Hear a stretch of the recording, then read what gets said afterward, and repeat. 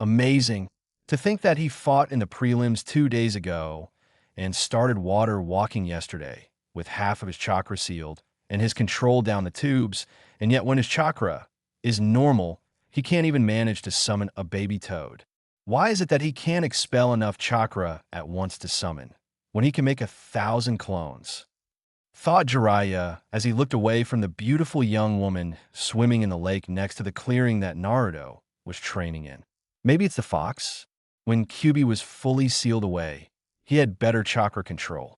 Maybe Kyuubi is messing with his control somehow. Gah! Another tadpole. What am I doing wrong? Questioned Naruto to himself, unaware that Jiraiya was in the tree behind him. Maybe Naruto should meet the fox? Mito once said that she would visit the fox every so often, and Kushina got to the point that she could use the fox's pure chakra. Kushina was known as the Red Death because of her hair, and when she was ever in a pinch, she would start to radiate red chakra. Only Minato, Jiraiya, and old man Sarutobi knew that it was actually the fox and not some Jinjutsu or fire nature chakra. How did those two manage to do it, I wonder? Could it be that they took the fox's power? Oh well, here goes nothing. Even if it doesn't work, I'll just teach him the trick to shadow clone training. Naruto, what would you say if I told you there was a way you could summon the Toad Boss? Asked Jiraiya as he looked down on Naruto from tree, that he was using to peek on girls. I would do it.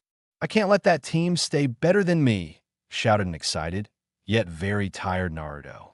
It was a fact that Naruto hated Sasuke, not because of the special training he got from Kakashi, or even that fact that he was admired, but for the fact that Sasuke had everything handed to him and never had to actually work for anything. Good, follow me, stated Jiraiya as he leapt from the tree and started jogging toward the far end of the training area, Naruto close behind, but having to sprint to keep up with the shockingly fast older man. After only a few minutes of running, which turned out to be about 2 miles, much to Naruto's shock, they arrived at a rather deep canyon. Naruto was panting and cursing at Jiraiya for running so fast, while Jiraiya simply summoned a small gray toad. Gamada, can you inform Sensei that me and Naruto will be training in Foster Canyon for the remainder of the month, and ask him to send the ANBU that guards Naruto? The toad simply nodded and proofed off to the Hokage's office to deliver his message. Naruto, what did you feel when you used the fox's chakra? Questioned Jiraiya.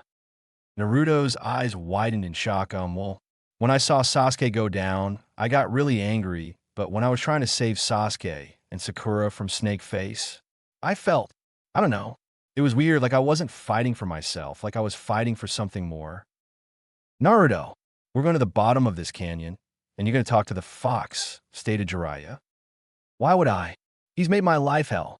The only thing he's good for is when I get hurt, and it's usually his fault anyway, stated Naruto loudly. Well, would you rather switch places? That demon in your gut has probably been staring at the same thing for the last 70 years.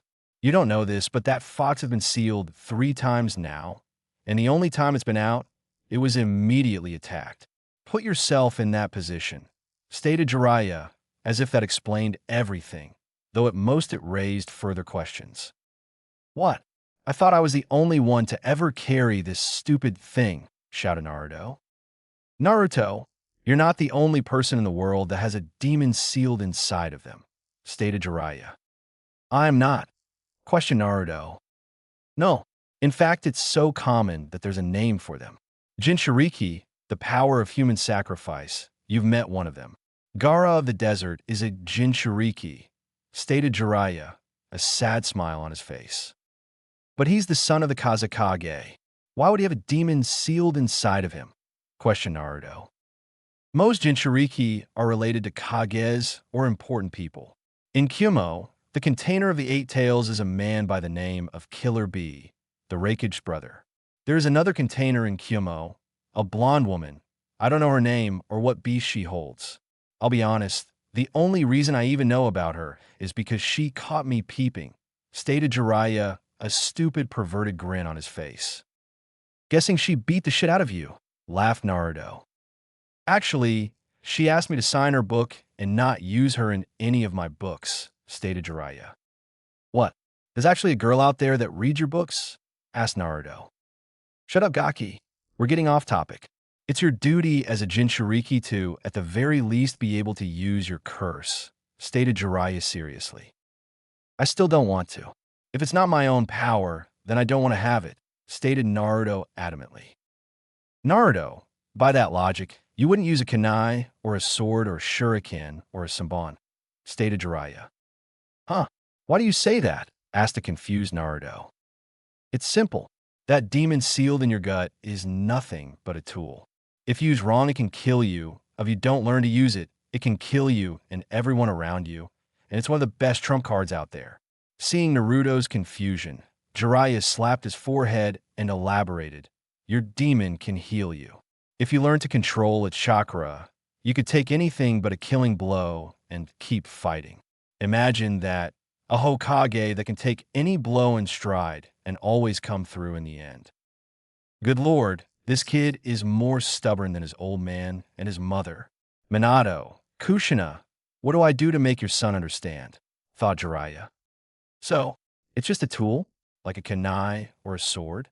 Question Naruto, I could always just not use it unless I really need it. Well, that was easy. I'll have to. Remember to just relate everything to him being Hokage from now on. Thought Jiraiya, yes, although a much more robust and powerful tool. And just like any weapon, you have to learn to use it, and unlike other weapons, you will have to earn the right to use this tool. So, how do I go about doing this? Asked Naruto. When I first met Killer Bee, he said he had a mental connection with his beast. Also, it was said that Yagura, the fourth Mizukage, had such control over his beast that he could fully transform into it, stated Jiraiya. More to himself than anything, I guess that you might be able to travel into the seal and speak to him. At the very least, you could ask him to use his chakra whenever you wanted. And how do I do that? Asked Naruto. Like this, shouted Jiraiya as he pushed Naruto over the edge of the massive canyon. Jiraiya then followed after his blonde student, ready to catch him when he finally entered the seal, or at least before he hit the ground. Meanwhile, Naruto was freaking out. God damn it, how the hell is this supposed to help me? Questioned Naruto as he felt a pull in the back of his mind and blacked out. He was then promptly caught by Jiraiya and taken to the bottom of the canyon. Mindscape. Where am I? How the hell did I get in a sewer? Asked Naruto as he looked around his surroundings. Seeing that one end of the sewer was bright and the other was dark, he decided to go towards the light. I swear to God, Pervy Sage, if I'm dead, I'm going to haunt you for the rest of your life. I can help with that, came a deep booming voice from where Naruto was heading. But first, I believe we have much to discuss. Naruto walked up in front of a large gate, easily 50 feet tall. Behind the gate, two huge blood-red eyes and orange ears were visible. Are you Kyubi? No, I'm an Easter Bunny. No shitim kiwubi. Now what is it you want? I hate talking to humans, so make it quick before I choose to eat you. My sensei sent me here so that I could make a connection with you and maybe request the use of some of your chakra. But I have another reason for wanting to speak to you, stated Naruto with confidence and resolve that honestly shocked the chakra entity. Ha ha ha. And what exactly do you want to know? Depending on the questions, I may let you use some of my chakra. Well, I have a couple of questions.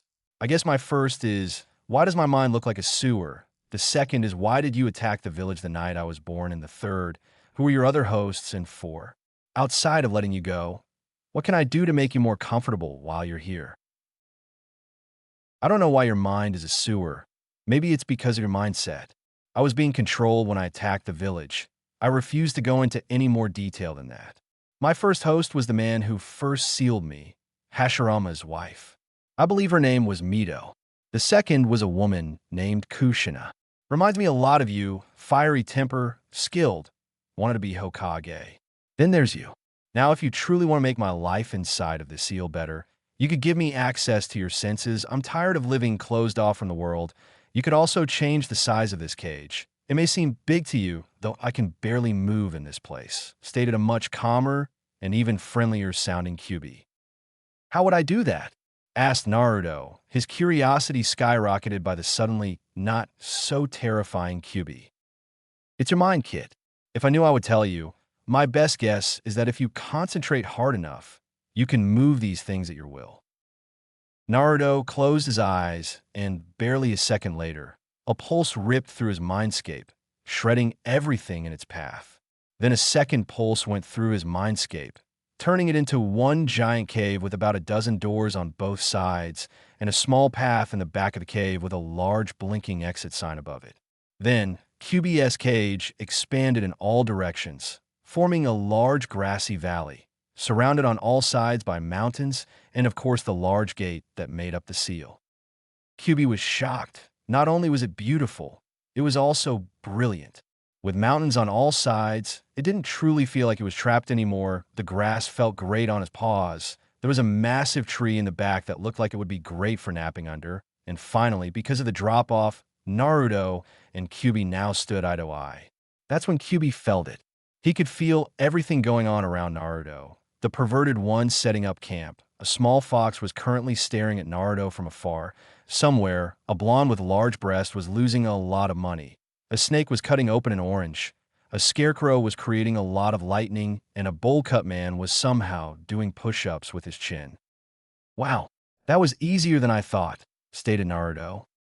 You have proven yourself to me, kid. I'm going to give you a gift, but first, I must tell you of my origins. Kit, questioned Naruto. What? Asked Naruto with an unreadable expression. I'm going to give you full control of my powers, my chakra, my senses, hell, even my techniques, though you'll have to modify them. Trailed of Kurama as it sat in the middle of the cage, pondering how a tiny boy would be able to perform his two best attacks. Oh, really? Why? Asked Naruto. He had never really been given anything other than his goggles and his wallet. Because, Kit, you've done more for me than almost anyone else. You earned my respect when you made my life easier, even though you could have made it even worse. Plus, it's pointless having basically unlimited chakra go to waste, stated Kurama. What about that other stuff? You said all your powers and senses as well, questioned Naruto. For the love of Kami, you ask a lot of questions. At least this way, I won't have to explain as much later. Other than pure chakra, each tailed beast got a power, or in my case, several. The first I already told you about, being able to gather natural energy, though it's only when I don't move. The second, as a mass of rage and hatred myself, I can sense negative emotions, as well as any chakra-producing beings, and in some cases, even what their intentions are based on their chakra flow. The third is rapid regeneration. My chakra, contrary to what you may think, is a multiplier. Anything exposed to my chakra kicks into overdrive. Say you get a huge gash on your arm, send my chakra to it, and it will heal several times faster. You can also use it on muscles to increase your power and speed, and even on your eyes, brain, and nervous system, so that you can react it much faster, stated Kyuubi. That's so cool. Thank you, Lord Kurama, yelled Naruto in glee. Hold up, Kit. Don't call me Lord. It irritates me. Second, you will have to work for it, as you will have to separate my chakra from me, stated Kurama. Huh? Why do I have to do that? Wouldn't that hurt you? Questioned Naruto. Because my rage and malice are intertwined with my chakra. If you break that connection, you can use the full dose of my chakra without losing it like you did on the bridge, stated Kurama, though I doubt you will be able to use a full dose of the bat. You're going to need chakra control exercise to manipulate the flow of my chakra and regulate it. Otherwise, it will throw off everything and leave you extremely vulnerable. Okay, that makes sense, but how do I do it? Asked Naruto. Pull the seal off the gate, connect with my chakra, and pull it out of me, stated Kurama. Hold the hell up. I have to remove my seal. You would just escape then, stated Naruto. No, the seal on the gate is the bar seal that keeps me from attacking you. The full seal is probably hidden somewhere that neither of us are aware exists. If you don't believe me, look at the seal on the door. Does it look anything like the one on your gut? Questioned Kurama. Naruto drew a blank as he looked at the seal on the cage. Kurama was right. where the one on his gut was a spiral. This one was a kanji for barrier. So I just pull this off, and then I take your chakra? More or less. Well, here it goes, stated Naruto as he reached up and pulled the seal off the cage. Outside world. You requested me, Lord Jiraiya. Questioned a cat masked ANBU, both men standing at the bottom of Foster Canyon, next to the large stream that ran down the middle. Tenzo, there's no need to be so formal with me. If I didn't care when I found you in Orochimaru's lab, I don't care now, stated Jiraiya. Fine, you requested me, Jiraiya. Questioned Tenzo as he took his mask off, revealing a brown-haired man with coal-black eyes and a helmet-style forehead protector. Yes, I'm going to be helping Naruto and using Kyuubi's chakra, and I want you here in case something goes wrong, stated Jiraiya. But he's only 12. Surely he can't be ready yet. What about the fox's influence? Questioned Tenzo. Well, 1, that's why you're here. 2, he's used it before. And 3, we both know that he is not your standard 12-year-old, stated Jiraiya. So, when do we being? And what will we be doing? Questioned Tenzo. Well, if Naruto can obtain a portion of Kyuubi's chakra, we will be training in that. On top of that, we're going to use shadow clones to begin fixing the flaws in his taijutsu, try and teach him some jinjutsu, or at least how to break them, and I'll start teaching him the Rasengan. Listed off Jiraiya. You can do that with shadow clones? I thought they only transferred memory, stated Tenzo. But muscle memory is just that, memory. I'm still not sure how I should go about teaching him taijutsu though, stated Jiraiya. What do you mean? He seems perfect for Lord Yondame's flash fist. All we would have to do is bring his speed up, stated Tenzo, already exited to train the boy he had watched over as an infant. No, he's like me, too unpredictable to have a set taijutsu style, and his in-battle intelligence when coming up with plans from what Kakashi told me, and from what I saw at the preliminaries, I believe is even greater than Itachi's. I'm thinking of just having him learn a bunch of strikes, blocks, dodges, counters, and maybe even counter-counters if we have time. He can paste together a working combo in a fight, stated Jiraiya. Tenzo was stunned. He was a few years older than Itachi and remembers clearly just how intelligent the man was when he was partnered with him under Kakashi. To hear that a genin, even one with Naruto's parentage, was even greater than the prodigy, or as many knew him, Slaughter of the Uchiha, was mind-blowing. Kakashi-senpai said that? No, but from the report that was written, in less than 2 seconds, Naruto came up with a plan that forced Zabuza to release Kakashi when he got caught in a water prison. I've also watched the tape from his match in the Chūnin exams when he beat the Inuzuka with a fart and an improvised taijutsu move he saw once from another genin, stated Jiraiya with a smirk. Well, we can both teach him the strikes and blocks to the clones as they learn chakra control, how to break jinjutsu, and the beginning of the Rasengan. Unknown. Minato-kun, he released the barrier. Which one of us should go? Asked Kushina with tears in her eyes, knowing that he would say himself, and it would be the last time she ever saw him. Neither of us will go, stated Minato calmly as he watched his son struggle with all his might to pull the chakra from the beast, and surprisingly, was almost an eighth the way done. He had to admit, this was going way faster than he expected. Idiot, why wouldn't one of us go? He needs help, stated Kushina angrily. He's fine, dear.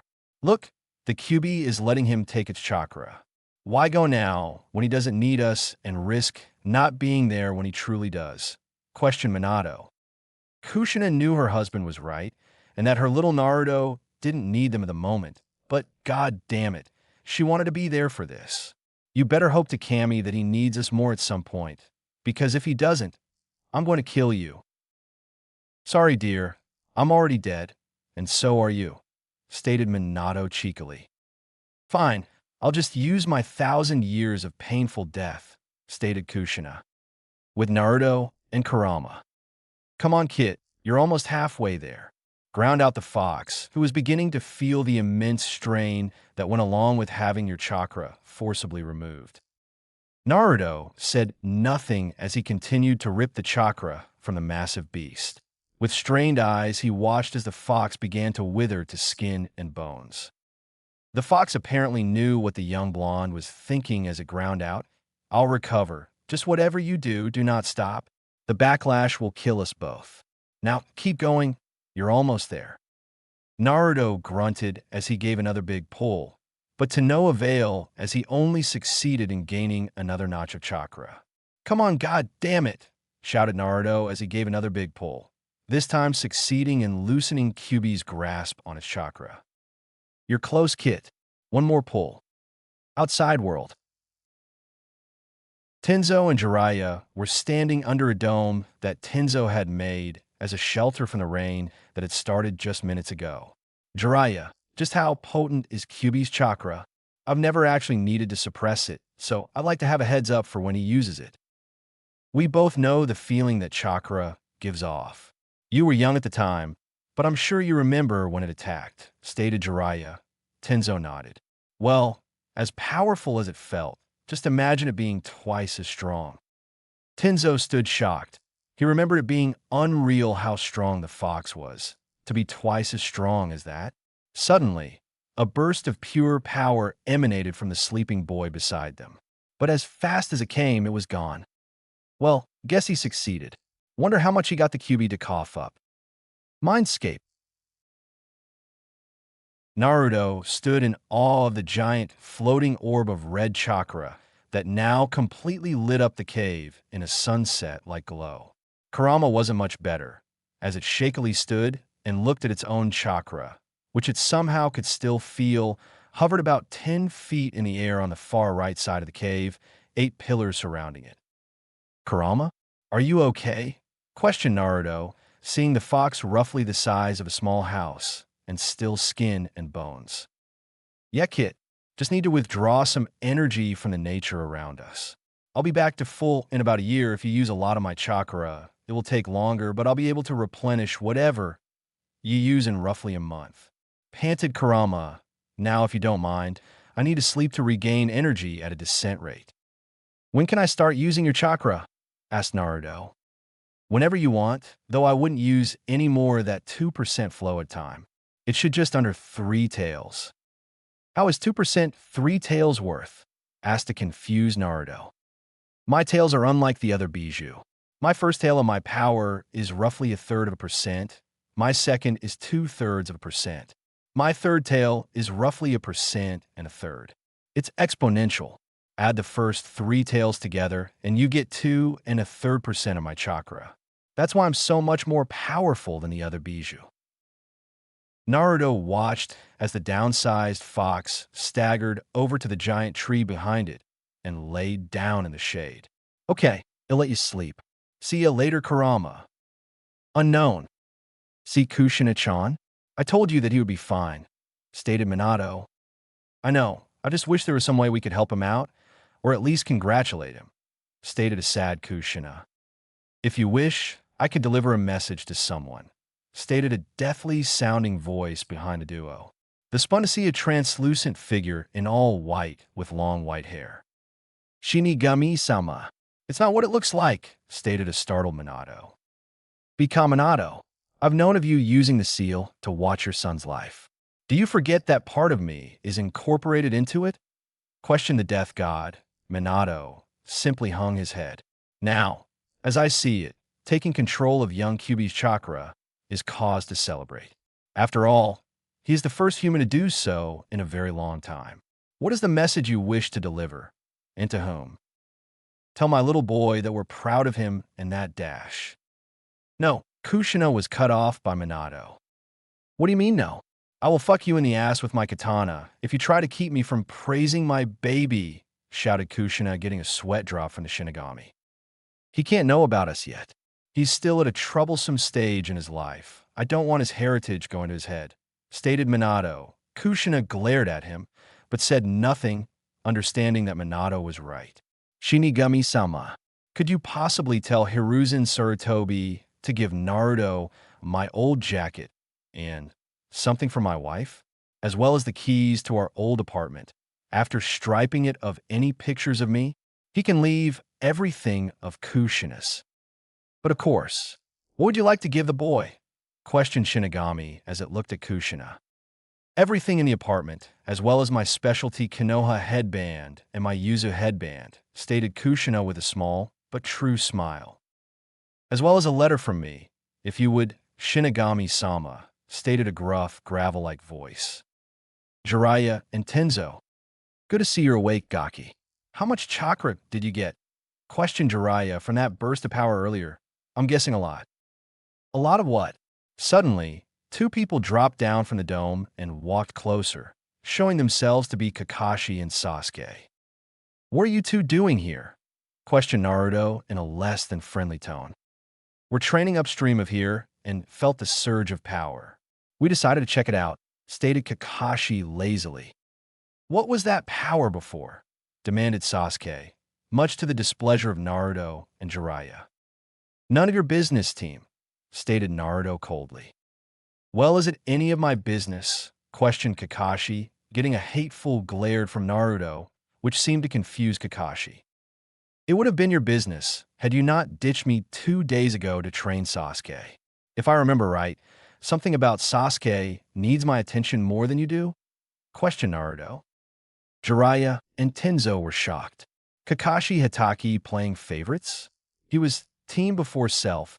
How could he possibly play favorites? Kakashi Senpai.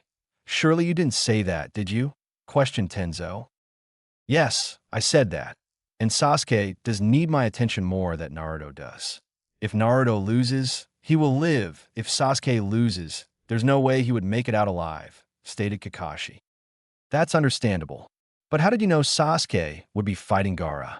I mean, you've been giving him special training since we passed the bell test, stated Naruto, his glare holding. I taught you all equally. It's not my fault that Sasuke is a faster learner than you, stated Kakashi. You taught me tree climbing. Other than that, all you've ever done is say, I need better chakra control, and then not tell me how to improve it, stated Naruto as he started subconsciously drawing on Kyuubi's chakra, giving him a barely visible eerie glow. You should have done more tree climbing, stated Kakashi. That's more than enough for a genin. I find that hard to believe. Naruto learned water walking in less than 2 hours. If the Uchiha can learn faster than that, he would be a Jonin by now, stated Jiraiya, growing angrier and angrier at the silver-haired Jonin. Well, it took him almost 5 days to learn tree climbing, stated Kakashi. The Gaki has more chakra than you and Tenzo combined. An academy student can learn tree climbing. Tell me, when you have Kage-level reserves, what would be harder, tree climbing or water walking? Stated Jiraiya. PFF, like the Dobe has more chakra than me, stated Sasuke. He does, in fact. He has as much as the Sandaime did when he trained me, stated Jiraiya. Now, Kakashi, if you claim to have helped him the same, tell me, did you at least give him a scroll to help him train? In fact, I did. I got Ebisu to train him, stated Kakashi confidently. He may not have been able to train his student, but Guy's old teammate was an elite instructor. Ebisu, you think that you helped him by getting Ebisu to train him? You were there when Ebisu openly stated that he hated Naruto, shouted Jiraiya. Leave Kakashi before I kill you myself. You're a disgrace to your sensei and to your father. Kakashi left without word, though it was easy to see he was shaking with rage. Sasuke followed after staring at Naruto for a second. Let's go see the old man. There's no way I'm teaching you anything with those two so close by, stated Jiraiya. Meanwhile, with Sarutobi, what was that surge of power? Surely Naruto hasn't learned to harness Kyuubi's power already, questioned Hiruzen as he moved to grab his crystal ball. Indeed he did, came a deathly voice behind Sarutobi.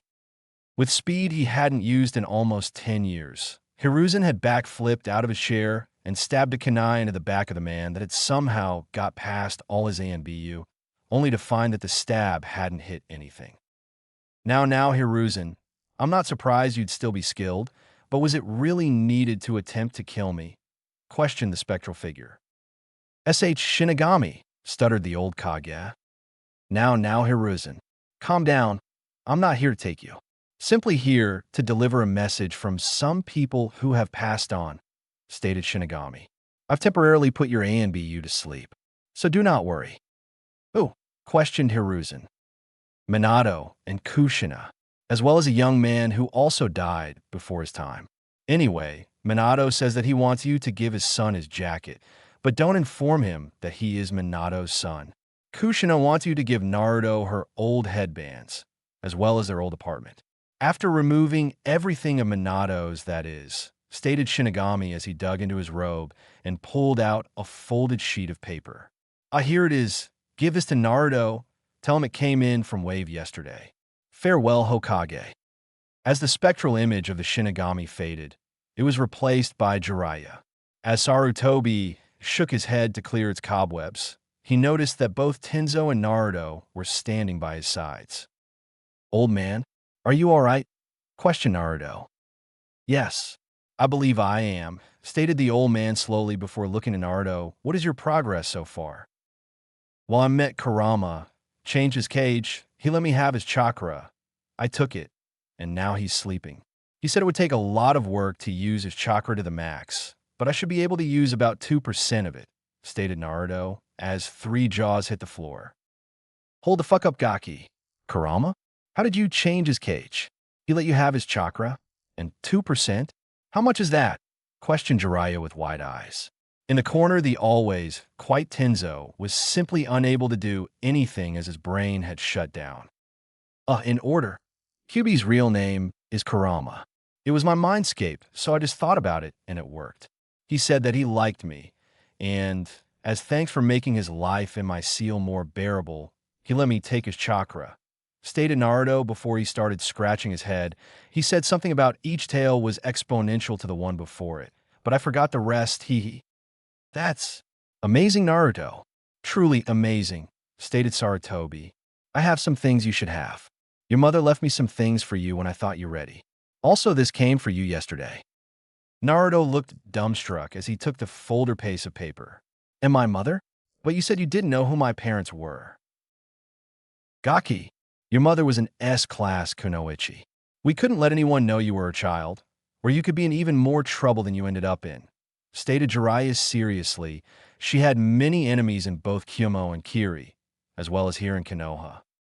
Who was she? Asked Naruto in a quiet voice. Kushina Uzumaki, Konoha's Red Death, stated Jiraiya. Naruto just looked at Jiraiya in confusion. Sarutobi walked over to his personal bookcase and pulled out a small package.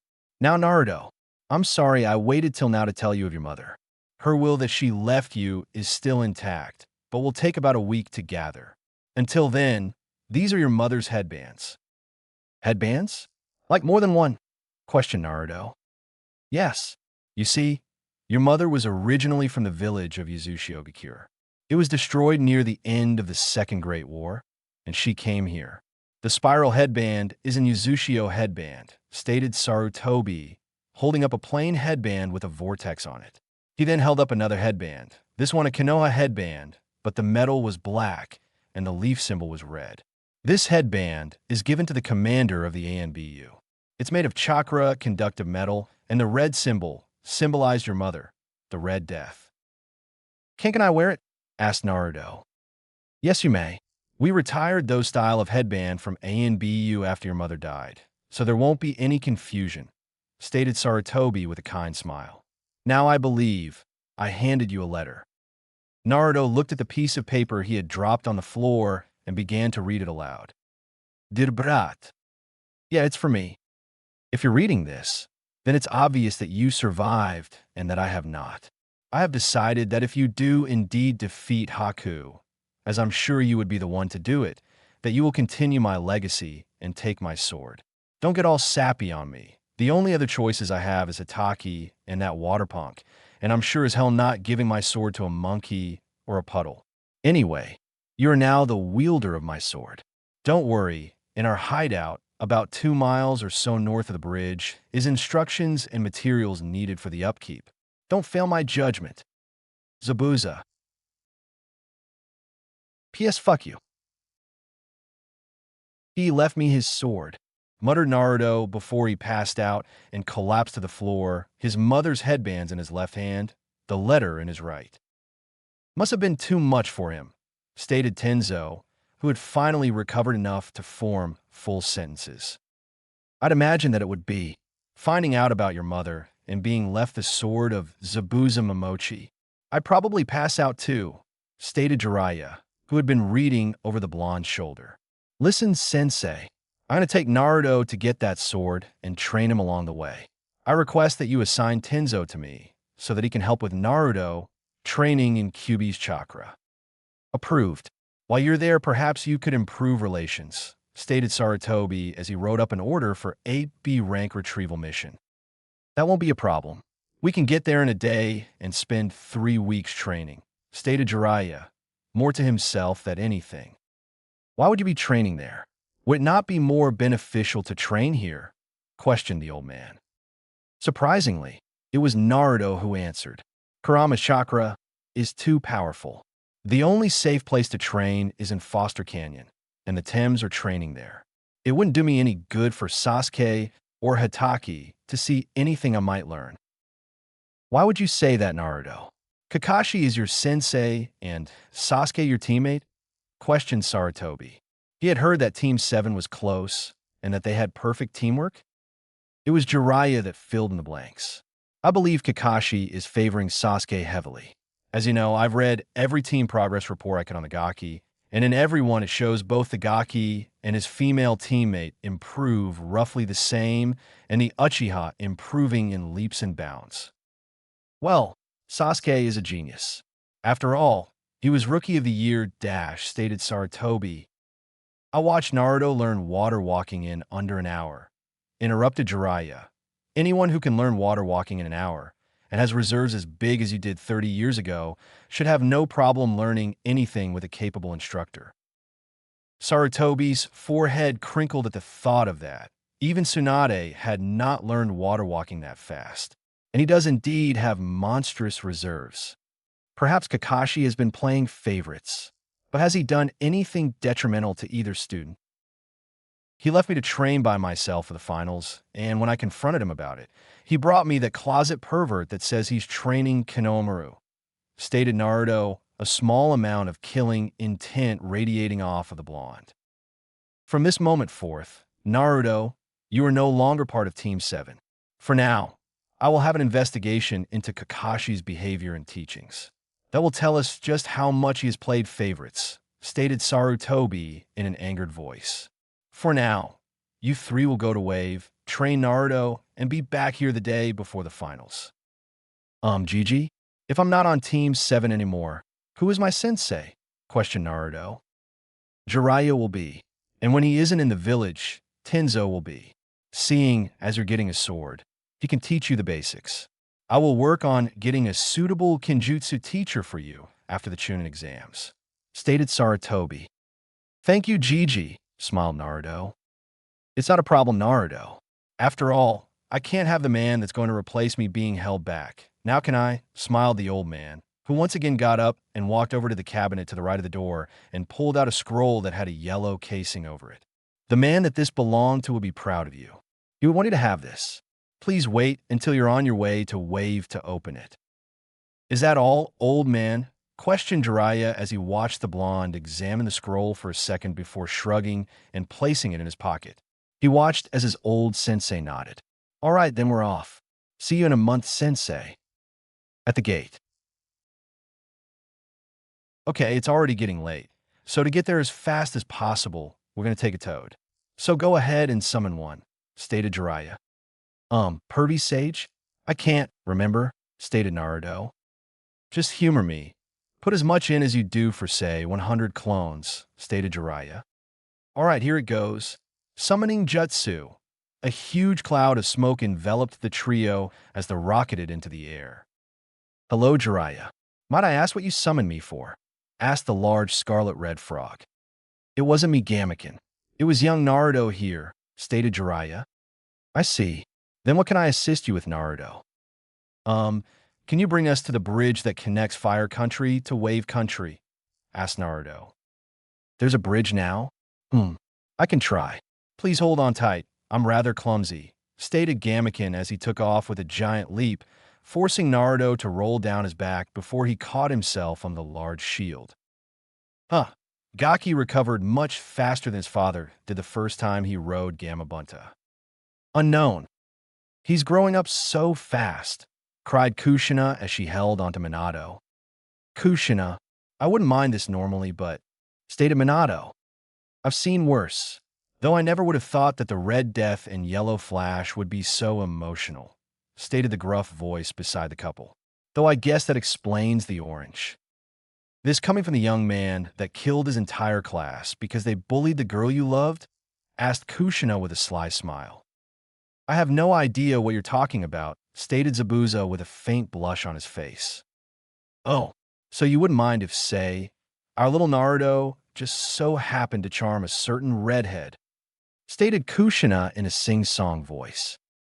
Minato watched as the young swordsman in front tensed slightly. With a smirk, he said, perhaps Shinigami-sama would allow another message? I'm sure that any woman would love to meet the son of a Kage and an ANBU commander. And with his father's good looks and huge assets, added Kushina. And not to mention, he has the ability to change people for the better, added Minato. Enough. Just so you all know, if anyone was to earn her heart, I would want it to be the man who helped me to die a human when I had spent my life as a demon, stated Zabuza. A peaceful smile reached his eyes. Suddenly, Minato saw an image of Kakashi. Tell me, Zabuza, what exactly did my son do to gain your respect? Even when I was alive, it was known that you respected almost no one. The only thing we saw was Naruto breaking some weird mirror and defeating a hunter Nin, states Minato. Kushina, seeing his questioning look, decided to explain, we only saw things happen in Naruto's seal and when he uses Kyuubi's chakra. Though now that Shinigami gave us this viewing window, we can see everything. Well, I guess we got the time. I gotta start at the beginning for you to understand. Great Naruto Bridge, Zabuza entrance. This bridge is named after the man that saved Wave not only from a tyrant, but also from itself. We name this bride in honor of Naruto Uzumaki, one of the 3 heroes of Wave. Red of Tenzo before shifting to another golden plaque, this entrance on the Great Naruto Bridge is named after the demon of the hidden mist, Zabuza Momochi, who at the cost of his own life ended Gado's reign. Jiraiya whistles impressive. This bridge is very impressive. It's too bad they named it after the brat. When Naruto hadn't retorted, Jiraiya and Tenzo looked over to the young man, only to see him standing before Zabuza's plaque. It's because of you and Haku that I'm as strong as I am today. I swear on my life that I will become even stronger and keep your memories and dreams alive. I'll be right there with you, kid. Thank you, Kurama. Thought Naruto, glad to see her up. Naruto? Gaki? You were right? Questioned Jiraiya. A worried tone carried his voice. Yeah, better than ever. You two have given me more than anyone else ever has. You gave me beliefs to fall back on, the determination to become strong enough to protect all those precious to me. And now, Zabuza, you give me your second most prized possession, stated Naruto as he stared down at the graves that held Haku and Zabuza. Jiraiya and Tenzo were in town picking up some supplies and had left him alone. He grabbed his forehead protector and pulled it off, replacing it with his mother's ANBU Commander forehead protector and turned it to the side, exactly like Zabuza had. I promise to you both that I will use everything you've given me to help those in need and protect everyone precious to me. Naruto grabbed the hilt of the sword, and with all his strength, he pulled it from the ground. He then ran his palm across the blade, causing blood to cover the blade. And I swear on my blood and my pain that I will make you two, my mother, the old man, and everyone else that's ever helped me or been on my side proud. Very touching. For a thief, you speak well. Naruto spun around to see a stunning red-headed woman in a blue dress and mesh. He had barely sensed her approach, as he wasn't channeling any Kyuubi chakra. But one this was certain. She had a lot of chakra, and she looked pissed Now return that sword to its rightful place before I melt you.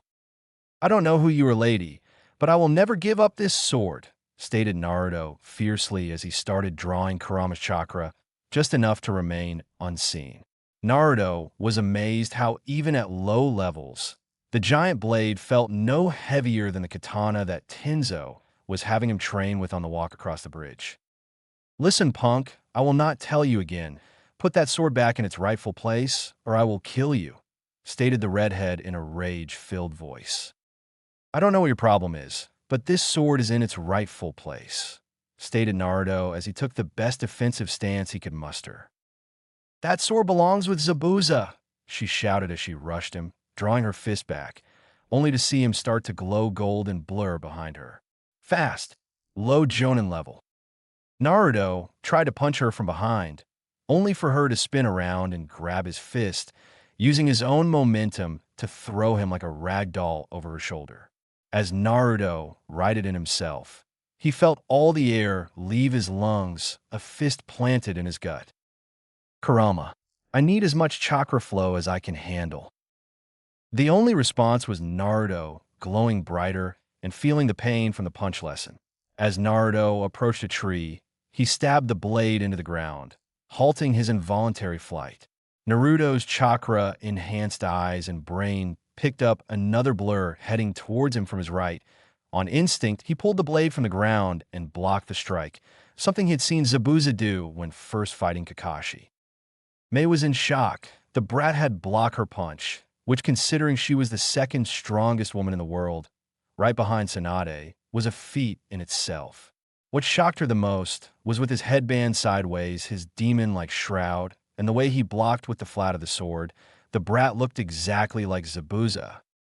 Why? Why are you dishonoring him? You took his sword, his style, and even his signature Genjutsu, yelled Mei in a fit of rage. He left me his sword. The headband thing is my way of honoring him. And I have no idea what you mean. I'm not using any Genjutsu, stated Naruto as he hefted the large sword up and placed it on his shoulder, making Mei once again see a resemblance to Zabuza. He would never leave that sword to you. With Tenzo and Jiraiya. Tenzo and Jiraiya were walking through the street, looking for a good tailor so that they could get Naruto a good set of clothes to train in, when they stumbled across a store that caught their eye. It was a ninja supply store. Both walked in and were surprised to see it was fully stocked with all manner of shinobi wear and gear. Welcome to my store. Judging from your headbands, I assume you are Konoha ninja, asked the large gray-haired older man behind the counter. That we are. We were looking for some clothes for our student when we stumbled upon your store. Mind telling us what a village like this needs a shinobi supply store for? Asked Jiraiya as he looked at some of the clothes on the racks, seeing they were all high quality. Ever since Gato was killed, the civilians have been training to protect themselves, stated the man behind the counter. So what brings you to Wave? I can't believe that you would come all the way here just to buy a few supplies from little old me. Actually, our student is training for the Chūnin exam finals. We're here because it's out of the way and we have some things we don't want his competition to know about him, stated Tenzo, inspecting a turtleneck Kevlar mesh undershirt. Why come to Wave, though? I only know of 4 ninja from Konoha that have ever been here, stated the older man before his eye lit up. Is your student Naruto Uzumaki? With Naruto, Zabuza, he really did leave his sword to you, didn't he? Questioned Mei as she reread the letter for what had to have been the 20th time. Yeah, he also left me some other stuff as well, stated Naruto as he nursed his rib cage, where Mei had landed a brutal kick. Naruto laid down on the ground and sighed. At least I'm improving. Last time I fought a Jonin, I almost died. How did you know I'm a Jonin? Asked Mei. Her interest in the young genin had skyrocketed over the last 10 minutes. Because even though my taijutsu and kenjutsu suck, I can still move at Jonin-level speeds, and I'm strong enough to swing around this sword, stated Naruto with a pat on the sword of his lap. If you weren't a Jonin, you wouldn't have been able to keep up, and seeing as you were blowing me out of the water, I can only assume that you're high Jonin in skill. Very deductive of you, Naruto-kun. But can I ask, how are you able to move like that? Questioned Mei. I use chakra on every muscle, my eyes, brain, and nervous system to make me faster, stronger, and quicker. Stated Naruto. Sounds like A's lightning armor. Stated Mei to herself, silently impressed that a genin had recreated the Raikage's personal jutsu. Huh, who's A? And what's lightning armor? He's the Raikage. He uses a jutsu that's exactly like that golden cloak of yours, except he uses his masterful control over lightning. Stated Mei Naruto-kun, did you mean everything you said about becoming strong? Yes, I will become strong so that I can protect everyone I care about. Stated Naruto with resolve that made Mei once again see Zabuza. Well then, I guess you could use a few jutsu to help out, stated Mei with a smile as she stood up and fished a scroll out of the small pouch on her lower back. I'm sure these will help, but for now, I must get back to Mist. I hope to see you again, Naruto-kun. Naruto looked at the scroll and saw several high-ranking water jutsu on it. That Yumene-chan, shouted Naruto as he charged and hugged her. Just keep Zabuza alive in memory and in your heart, stated Mei with a smile. She then disappeared in a swirl of water. Huh, I hope it's in the scroll too. That was awesome, stated Naruto as he walked back toward the village to meet up with Yamato and Jiraiya. Wonder how the training is going to go. 45 minutes later. Okay, Brad, let's get to work. During this month, we're going to be working on your taijutsu, ninjutsu, kenjutsu, fuinjutsu, and of course, using your new chakra, stated Jiraiya, showing his serious side. What's fuinjutsu? And how the hell are we going to do all of that in a month? Questioned Naruto. Fuinjutsu is the art, and I do mean art of seals. Unlike ninjutsu or jinjutsu, or almost every other kind of jutsu, fuinjutsu can do almost anything. Most shinobi see fuinjutsu as pointless because they fail to see the in-fight capabilities, stated Jiraiya. What are the in-fight capabilities? You mean like being able to attack and defend? Asked Naruto, curious as to how useful it could be. There are a lot of things that can be useful in a fight. Just an example, the Yandame's signature jutsu, the Hiraishin, is 100% fuinjutsu. Also, you can seal weapons away and surprise your opponent by pulling a sword or an explosive tag out of nowhere, stated Jiraiya. That's so cool. So I could, seal my sword on my palm and deploy it whenever I wanted? Questioned Naruto. Exactly. You could even seal kunai into the sword and have them launch out when you swing the sword, stated Jiraiya with a smile. That's awesome, shouted Naruto in glee. I want to learn fuinjutsu. That's great, Naruto, but first, we must get your other skills up to a higher level in a hurry. So we're going to be using my favorite training method, Kagebushin no Jutsu. Suddenly, there were two Jiraiyas. Okay, kid, I want you to make a clone and have it come with me, and you spar with Tenzo. Oto Geikure. Luck is on our side, stated Orochimaru as he looked over a spy report. Why is that? Inquired Kabuto. Because my idiot of an ex-teammate has taken that talentless Uzumaki away from the village for the month to train, leaving Konoha with its spy network for the whole month, stated Orochimaru in glee. I don't see the difference. I mean, they never would have known anyway, stated Kabuto. Once again, you're not seeing the bigger picture, Kabuto-kun. If we don't have to worry about the spy network, then we don't have to conceal our movements as much. Which means that I no longer have to use that fool as a mask any longer, stated Orochimaru. And the best part is, he's still under my jutsu. So no matter what, he will follow the plan. Konoha. The third Hokage frowned deeply as he looked over the team's 7 reports. He was shocked, but not for the reason he would have thought. It seemed that, incredibly, until the end of the second round of the Chūnin exam, Kakashi had been a fair, although extremely ineffective, sensei. In fact, the one that grew the least under him was Sasuke, who had been a prodigy in the academy, and had all but stopped growing until the fated A-rank mission to Wave when he had unlocked his Sharingan. Though it seemed to most that Sasuke was growing by leaps and bounds, it was just a trick of the mind, as Sasuke had been so far ahead of everyone else that even the slightest increase in skill seemed to be a huge step. That was the problem, though. Even Minato and Itachi were never this far ahead of the class they graduated with. Though they both had graduated early, they were still roughly mid-genin when they graduated. Hell, even Kakashi himself was only mid-genin level when he graduated. Yet Sasuke seemed to have already been high genin, bordering on Chūnin when he graduated. Even more concerning, when Naruto had graduated, his scores were the lowest in the Academy's history. Yet within a day of his third failure, he learned A-B rank jutsu and defeated a rather skilled Chūnin in hand-to-hand combat with it. Why was nothing coming out of the Academy making sense? He could understand that Sasuke would be skilled, but if he was already near Chūnin level at the time of graduation, why had he not known about it? And what about Naruto? He was obviously held back at the Academy. Mizuki had admitted to that himself. But how much had he truly been held back? In every definition of the term, Naruto was a prodigy, even more so than his father was. And yet he came out of the Academy as the dead last? Hell, he failed 3 times. Not to mention the young Haruno.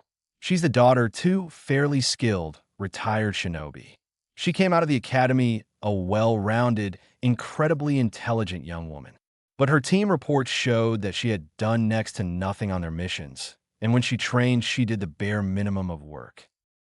"Get me a Biki, Anko, hey, and Gunma now," commanded Sarutobi as he felt 2 ENBU leave to gather the people he requested. "I will get to the bottom of this. Then I will handle Kakashi's shortcomings as a sensei." 3 weeks later. "Okay, Naruto, let's spar again, and let's see how far you've come," stated Tenzo. Seeing Naruto nod, he added the stipulations, "just your skills. The QB Chakra is a trump card. You should not become reliant on it." Naruto nodded and shot forward at high genin speed, throwing a punch at the ANBU's face, only for Tenzo to catch it and throw Naruto over his shoulder. However, Naruto used the throw to his advantage by unsealing his sword from his palm, slicing at Tenzo's back. Jiraiya watched his godson use his outstanding and fight intelligence to force an ANBU member onto the defensive. Outstanding. Even though he only has high genin speed and low Chūnin strength, he still is able to outmaneuver a seasoned ANBU and even use what most would consider a horrible position to his own advantage. He really is your son Minato. Very good, Naruto. You have high genin speed and are easily low Chūnin in strength with how you use that sword. Your taijutsu is good, but you still need more experience. I'd say it's also high genin. Now let's see some ninjutsu, stated Tenzo as he once again got into a defensive stance. "I'll take it from here, Tenzo. No offense, but the Gaki's reserves are just as big as mine. Not to mention we've drilled so much chakra control in his head that he probably has low Chūnin level chakra control," stated Jiraiya as he took Tenzo's place in front of Naruto. "Okay, Gaki, show me what you got." "Water style. Water dragon jutsu," shouted Naruto as he drew water from the air and launched the dragon at Jiraiya, who was shocked to see Naruto use B-rank jutsu of the bat, especially one that he hadn't taught him. Before he even had a chance to put up a defense, he heard another yell water style. "Great collision wave jutsu." "Earth style. Earth bunker," shouted Jiraiya as he slammed his palms into the ground, creating a dome over himself to shield him from the water. "Let's see you beat this, Gaki." "Earth style. Earth bullet dragon." Naruto's eyes widened as he flew through hand seals. "Earth style. Earth wall jutsu."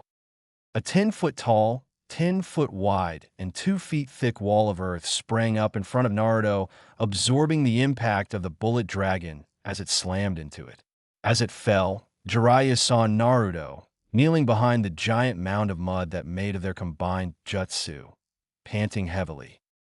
"Man, 2B rank, jutsu and AC rank, and I'm already down a fourth of my reserves," panted Naruto as he watched Jiraiya walk over to him. "Gaki, the reason that took so much out of you is because you used water from the air instead of from a lake or even the ground. Seeing as your natural element is wind, it's harder for you to use other elements," stated Jiraiya. "Plus the fact that you tried to use the water dragon without using a few hand signs didn't help.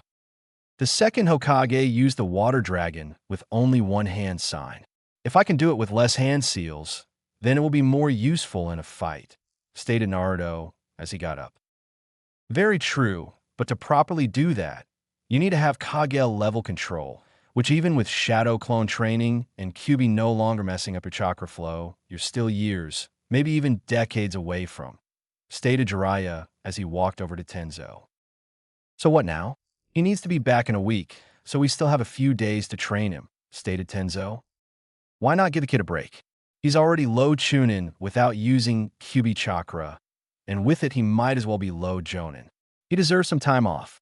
Plus, we still have to get him his new clothes, seeing as we destroyed that outfit, stated Jiraiya as he started walking away, not waiting for Tenzo's input. Come on, Gaki. Me and Tenzo have a surprise for you. Konoha. Sasuke once again flashed through hand signs and then gripped his forearm as chakra began to gather in his palm, growing and churning until it seemed to come to life with a high-pitched scream as it sparked and danced, ripping chunks out the earth around him. Sasuke then rushed at the training dummy, Sharingan blazing as he thrusted the ball of electricity into its chest, splinters exploding from the impact site. Very good, Sasuke, but you still haven't mastered the just yet. We will try again tomorrow. For right now, let's work on speed, stated Kakashi. And remember, Sasuke, the Chidori is an assassination technique. It has no other purpose but to kill. You will only use this jutsu to defend your comrades. Sasuke simply nodded as he turned away from his sensei.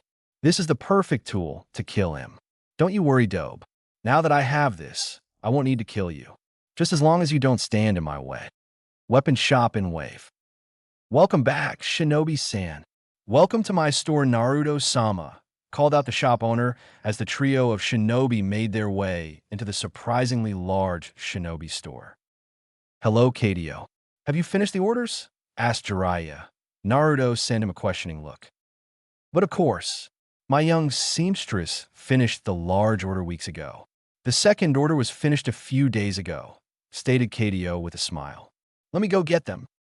Naruto watched as the man shot into the back room of the shop. Did he just call me Naruto-sama? But he did, Gaki.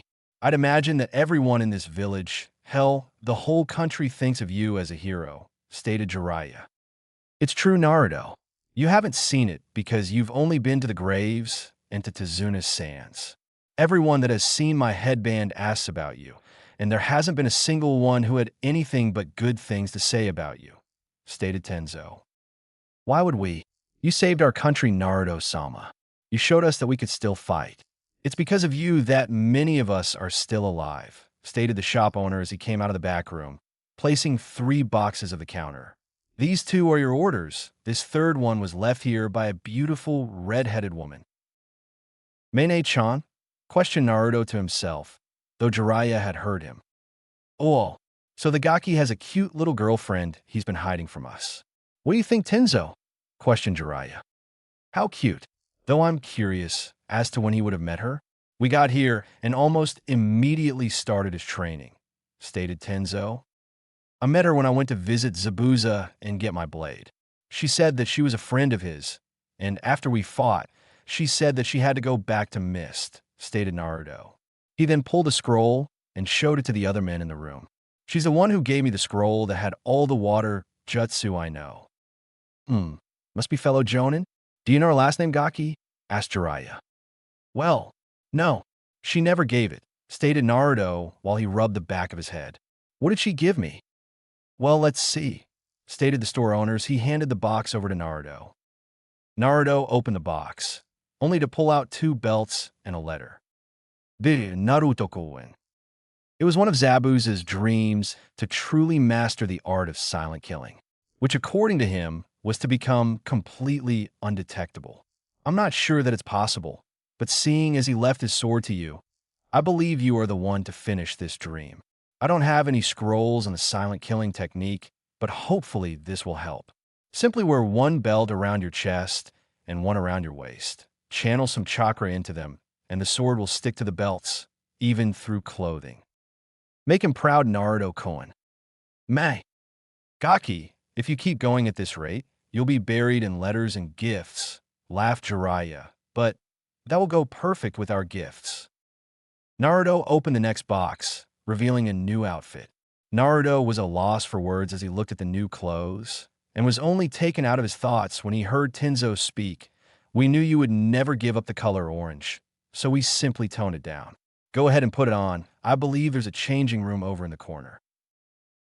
Naruto darted into the small room in the back corner of the store, only to emerge a minute later, donning his new outfit, which consisted of a dark blue long-sleeve shirt with dark orange stripes going from his armpits to his hips, a giant red and black swirl on his back. His pants were much the same as his shirt, dark blue ANBU style pants that had the same dark orange stripes, continuing from his hips, disappearing into his dark orange shinobi sandals. His mother's headband still lay across the side of his head. Looking sharp, Gaki. Looks like you're going to be breaking a lot of hearts, stated Jiraiya, my lord. He looks almost exactly like Minato.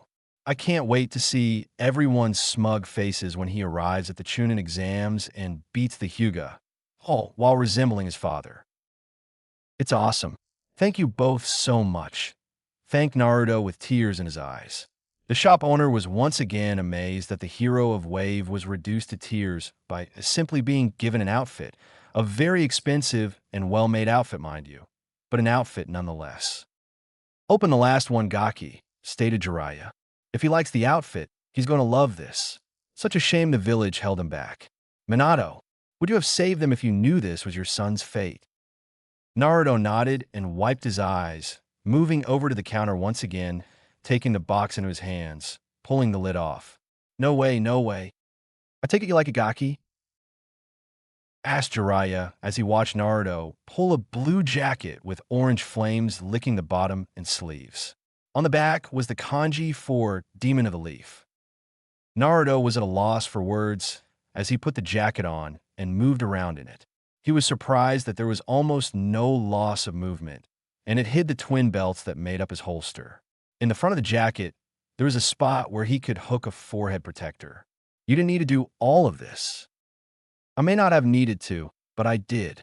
You said you wouldn't wear his jacket, so I got you your own. Flashback. Naruto? Gaki? You alright? Asked Jiraiya. Yeah, better than ever, retorted Naruto as he moved down the bridge, studying every square inch of it as he walked. Naruto, what was in that scroll that Lord Hokage gave you? Asked Tenzo, walking next to Jiraiya. Huh? Oh, that. I don't know. Why don't I check and see? Naruto reached into his pocket and pulled out the scroll, rolled it open, and stared at it. It's a seal. Well, what are you waiting for, brat? Put some chakra into the center of the seal, stated Jiraiya. Naruto is going to flip out when he sees what's in that seal. One poof later, Naruto was frozen in place on the bridge, in one hand, the scroll, in the other, the Yondame's jacket. Well, why would he give me this? Cause, brat. When he sealed that beast inside you, it wasn't only to save the village. He wanted you to be able to use its power to protect the village. Now that you can do just that, he would want you to have it. Stated Jiraiya, doesn't hurt that you're his son, and other than your mother's personality, you're a carbon copy of him. I can't wear this. He was the greatest shinobi of all time. It would be right to wear this. Not until I'm Hokage, stated Naruto with conviction. Jiraiya smiled softly, remembering a time where Minato refused a gift from himself the same reason. Minato, he's so much like you. Flashback end.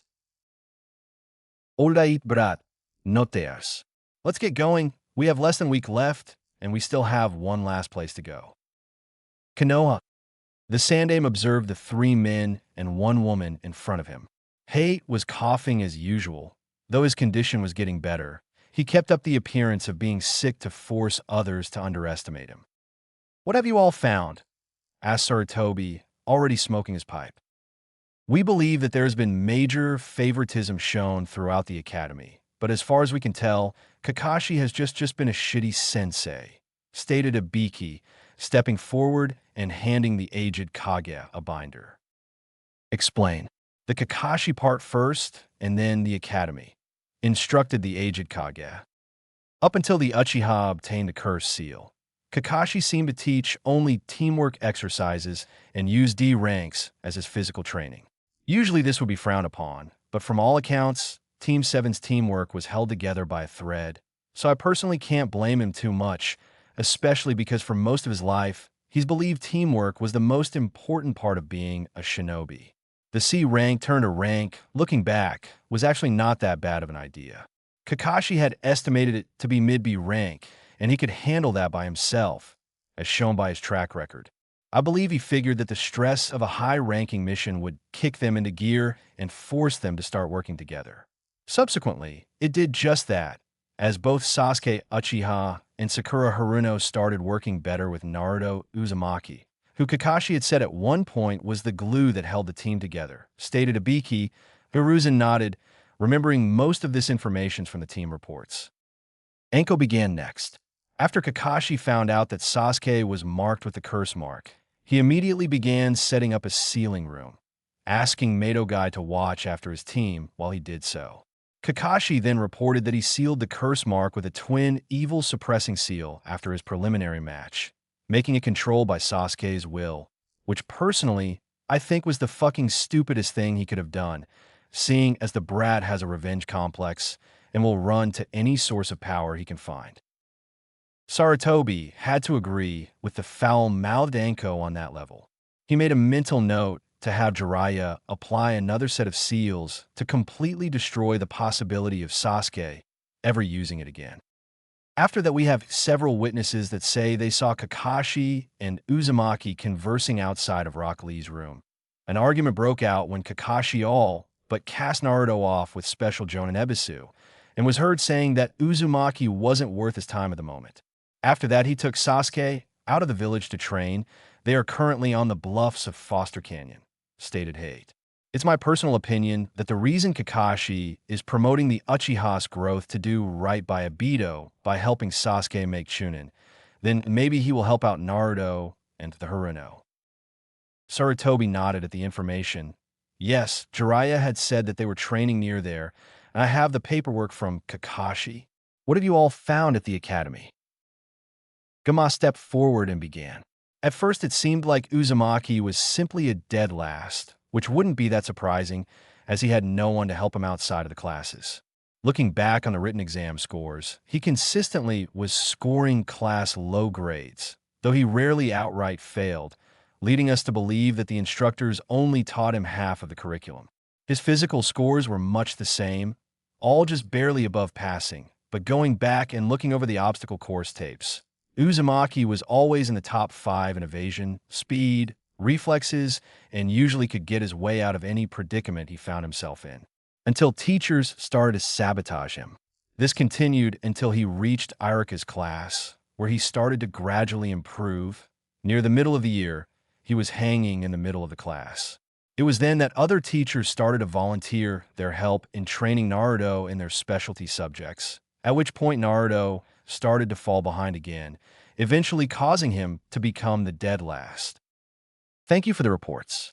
I would like every teacher, active or retired, that you believe may have hampered Naruto's growth to be sent to Anko and Ibiki. If the suspicions are found true, they are to have their chakra sealed and be placed in prison. Charge them with treason for undermining the military power of this village. If you manage to connect any of them with Mizuki on anything greater than a friendship level, I want them taken to Anoichi, where he will scan their memories. Outside Konoha, Pervy Sage, what is this place? Asked Naruto as he looked at a group of buildings that looked like they hadn't seen human contact in 20 years. This is the Uzumaki Shrine, kid. Usually, it's impossible to find because of the Jinjutsu barriers. You have to go through a tunnel and all sorts of other shit to avoid those, though, stated Jiraiya as he moved to the center of the courtyard and began setting up camp. I thought this place was a myth, stated Tenzo, moving to make a makeshift tent out of wood. I swear, the second I figure out that house jutsu, it's no myth. You can only enter this place if you've been inside before with an Uzumaki. Come on, brat. We got 5 days till the Chūnin exams, and I think you're ready to start learning some new chakra control exercises, stated Jiraiya. Naruto nodded and looked around, seeing several things that caught his eyes. The sooner we get started, the sooner you could take a look around. You can do these exercises while walking around. 5 days later, Chūnin exam stadium. Hello, Hokage Dano. I see you are in good health, stated the Kazekage, sitting in his seat, 3 bodyguards around him. Same for you, Kazekage Dano. It is quite a trip from your village to mine, stated Sarutobi. Never did like the desert. It took a fair amount of our men in the Second Great War, stated Jiraiya, who had appeared next to Hiruzen. Then again, our forest did the same for Kyumo, so I guess I can't complain. Indeed, it also helps in the conditioning of our ninja, stated the Kazekage thoughtfully.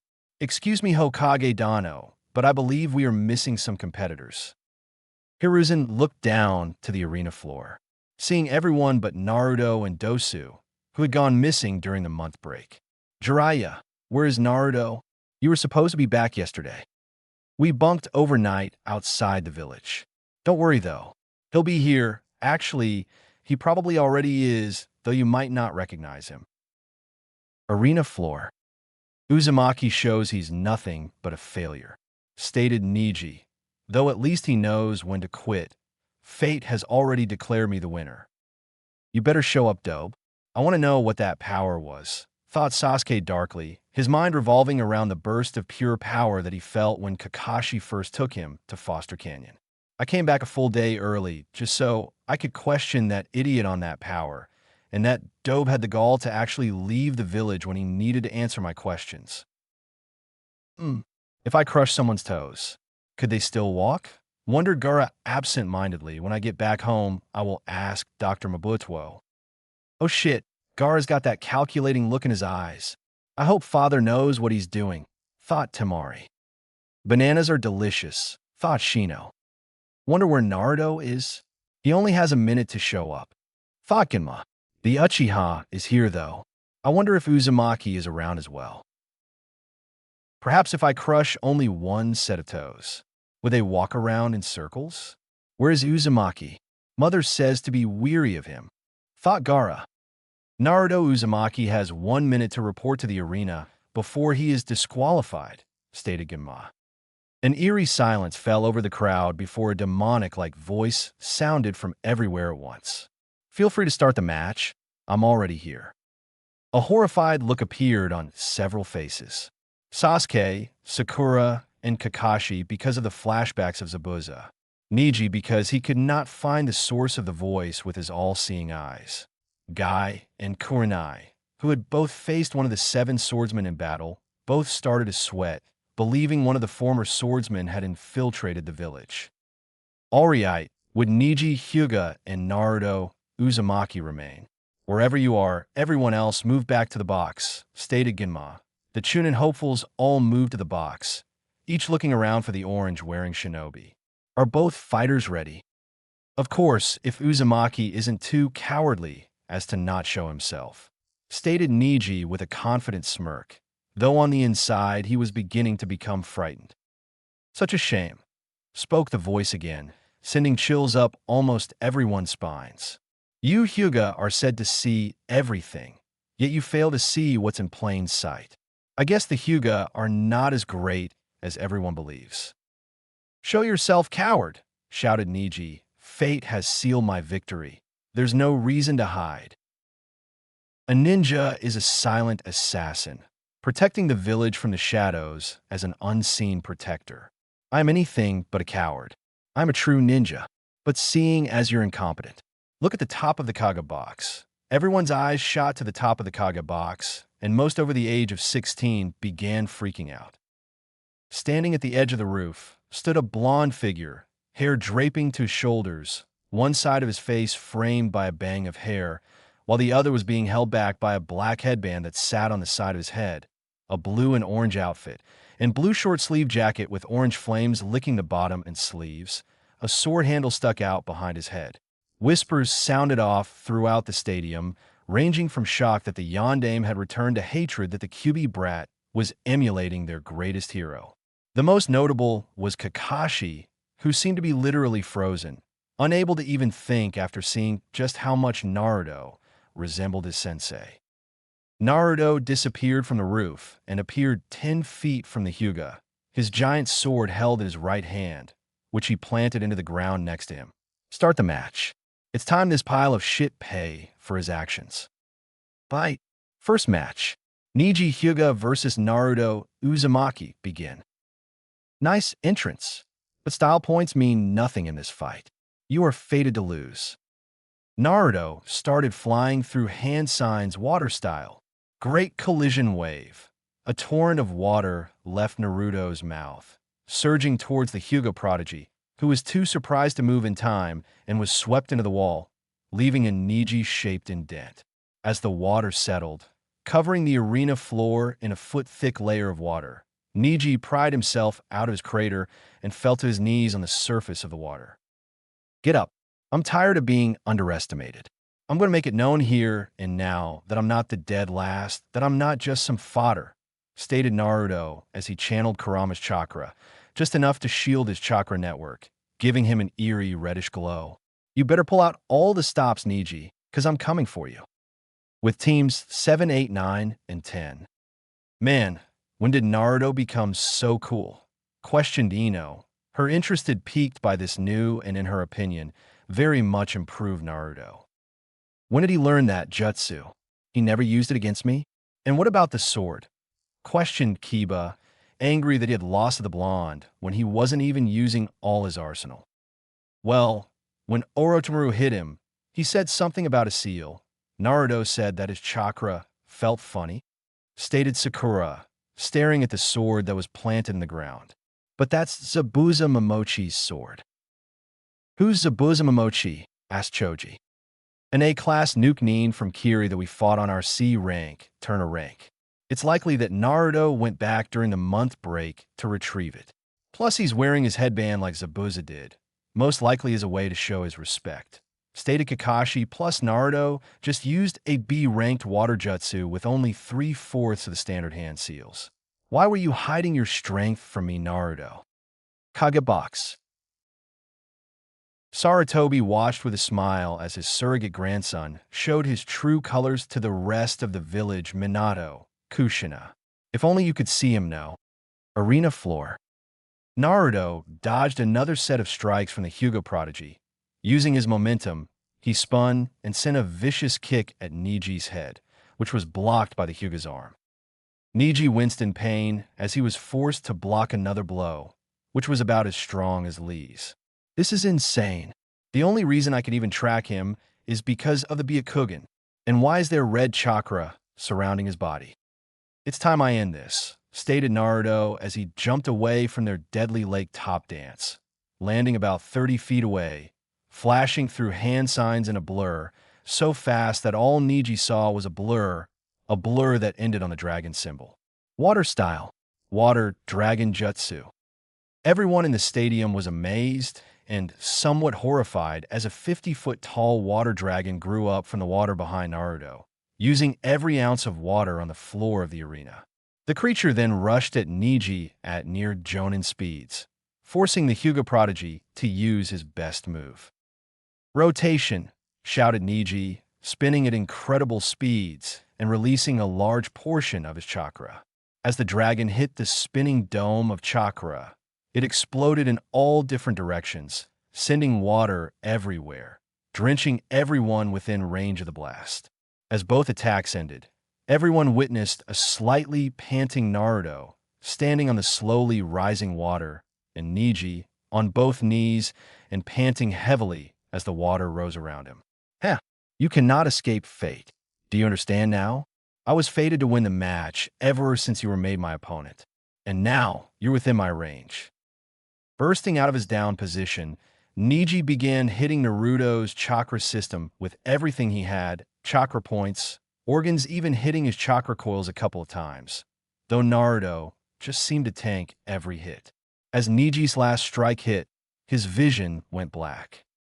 Naruto had just about enough of the Hyuga poking him and delivered a strike of his own, blasting the Hyuga on the bridge of the nose with a Kurama-powered punch, sending him flying across the arena, skipping and skidding across the water limply before splashing to a stop, floating face up in the water. Fate means nothing. Fate, revenge, honor, they're all nothing but crutches used by weak people to justify their actions. Naruto turned around, pulling his sword from the ground and placed it on his back, where his belts held it in place through his coat, and began walking towards the stairs that led to the contestant box, passing the mezzanine that were rushing towards the downed Hyuga. Winner, Naruto Uzumaki. Kage box. He's grown well, Jiraiya. Once again, you prove that you're one of the best senseis the world has ever known, stated Sarutobi with a kind laugh. Actually, sensei, he did most of what you've seen on his own. I taught him a few earth jutsu and refined his taijutsu and chakra control, stated Jiraiya with a smirk, thinking of how hard his student worked. That brat. I hate that brat. It's obvious that he's Minato's son. I want that brat dead. I know. I'll postpone the invasion and let Gaara kill him. I'll just have Kabuto step in if Sasuke-kun is in any danger. After all, he is a medic, though Orochimaru, sending out a discreet message to the bedsnin. Contestant box. Where did you learn those jutsu dope? And why couldn't I copy them? Demanded Sasuke. But Naruto simply walked past him, moving to Gaara. Don't you walk away from me, dope. I'm talking to you. Naruto just continued to ignore the pissed-off Avenger, standing in front of Gaara. You are 1, I am 9. Everyone went quiet, wondering what the blonde was talking about. Gaara nodded and spoke. Mother told me as much. You have very good control. I wish to fight you most of all. Then it will be a fight between us. You finish your fight quickly, and I'll fight you with everything I have, stated Naruto seriously, his blue eyes boring into Gaara's green, and don't kill him. Gaara stared at the blonde for a few seconds, before nodding. I will not kill him, but if you disappoint me, he will die, along with everyone else. Gaara then disappeared in a swirl of sand, appearing on the water. Answer me, dope. Why do you have Zabuza's sword? Where did you learn those jutsu? And what was that power you used? Shouted Sasuke. Flashback. Ok, Naruto. It's time I tell you something that took me most of my life to figure out, stated Jiraiya seriously as he sat down on the steps of the Uzumaki shrine. What is it, sensei? Asked Naruto, understanding that whenever Jiraiya was being serious and used his real name, it was important. There are certain types of people in this world. There are those that face the world head-on, and those that hide behind beliefs. We tend to face everything head-on, using our own power. Then there are those like Orochimaru, who has hidden his entire life. As a child, he lost his parents and used it as an excuse. He never got over the tragedy of losing his parents, and he slowly switched crutches, moving from honor to revenge to even fate. Only the weak hide behind words, Naruto. The strong face their problems face to face, head-on, and with everything they got. In flashback, Naruto turned to the Uchiha, and with speed that Sasuke couldn't track with his Sharingan, he found Naruto's hand around his throat. No more Uchiha. I will no longer be the Team 7 punching bag. You want my hard work to fucking bad. I've worked for everything I've ever had while you use those vile eyes of yours to just steal others' hard work. This is the last time I say it, team. I will never give you anything that is mine. Naruto then threw Sasuke out into the stadium, leaving a majority of the crowd stunned. Good to see you join us. Are both fighters ready? Asked Ima. Gaara nodded and began leaking chakra into the ground to create more sand. Uzumaki is the target. This Uchiha no longer interests me. I would usually play around with you, but I need answers from the dobe. I'll end this in one move, stated Sasuke, activating his Sharingan.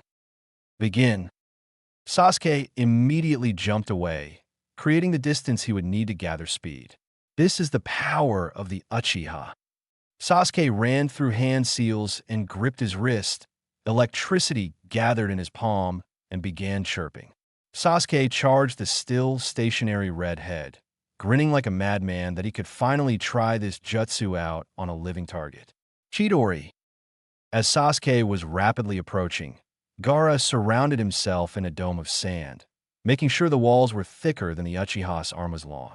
Everyone watched as Sasuke plunged his arm into the sand with no resistance, and the civilians began to cheer, that is, until Sasuke screamed out in pain. Inside the dome, Gaara was having far too much fun. He used his sands to dislocate all of Sasuke's fingers, along with his wrist and elbow. He then sent his sand to cover the Uchiha's body, letting the dome fall as he enveloped Sasuke in sand. You're lucky that Uzumaki wants you alive, though I don't understand why. If I were him, I would have killed you long ago. Proctor, this match is over. Winner, Gaara of the Desert, called out Genma as he watched the sand leave Sasuke. He was disgusted when he saw that Sasuke's left arm was now about 4 inches longer than his right. Hope that the Uzumaki gives me a good fight, or I'll be coming back and finishing you off. You summon me? Questioned Naruto from a knee in front of the Hokage and Kazekage. You may rise, Naruto. It doesn't suit you to be on a knee, stated Sarutobi kindly. Quite the performance. I did not know you had a water affinity, though with Kushina as your mother, I shouldn't be surprised. You are an Uzumaki after all. Hee about that. I don't have a water affinity. Mine's wind, stated Naruto, getting a shocked look from both Sarutobi and the Kazekage. What? Are you saying that you were able to use 2 of the most infamous water jutsu with less than the normally required hand seals, without an affinity for water? Questioned Sarutobi, his mind racing to figure out how that was possible. Well, yeah. I mean, what's the point of having 2 high-ranking jutsu if it takes like 5 to 15 seconds just to do the seals? I'd be dead before I got halfway through the hand seals, stated Naruto, not understanding the complexity of his jutsu. That's not what I'm talking about, Naruto. It's the fact that not even I can do those jutsu without the full amount of seals, because I do not possess a water affinity, stated Sarutobi as he glanced down to the start of Shikamaru's match. He turned to see a confused look on Naruto's face. I know every jutsu in Konoha's position, minus personal jutsu of my ninja and clans. I can use every basic element, but I only have an affinity for earth and fire. I can perform a fire dragon and earth dragon with 2 or 3 hand signs, but for jutsu like the water and lightning dragon, I must use all the hand signs. Oh, so, does that mean I have an affinity for water as well as earth and wind? Questioned Naruto. When I did that card thing, it only showed I had wind. Can you do earth jutsu with less than the standard seals? Questioned Sarutobi, to which Naruto nodded. You are indeed a very talented shinobi, Naruto. Don't be surprised if you make Chūnin at the end of these finals. Fight Gaara first. I was rather disappointed in the Uchiha. Perhaps you can give Gaara a challenge. Young Uzumaki, stated the Kazekage, truly wanting to see what the Uzumaki could do, especially if he had heard right about him being Kushina's son. I have to, otherwise your son will kill my friends, even if it means starting a war. It makes me wonder if he has such free reign in an allied village. How does he behave in his own village? Questioned Naruto, subtly using just enough of Kurama's chakra to increase his senses, feeling a spike of anger come from the Kazekage. I suggest you tread lightly, Genin. Insulting a Kage, even an allied one, can cost you your life, stated the Kazekage, his voice dangerous. Jiraiya was about to shut Naruto up when Naruto felt a huge spike of negative emotions and retorted. I would rather kill myself than die by the hand of a man who doesn't even have the respect of his own son. At least I hope that's what is going on. Hate to find out that you're planning on betraying our trust. After all, letting a mentally unstable Jinchuriki loose in any village could be considered an act of war. Naruto turned away from the frozen wind shadow and towards the old man. May I go now? I would like to congratulate Shikamaru on his loss. Sarutobi, lost in thought, simply nodded and said, of course, my boy. Be careful fighting Gaara. He's much stronger than Neji. Naruto nodded and moved to pass Jiraiya, only to pause and whisper to him, something's wrong, pervy sage. There's 5 different signatures besides the Kazekage, and all their emotions are negative. Medical Bay. You're very skilled for being a genin. We've already repaired all the joints in his fingers and his elbow, stated a random mednin that had been dedicated to fixing the last Uchiha's all but crushed arm. It's really nothing. All the joints were popped out of place with a pulling motion. It's the easiest dislocation to heal, and he should be back to full range of motion in no time. stated Kabuto with a smile, though on the inside, his mind was running a mile a minute. Orochimaru ordered me to heal Sasuke, but doing this will delay the invasion. It could even stop it from happening. And why has he changed the start signal? Does he want to see that idiot get killed by Gaara? Contestant box. Really, Sheikah? I knew you would quit, but why quit right before you were going to win? Questioned Naruto, a deadpan expression on his face. Well, it would be troublesome to go on fighting. I'm already low on chakra, and having to face Shino next, there's a slim chance I would have been able to finish the fight before his bugs drained me. Then even if I somehow managed to beat Shino, who is still fresh after Makeup Boy forfeited, I'd be facing you or Gaara. And there is no way in hell I'd want to fight either of you. Explained Shikamaru, who then took a large breath and leaned up against the wall. Wow, I think that's the most you've ever said at once, stated Naruto as he started moving towards the doorway out of the contestant box. See ya later, Sheikah. Where are you going? Questioned Shikamaru, his interest peaked in the blonde. Well, I got a half hour before my fight with Gaara, so I'm going to get ready. Hokage Monument in Naruto's Mindscape. Okay, can I ask about his abilities? Asked Naruto as he sat on the edge of Kurama's area. Well, we've both seen the redhead use sand, but being a Jinchuriki, he can also transform into a half form, maybe even a full form of Shikaku. Lucky for you, the best way to slow him down, maybe even stop his sand attacks completely, is to soak it with water. So all I need to do is soak his sand with water? No, soaking the sand with water will only slow down the movement of that sand. The best thing to do if he doesn't go half a full form would be to break that gourd on his back and then drench his sand with water, then attack as fast as possible, dodge the slower sand, and beat the shit out of the kid. And if he goes half or full form, what then? Do you have a massive sword on your back? If he goes half form, soak him with water and hack away. If he goes full form, I guess we're going to find out just how much chakra you can handle. What was your last max out? 12% flow rate. That's what I could use 2 days ago. That should be just about enough for the lower 6 tails. You're still not skilled enough with the tailed beast chains to help at all. How is the tailed beast bomb coming? With Gaara. What's he planning? We were supposed to begin when you beat the Uchiha? Questioned Kankuro, confused that the invasion had yet to start. It does not matter. I get to fight Uzumaki in 10 minutes. He will be the one to test my power, stated Gaara, his tone dangerous and his eyes bloodshot. What's so special about the Uzumaki?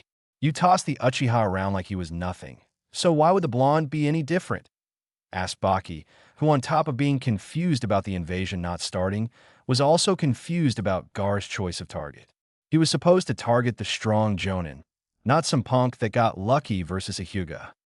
My choices are none of your concern. Just know that I choose he is the one I will fight. This invasion is not my priority. Arena floor.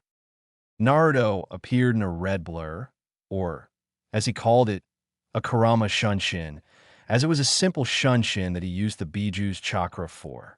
He looked around, seeing that not everyone was in their seats yet. He decided to look around to see where everyone was. Jiraiya was still standing next to the old man.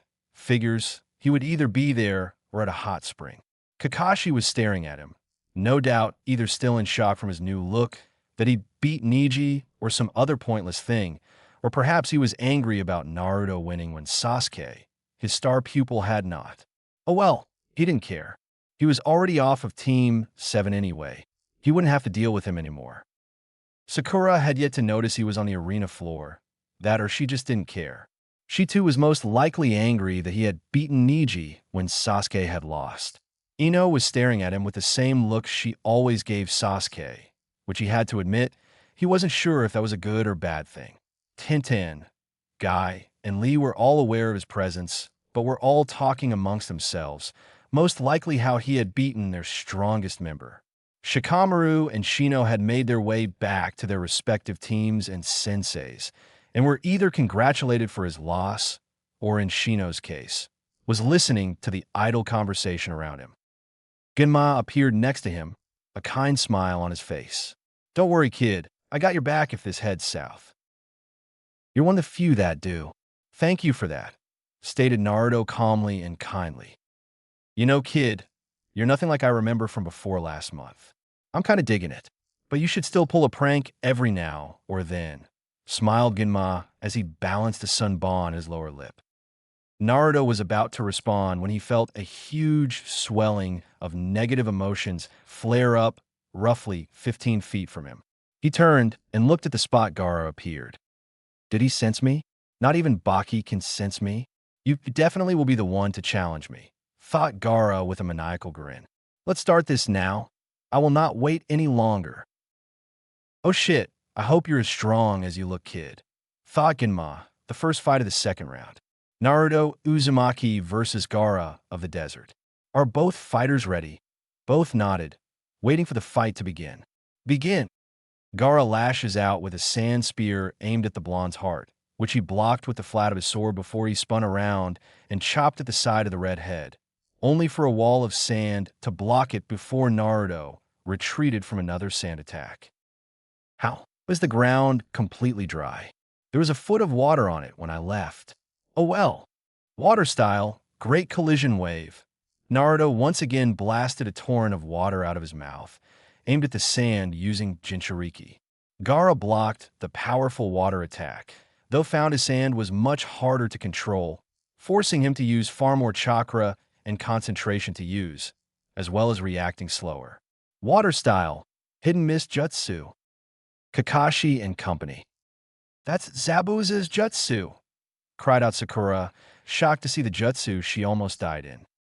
He doesn't seem to have the same control over it that Zabuza did, thought Kakashi out loud. Asuma, can you see into the mist? Questioned Guy. No, the kid made it even thicker than Kushimaru's. How much chakra does he have? Arena. Gaara was starting to panic. His sand was becoming almost impossible to control, and he couldn't make any more due to the fact that the ground was covered in water. Add the fact he could no longer see or hear his opponent, which should be impossible as they were standing on water, and you have one frightened redhead. 1, 2, I'm coming for you, sounded a demonic Naruto from everywhere at once. Everything was silent as they felt chills crawl up their spine. 3, 4, I'm coming back for more. Gaara suddenly felt his sand struggle to his back, barely blocking a heavy blow from the blonde's giant blade that would have cut the Suna Jinchuriki in half. 5, 6, throw some blood in the mix. Gaara, fearing another strike, began coating himself in his drenched sand, trying his best to shake the water out of it so that he could use it more effectively. 7, 8, death is your fate. A vicious killing intent rolled out of the mist, turning the chill crawling up everyone's spine turned into a blade of ice stabbing into their hearts. 9, 10, the sound of metal slashing into earth sounded. Gaara felt a pain in his left bicep. He looked to see the giant blade stuck about an inch into the sand, blood running down the face of the giant cleaver. He followed the blade and saw his opponent holding it. Let's play again. Naruto ripped the blade free as he slid it along the wound, forcing Gaara to shriek in pain. Blood. It's my blood. I'll kill you. Everyone was now confused as to what was going on inside the mist, as all most had been hearing was a demon singing some kind of nightmare tune, though some Jonin could hear the footsteps on the water. Even I just barely, and were very impressed that a genin had so much stealth.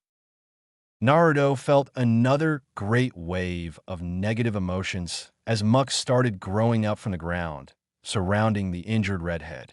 Sending some more of Kyuubi's chakra to his eyes, he saw that Gaara now had his whole left side covered in wet sand. His left eye was now a gold diamond with a black backdrop. Suddenly, the mist exploded outward as the Shikaku-induced Gaara flared his chakra, as well as drying the sand around him. Kome Uzumaki.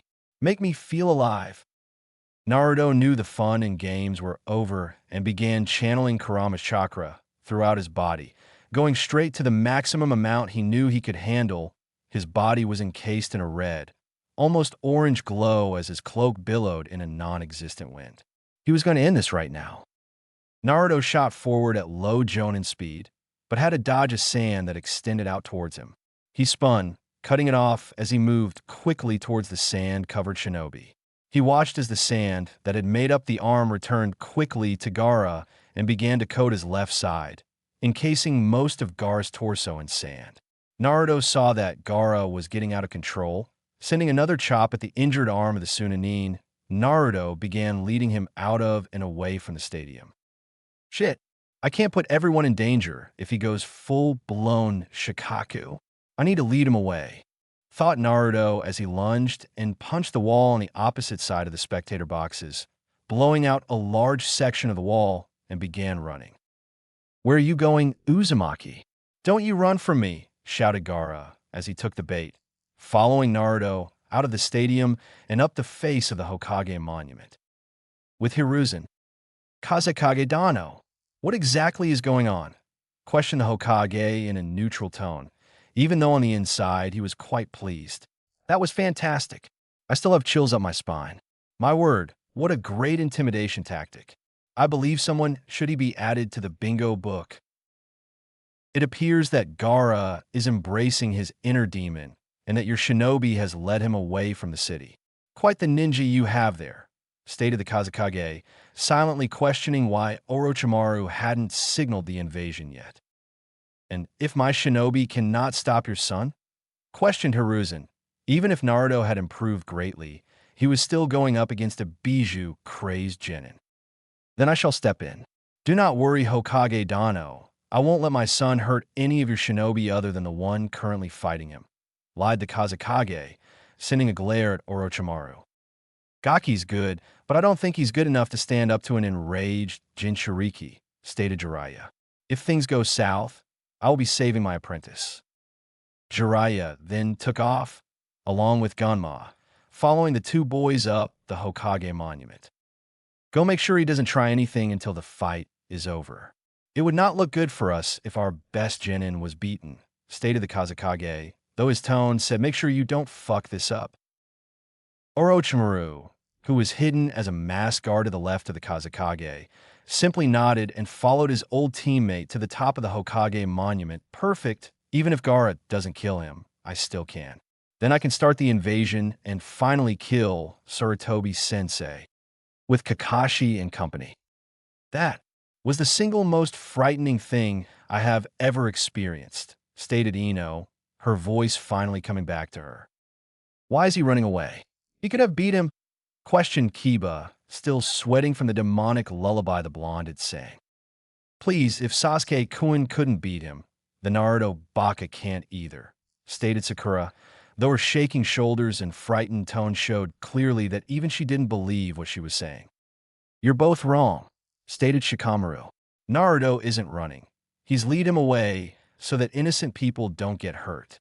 And Naruto is much stronger than Sasuke. He always has been. Even in the academy, Naruto always improved at the same rate Sasuke did, even though Naruto had no one to learn from outside of school and was always taught wrong by the instructors." "You're right. Sasuke was Rookie of the Year," stated Sakura, her voice back to its usually tone, though she was still shuddering every few seconds. "And who was it that managed to prank every teacher? Who was it that was escaping A and BU at the age of 10? Who was it that somehow managed to pass every class, even though the teachers made him sit out of every single important lesson we ever had?" questioned Shikamaru, making everyone rethink the blonde, but none more so than Sakura and Kakashi. "Hey, that's right. Naruto always had to sit in the hallway during important lectures or sit out of physical classes because of his pranks. But then how was he able to improve? He's an orphan? Is he really talented enough that he taught himself everything?" thought Sakura, her mental picture of her blonde teammate shattering. "He was held back, but the report said that he was given special training by the best of the academy. Even I couldn't have made Genin by myself," thought Kakashi, growing sick with himself at the way he handled his team. "I should have known. The second I started teaching them all the same, Naruto began catching up much faster than should have been possible. I always just figured that the extra training he got at the academy was showing through. Extra training he never got." Kakashi looked up at the top of the Hokage monument, seeing brown-covered ninja and an orange-covered ninja fighting it out. And now he's fighting a Jonin-level opponent toe-to-toe. How could I have been so foolish as to think that he was talentless? Hokage Monument. Naruto had stopped using his sword, as he was far too slow to do any damage with it when his opponent was the same speed as he was. Now he was sending supercharged punches and kicks at the sand-covered Jinchuriki, blowing off huge chunks of sand and causing heavy damage anywhere he hit flesh. Gaara took a hit to his injured bicep and jumped back, making some space. You're strong, Uzumaki. I've never been injured before, and you've managed to do it multiple times. Though that ends here, now you die. Feigning sleep technique. Gaara fell limp as sand exploded around him, forming the giant form of Shikaku, who yelled out in glee, "Yeah, at long last, I'm free." "Oh shit, summoning jutsu," shouted out Naruto. A cloud of smoke matching Shikaku's height revealed a massive scarlet-red battle frog. "Hello again, Naruto. Need my help?" asked Gamaken as he looked around, spotting the one-tailed Bijou. "I see. You're fighting Shikaku. I thought he was sealed." "He is. His container let him take over," stated Naruto, hoping that Gamaken wasn't as clumsy as he always says. "Oh, Gamaken, it's time to play, eh?" "Hold on tight, Naruto. We have to wake up his container, and I am quite clumsy," stated Gamaken as he lunged forward, swiping at the Bijou with his spiked Susumida, catching the giant Bijou on its right arm, tearing it off, only for another one to grow in its place. "I'm going to try and pin him, if I can, wake up the container." Gamaken once again lunged forward, then to the side as he dodged several wind blasts from the large raccoon. Finally maneuvering around the sand blasts and inside Shikaku's guard, he slammed the Susumida around the Bijou's throat, picking him up and slamming him to the ground, picking him up again, holding the Bijou of the ground. "Quickly, I won't be able to hold him for long." Naruto nodded and jumped off the large toad's head, landing on the head of the Bijou, and took off towards the limp body of Gaara. Dodging spikes of sand that shot up in an attempt to stop him, Naruto made his way to Gaara and smashed a punch into his injured arm. The pain forced Gaara awake, though in his pain-filled state. He couldn't tell that he was now falling at an incredible rate. He hit the ground with a wicked thump, his legs crumpling into his chest as he felt his ankles dislocate from the awkward landing. Naruto landed about 10 feet away and dropped to a knee, the smoke from Gamaken's departure behind him. With his sword in his right hand, he moved towards Gaara, who was crawling away from the blonde. "Stay away from me. It's almost unbearable, isn't it?" asked the stoic Naruto as he walked towards Gaara. The feeling of being all alone, Gaara's eyes widened as he stopped crawling, his fragile mind reliving all the scorn, loneliness, hatred. Naruto, with tears in his eyes, continued, "I know that feeling. I've been there in that dark and lonely place. But now, there are others, other people that mean the world to me. I care more about them than I do myself, and I won't let anyone hurt them. That's why I refuse to give up. I will stop you, even if I have to kill you." "But why?" questioned Gaara. "Why would you do this for anyone but yourself?" "Because they were the ones that saved me from myself. They saved me from my loneliness. They were the only ones to accept me for who I am. They are my friends," stated Naruto as he placed the sword on his back. "With the same, Gaara. You can be saved just as I was. I'll be your friend, Gaara, and I'll validate your existence." "You would be my friend?" asked Gaara, his voice shaking. "Not only me, but your brother and sister too," stated Naruto. He pointed to Temari and Kankuro, who had appeared behind the down form of Gaara, horrified that anyone could take down their little brother and still be standing. Gaara looked at his brother and sister, who were gazing at him odd stares. "Would you really be my friends? Even with everything I've done?" Temari was the first to respond, her eyes softened and her voice calm and kind. "Gaara, you're our little brother. Of course we would be your friends. We're family. We love you." Kankuro just smiled and nodded. Gaara looked between Naruto and his family. His gaze grew dim as he began crawling towards his family, who quickly rushed to help him up. As they held him up, Gaara turned his head to the blonde. Thank you, Naruto Uzumaki, for saving me. Go to your Kage. Sand and Sound are planning to invade. Naruto's eyes widened. His heart raced as he once again began channeling QB Chakra, sprinting back to the stadium. About halfway down the face of the monument, he was met by Jiraiya and Genma. Congrats, kid. You won the match, stated Genma, running as fast as he could, stride for stride with the orange chakra, cloaked blonde. No time. Pervy Sage, Gaara said that Sand and Sound were planning to invade. Crewed out Naruto as he made it to the bottom of the cliff face, collapsing in a heap as his body finally gave out. Kit, stop channeling my chakra. Your body is starting to break down. Naruto, are you all right? Questioned Jiraiya. Yeah, go tell the old man about the invasion.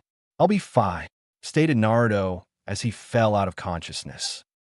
Tenzo appeared, the Sand siblings following him, and he picked up Naruto. It's okay, Master Jiraiya. I'll bring Naruto to his home. These three all confirm that Sand and Sound are planning to invade and have asked for asylum until the invasion is over. Jiraiya nodded. Okay, take Naruto to his parents' home. Bring those two with you. Me and Gunma will head back to the stadium with Temari. If Sand and Sound don't invade, her match is next. Anyway, Naruto rolled out of his bed and landed hard on the floor, waking him up. Looking around, he couldn't help but try to remember the last time his room had been so clean. Hell, he didn't even know that he had red carpeting. Wait, I don't have red carpeting. Where am I? Thought Naruto as he sat up, surveying the room that he had been sleeping in. Hey, Kurama, where am I? And why do I feel so sore? Because you used too much chakra. Your muscles couldn't handle being infused with as much of my chakra. As you pumped through them, and they started to break down. Thankfully, you're already healing, so the most you should be feeling right now would be like the after effects of a serious workout. That's good. Does that mean I'll be faster and stronger? No. In fact, you'll probably be a little slower and weaker. Your muscle were breaking down. I'm not sure if you lost anything, but you certainly didn't gain anything. Shit, stated Naruto as he stood up on wobbly legs and began inspecting the room he was in, finding it somewhat dusty, as if it hadn't been lived in for a while. Don't worry, kid. Your body is adapting to the strain already. Soon you shouldn't suffer any ill effects at all. Thanks, Kurama. Go ahead and get some rest. Naruto looked over the room. He began feeling an odd sense of familiarity, as if he has been here before. The red carpet, red walls, cherry oak dressers, even the picture. Naruto all but ran to the dresser on the right side of the bed, where there sat 3 pictures. One was a beautiful redhead and a very well-endowed blonde. The next was a small red-headed girl with a very old red-headed woman. The last was old man Sarutobi and the beautiful redhead standing in the Hokage's office. Sarutobi was smiling at the camera, while the redhead was smirking and pointing towards her black headband with a red leaf symbol. Hey, Mom, this is my mother. This is my mother's room, stated Naruto as he started crying. He moved towards the doorway, opening the door, and started walking down the hallway. The first door he came to was a linen closet. The next was a bathroom. The next room Naruto entered forced him to his knees. The walls were blue, clouds painted on the ceiling. There was toys in the back left corner, dresser and mirror on the back wall, and a small crib that looked to be made out of the best what money could buy. This was supposed to be my room. She loved me. Someone loved me. Naruto got up, walked over to the crib, and sat down next to it, leaning against it carefully, making sure not to break it. This was how Jiraiya found him almost an hour later. I see you found your room. Like it, Gaki, stated Jiraiya from the doorway, startling Naruto, who in his joy-filled state had all but shut himself off from the outside world. She loved me, pervy sage. I had a home. No, I have a home, stated Naruto happily as he rushed to Jiraiya, tackling him into the hallway, crying tears of joy into his chest. You ain't kidding, Gaki. Your mother loved you with all her heart. So did your father. I still remember him fumbling around trying to put that damn crib together, stated Jiraiya with a laugh. Smartest man I've ever known. Couldn't put that thing together to save his life. Why, you know who my dad is? Who is he? Where is he? Questioned Naruto as he got up off of Jiraiya. I knew your father better than anyone. Well, except for your mother. Those two were quite the pair. I'll tell you more when we get back. You have a meeting with Sensei in 10 minutes, and with your injuries, I doubt you can make it there by yourself, stated Jiraiya as he led Naruto outside, where Naruto saw the outside of the small home. Jiraiya once again spoke up. They had lived in a tiny one-bedroom apartment before they moved in here about a month before you were born. He said that there was no way his apartment would be safe for a baby. Hell, I'm surprised you lasted as long as you did in that dump. Wait, my apartment was. That's correct, Gaki. Your dad lived there from when he was a kid till he made Chūnin, and sometime after that. Though he cleaned the place out when they moved here, stated Jiraiya. Now come on, we have to be there soon, and I don't want too late. Unknown location. So this Gaki can already use his beast chakra? Asked a blue-skinned fish man. Yes. Zetsu reported that he is at least Chūnin speed and power when he uses Kyuubi's chakra, stated a dark-haired teen with Sharingan eyes. Perfect, you're way faster than that, and I'm way stronger than that. It won't be a problem at all, especially after I shave his legs off, stated Kisame with his patented shark-like grin. Do not underestimate him, Kisame. He defeated the One-Tails Jinchuriki with only moderate difficulty. He also seems to have taken after your old teammate. He even calls himself the demon of the hidden leaf, stated Itachi in his same monotone voice. Who cares? I'm the best water jutsu user there is, and there's no way the Gaki is better with a sword than me. Even if he was, the only sword that can handle Samahata is Dash. The Kubikurabocho, a sword the Nine-Tails Jinchuriki now possesses and wields in a devastating tandem with a hidden mist jutsu, silent killing, and possibly chakra nature enhancements as well, stated Itachi. He hated to admit it, but if his target could use silent killing and the hidden mist jutsu, it limited him to only a handful of lower-level jinjutsu and his ninjutsu.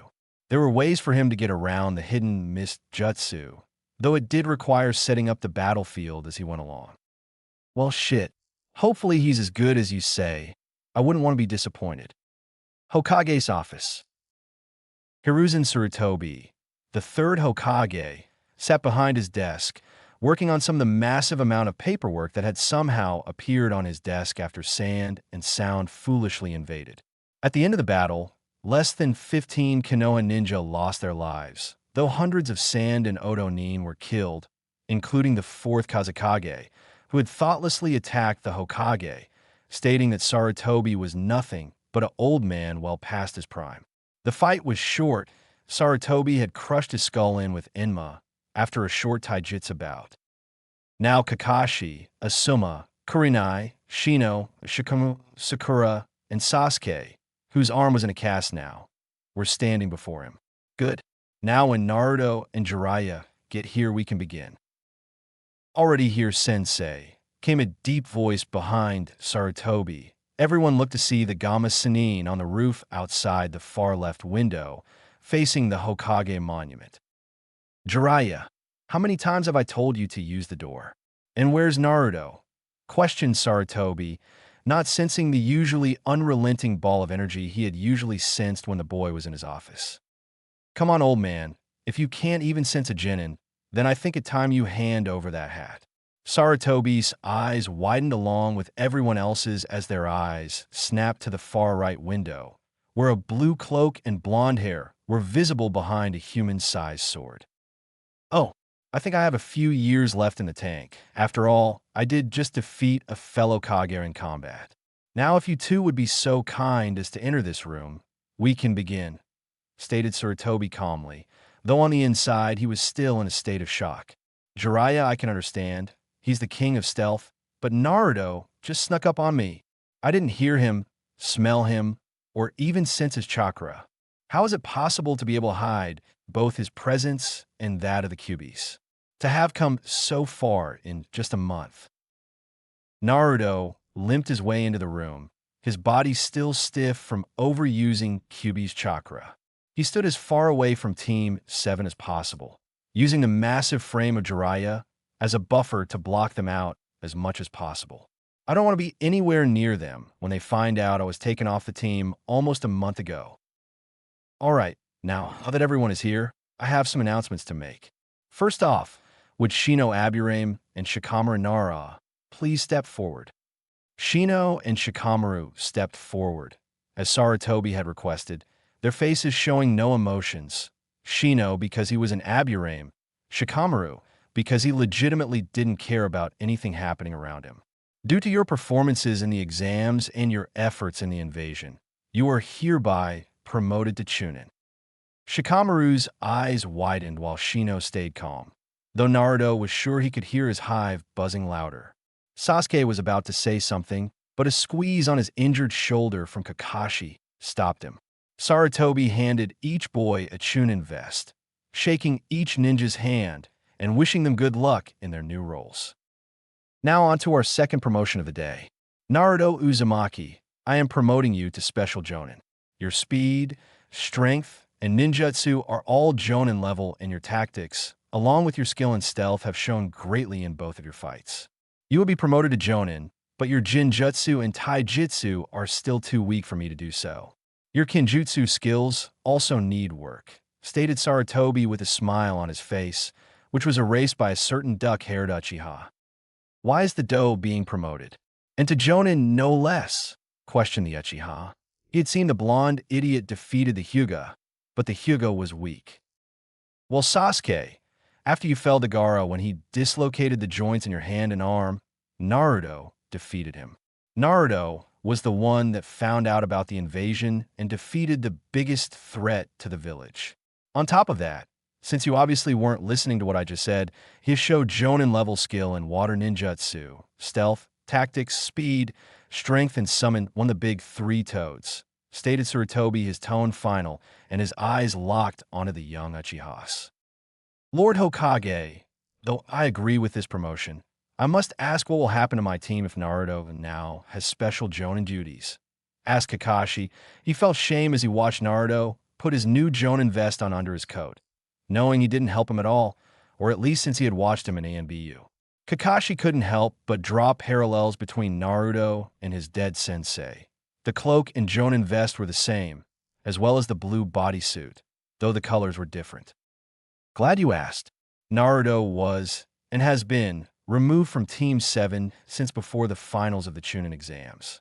After several complaints into your teaching, I determined that Naruto was better off by himself.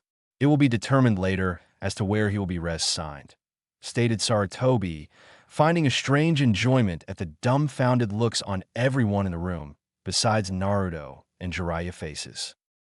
But if Naruto isn't on the team, then what will we do? Questioned Sakura. Team 7 will back up other Jonin teams on all C-rank missions outside the village and fill in for the clan heirs on their respective teams when they have clan business. Other than that, you are now on reserves, stated Sarutobi. Now I must ask you all to leave. Jiraiya and I have some business to attend to. Kakashi, you stay, you have a lot to explain. I'll meet you back at your house, Gaki. Oh, might want to check the basement. There is some intense material down there on ceiling, stated Jiraiya as everyone left the room. Sasuke was visibly angry, even more so than usual at the very thought that the Dobe was stronger than him. Sakura was, for once, not following the Uchiha, her mind reliving every mean thing she had ever done to the blonde. Asuma and Kurenai were re-evaluating their own teams in their head. If Kakashi had missed the gold mine that was Naruto Uzumaki, perhaps they had as well. All right, see you soon, pervy sage. Hey, old man, you know where Tenzo is? Asked Naruto. I believe he is helping rebuild the south wall, but by now he's probably passed out from chakra exhaustion, stated Sarutobi. Naruto shot out the window at speeds only the Jonin or higher could see. Hard to believe half of his muscles are strained from that fight, isn't it? He is his father's son, stated Jiraiya. Sensei, I'm telling him tonight that Minato is his father. I'm going to be taking him with me for a while. You are his master now, Jiraiya, and as he is now granted Jonin level clearance, he can leave with you whenever he wants, stated Sarutobi. Now, Kakashi, I already know that you taught them the bare minimum. Tell me in your own words why you did that, and I might let you continue to teach the other two. South Wall. Naruto appeared next to the nearly completely rebuilt South Wall, kicking up a cloud of dust as he stopped. Man, Kurama, how much longer until I can use your chakra without it hurting this bad? Probably a week.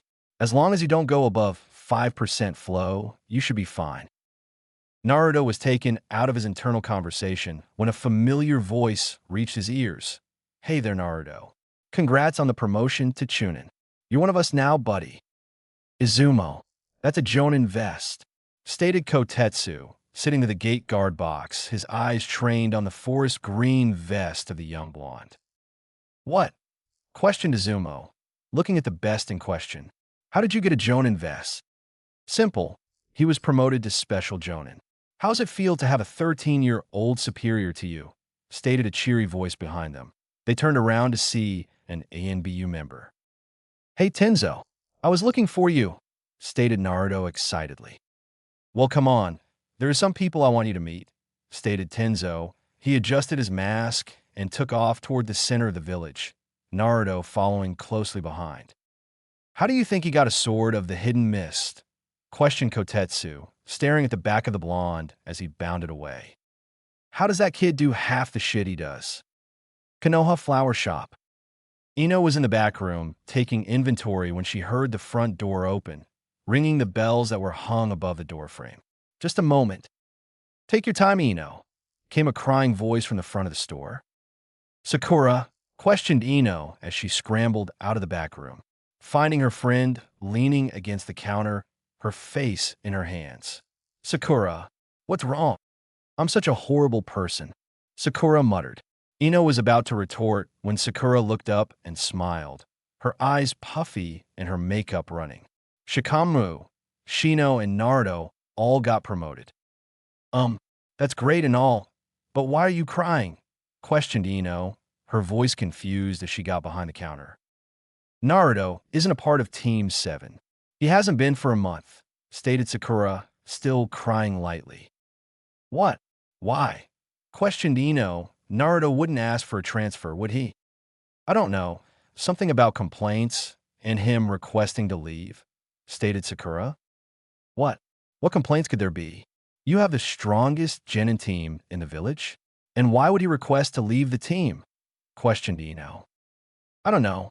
After the wave mission, I started being nice to Naruto, since he basically saved mine and Sasuke's lives, but he seemed to grow more and more distant with us until the Chūnin exams. Then at some point during the month break, he was removed from the team, and now he's a Jonin, stated Sakura. Wait. Did you just say he's a Jonin now? Seriously? Questioned Ino. Sort of. Hokage-sama called him a special Jonin. Something about not being skilled enough to be a Jonin, but too strong to be a Chūnin, stated Sakura. But it doesn't matter anyway now. Without Naruto, is your team being disbanded? Questioned Ino. No, we're getting a new member next graduation class. Until then, we are on reserve, but I don't know we can even be a team anymore. With Naruto gone, there's no one to hold the team together. And if that's not bad enough, he hates me now, stated Sakura, her crying starting again. He doesn't hate you. Naruto is too nice to hate anyone, let alone you, reassured Ino. You weren't there, Ino. He stood as far away from me as possible, and the only time he so much as looked towards me. His eyes were like the fires of hell, stated Sakura. Why that little? Don't worry, Sakura. My shift is over, and we're closing for the day, but I'll go talk to Naruto. I'm sure that this is all a big misunderstanding, stated Ino as she walked Sakura out of the shop and locked the door behind her. Now go get some rest. You look like you haven't slept in days. I'll sort everything out with Naruto. I was going to see him anyway. Thanks, Ino, mumbled Sakura as she walked toward her home. I doubt that he could ever hate you, Sakura, and I'll prove it, and maybe get a hot boy toy as a bonus. Hokage office. So you refused to teach them anything of value until their teamwork improved, took a C rank thinking they would improve, and then when you found out that you were out of your league, you pressed on anyway. To make matters worse, You come away from the sea turned A-rank, mostly unharmed, and believe that they are strong enough to take the Chūnin exams. You forsake Naruto and stick him with a teacher that you know is publicly against him. Train Sasuke in a stolen taijutsu style, and then you teach him an A-rank assassination jutsu. Do I have all of that correct? Questioned Sarutobi, his voice cold, his eyes hard. Sir, I only taught Sasuke that move so that he could defeat Gaara, stated Kakashi. Bullshit. There were 100 ways you could have taught that brat to beat him. Jinjutsu, water jutsu. How you could have taught him that trick that you figured out.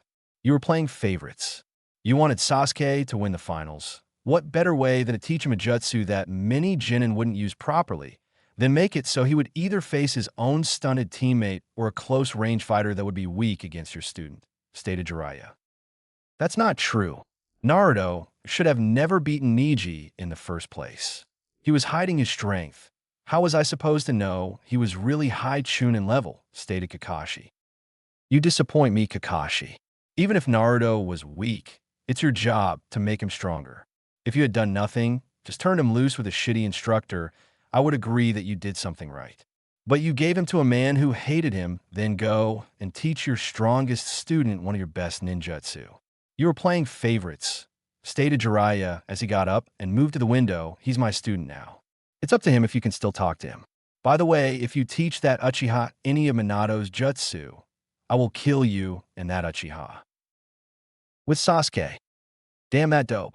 I deserve that power. How was he able to increase his speed so much in a month? And when did he gain Zabuza's sword? I know he left that in Wave. He also knows all those jutsu he didn't before, and I can't copy them. Every time I try to use one of them, I end up losing control of the jutsu, shouted Sasuke mentally as he shoved another Chidori into the training post. I'm going to kill that dobe. Then I'm going to Orochimaru. If the dobe improved that much under a Sannin, then I'll grow tenfold, and then Itachi will fall at my feet. I won't even need to take Danzo up on his offer. Oto. Damn, that Uzumaki brat, stated Orochimaru as he read over the reports of the invasion. Foolish. Suna loses a quarter of their forces in their Kage. Perhaps I will send Kabuto to get some more test subjects. That Uzumaki brat needs to be dealt with. If he's anything like his father, he will be a thorn in my side. I'll have the sound for kill him when they go get Sasuke. Naruto. Naruto was now sitting in his basement, looking at a seal on the wall. He had just gotten home from meeting the sword couple, Yugao and Hate. He remembered Hate from the preliminaries. He never would have thought the coughing proctor would be the foremost Kenjutsu expert in the village. But then again, first impressions were rarely accurate. After Tenzo had informed him that the two would be training him in their off time, Naruto had been ecstatic, but now that he thought about it, he wasn't too sure. Pervy Sage said something about a training trip. If I'm not here, how can they train me? Whoever made this was a genius, mumbled Naruto as he looked at the seal that covered most of the back wall of the small house. The basement was actually a small library and office space that was lit by seals that simulated natural sunlight. There was a small corner dedicated to what Naruto figured to be taijutsu training, though there was only one dummy and not much room to move around in. It looks like a blood seal. I bet Mom stored all kinds of great stuff in here. Naruto bit his thumb and smeared the blood over the center of the seal. With a low grumble, the back wall started to sink down, allowing Naruto to see what it had hidden. No way. But that would mean my dad was Dash. Unknown. Danzo sat quietly in the dark room that was his base. And Blank Mask ANBU arrived and bowed before him, waiting for his orders. What have you found? Sir, the Hokage is not suspecting you in this invasion, though Master Jiraiya has informed him that he wishes to take the Kyuubi container with him when he leaves the village again, stated the ANBU. What are the Uchiha? Questioned Danzo. He has been training. He is very adept with the Hitachi's Chidori, stated the root agent. We have witnessed Kabuto of Odo spying on him. Distract Kabuto and seal off Sasuke's memories of me. I don't want Orochimaru finding out that I have offered him training, stated Danzo. He watched the man before him about to leave in a blur and motioned to wait. I must obtain the Kyuubi Jinchuriki and bring him here. Make sure that Jiraiya is not around when you do so. Actually, I'll just call a meeting with Itachi, Hiruzen, and Jiraiya. Then that brat will be wide open. Dismissed. No way. But that would mean my dad was the fourth, stated Naruto in disbelief as he looked around the unsealed room. Three-pronged kunai hung around the room. A sword was hanging on the backmost wall. A large red and gold scroll sat on a pedestal beneath the sword, two smaller ones on each side of the large one. The left one was gold. The one on the right was blue. The room was an armory and library that was built by his hero, and he was now in awe at finding out he was the man's son. The room itself was nearly the size of the whole basement. Waist-high racks of books and scrolls lined the walls, and the center of the room was 10-foot diameter ceiling array that seemed to shimmer the air around it. What is that? It's not a containment seal, pondered Naruto as he inspected the oversized array. There's 10 expansion seals around the perimeter and a bilateral gravity seal in the middle. But then why are there resistance seals linked with both the gravity seal and the... He was seriously going to have to thank Jiraiya for teaching him how to at least recognize the advanced aspects in sealing, as he doubted that he would even know what those seals were otherwise. No way in hell. The fourth, my dad, made a self-contained gravity room, stated Naruto, summoning a shadow clone and having it move to the center of the seal. Naruto watched as the clone walked into the seal circle, moving slower and slower, only for the clone to crumple to the floor and poof out of existence once it reached the middle. Naruto sat shocked at the memories the clone sent back. The gravity increase is ridiculous. It's like the gravity seals that Tenzo told me about. Only the whole area is like that. And it's way bigger from the inside, almost 100 feet across instead of the 10 that I see from here. I wonder, Dash. No, you're in no shape to enter that seal array. You have torn muscles all over your limbs, and most of your body is strained otherwise. It's a miracle that you can even move right now. Going in a high-gravity environment, such as that, is asking to end up like your friend in green after my sibling got through with him. Fine. Way to ruin my fun, responded Naruto as he walked around the seal and up to the pedestal where the 3 scrolls Saturday might as well read the small gold one first. Maybe this was one of Dad's. Giddy. Well, I'll be damned, stated Ao, reading over an intelligence report that just came in from one of their spies. Mei-sama, you were correct to let that boy keep the Kubikurabocho. Seems he's already made a name for himself. Really? How so? Questioned Mei. Her interest peaked when the young blonde was mentioned. Said blonde had been on her mind quite a bit lately, though she wasn't sure why. The boy beat a Hyuga prodigy in outstanding fashion before defeating the one-tailed Jinchuriki by using a mixture of silent killing, mind games, and I quote, the densest hidden misjutsu our informant has ever seen. Says he also summoned a giant toad to help when the one-tail container fully transformed, though it wasn't Gamabunta. It says he was equal in height. Stated Ao, I doubt the boy can actually do all of that. After all, he is just a genin. Even Kakashi Hatake wasn't that skilled at that age, and I doubt he is on par with Itachi Uchiha. Don't doubt him, Ao. Before I even gave him scroll, he was Jonin-level speed and strength.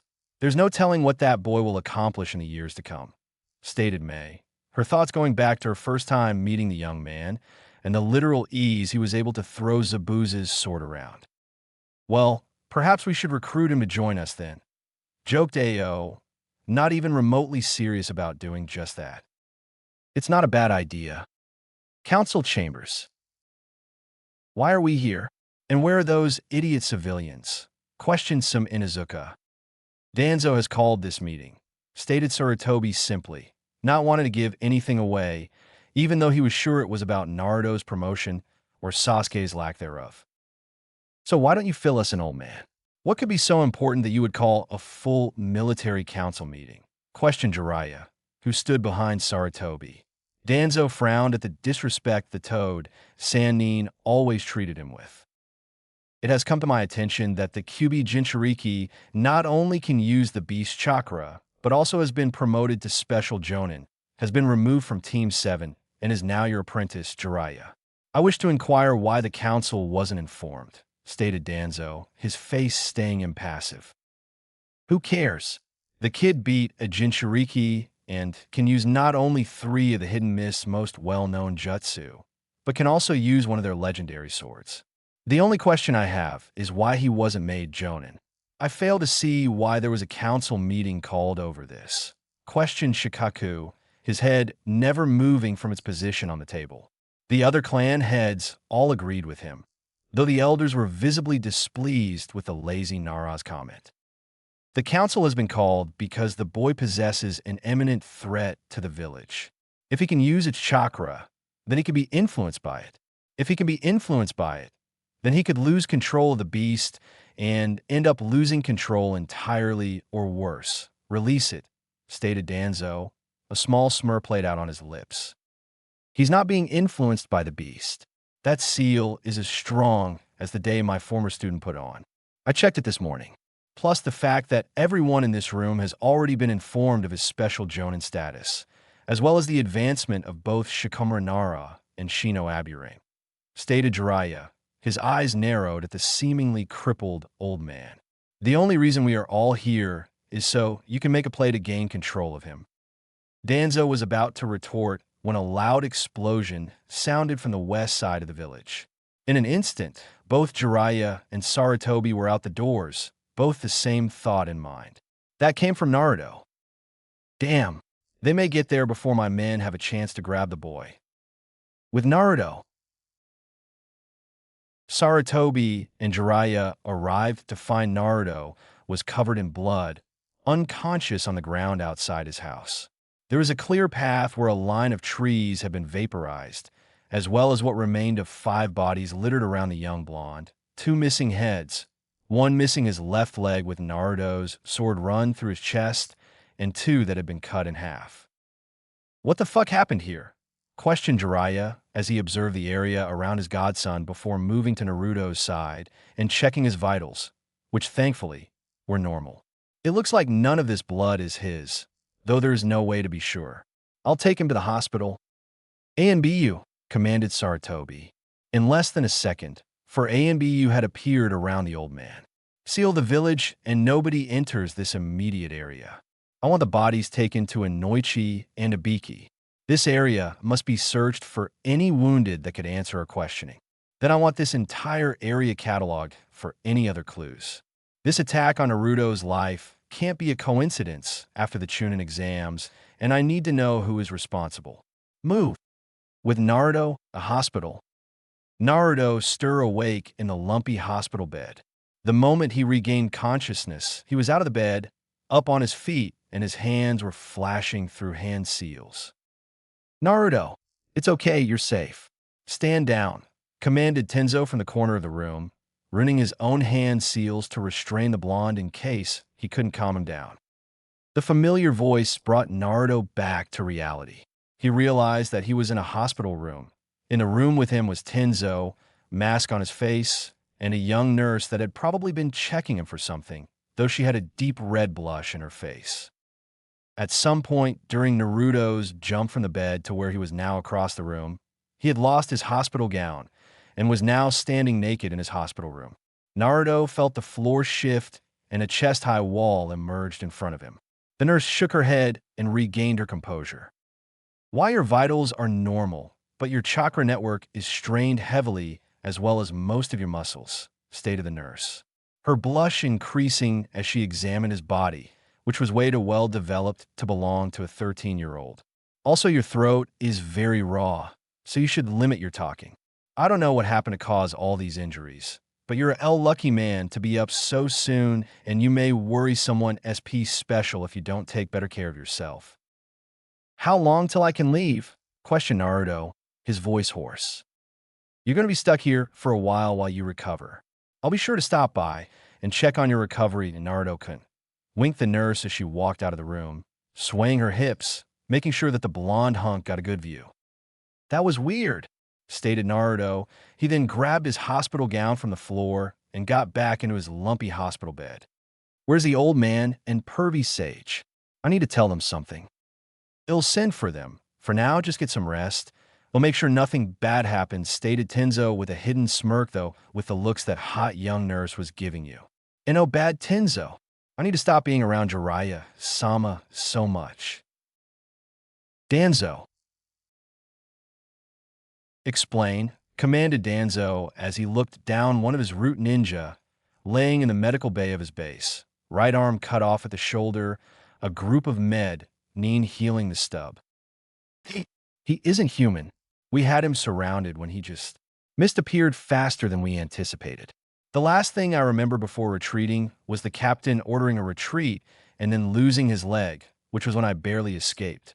Muttered the crippled ninja, his mind obviously still rattled from whatever the Uzumaki had done. Is there any way you can be traced back to us? Questioned Danzo, his tones still flat. No, Captain made sure we did everything as Code 6. Good. Once you're healed, report to the genetics lab and see what they can do, stated Danzo, turning and walking away. Damn, 8 lower-level ninja and a captain lost to that brat. And now Hiruzen may be suspicious of me. This is not good. I'm going to need to see that report when it's filed and make sure that nothing of value was found. With Naruto. Are you doing all right, Naruto?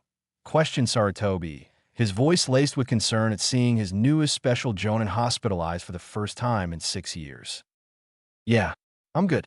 Who were those people who tried to abduct me, though? Asked Naruto, his voice less hoarse than when he first woke up. What do you mean abduct you? Actually, just tell us the whole story, stated Jiraiya, pulling out a different notepad, obviously wanting to miss any details that the blonde could give them. Well, I was just leaving the house to see if I could talk to Gaara when... Flashback. Naruto, Uzumaki. You are to come with us, stated a blank-masked ANBU that dropped down next to Naruto almost immediately. 9 more dropped down from the forest around him. Naruto began making one-handed hand seals with his left hand at speeds that few of the ANBU could keep up with, yet none recognized. His right hand flew to his sword handle, and then he disappeared into an impossibly fast-forming fog, as he stated, hidden mist jutsu.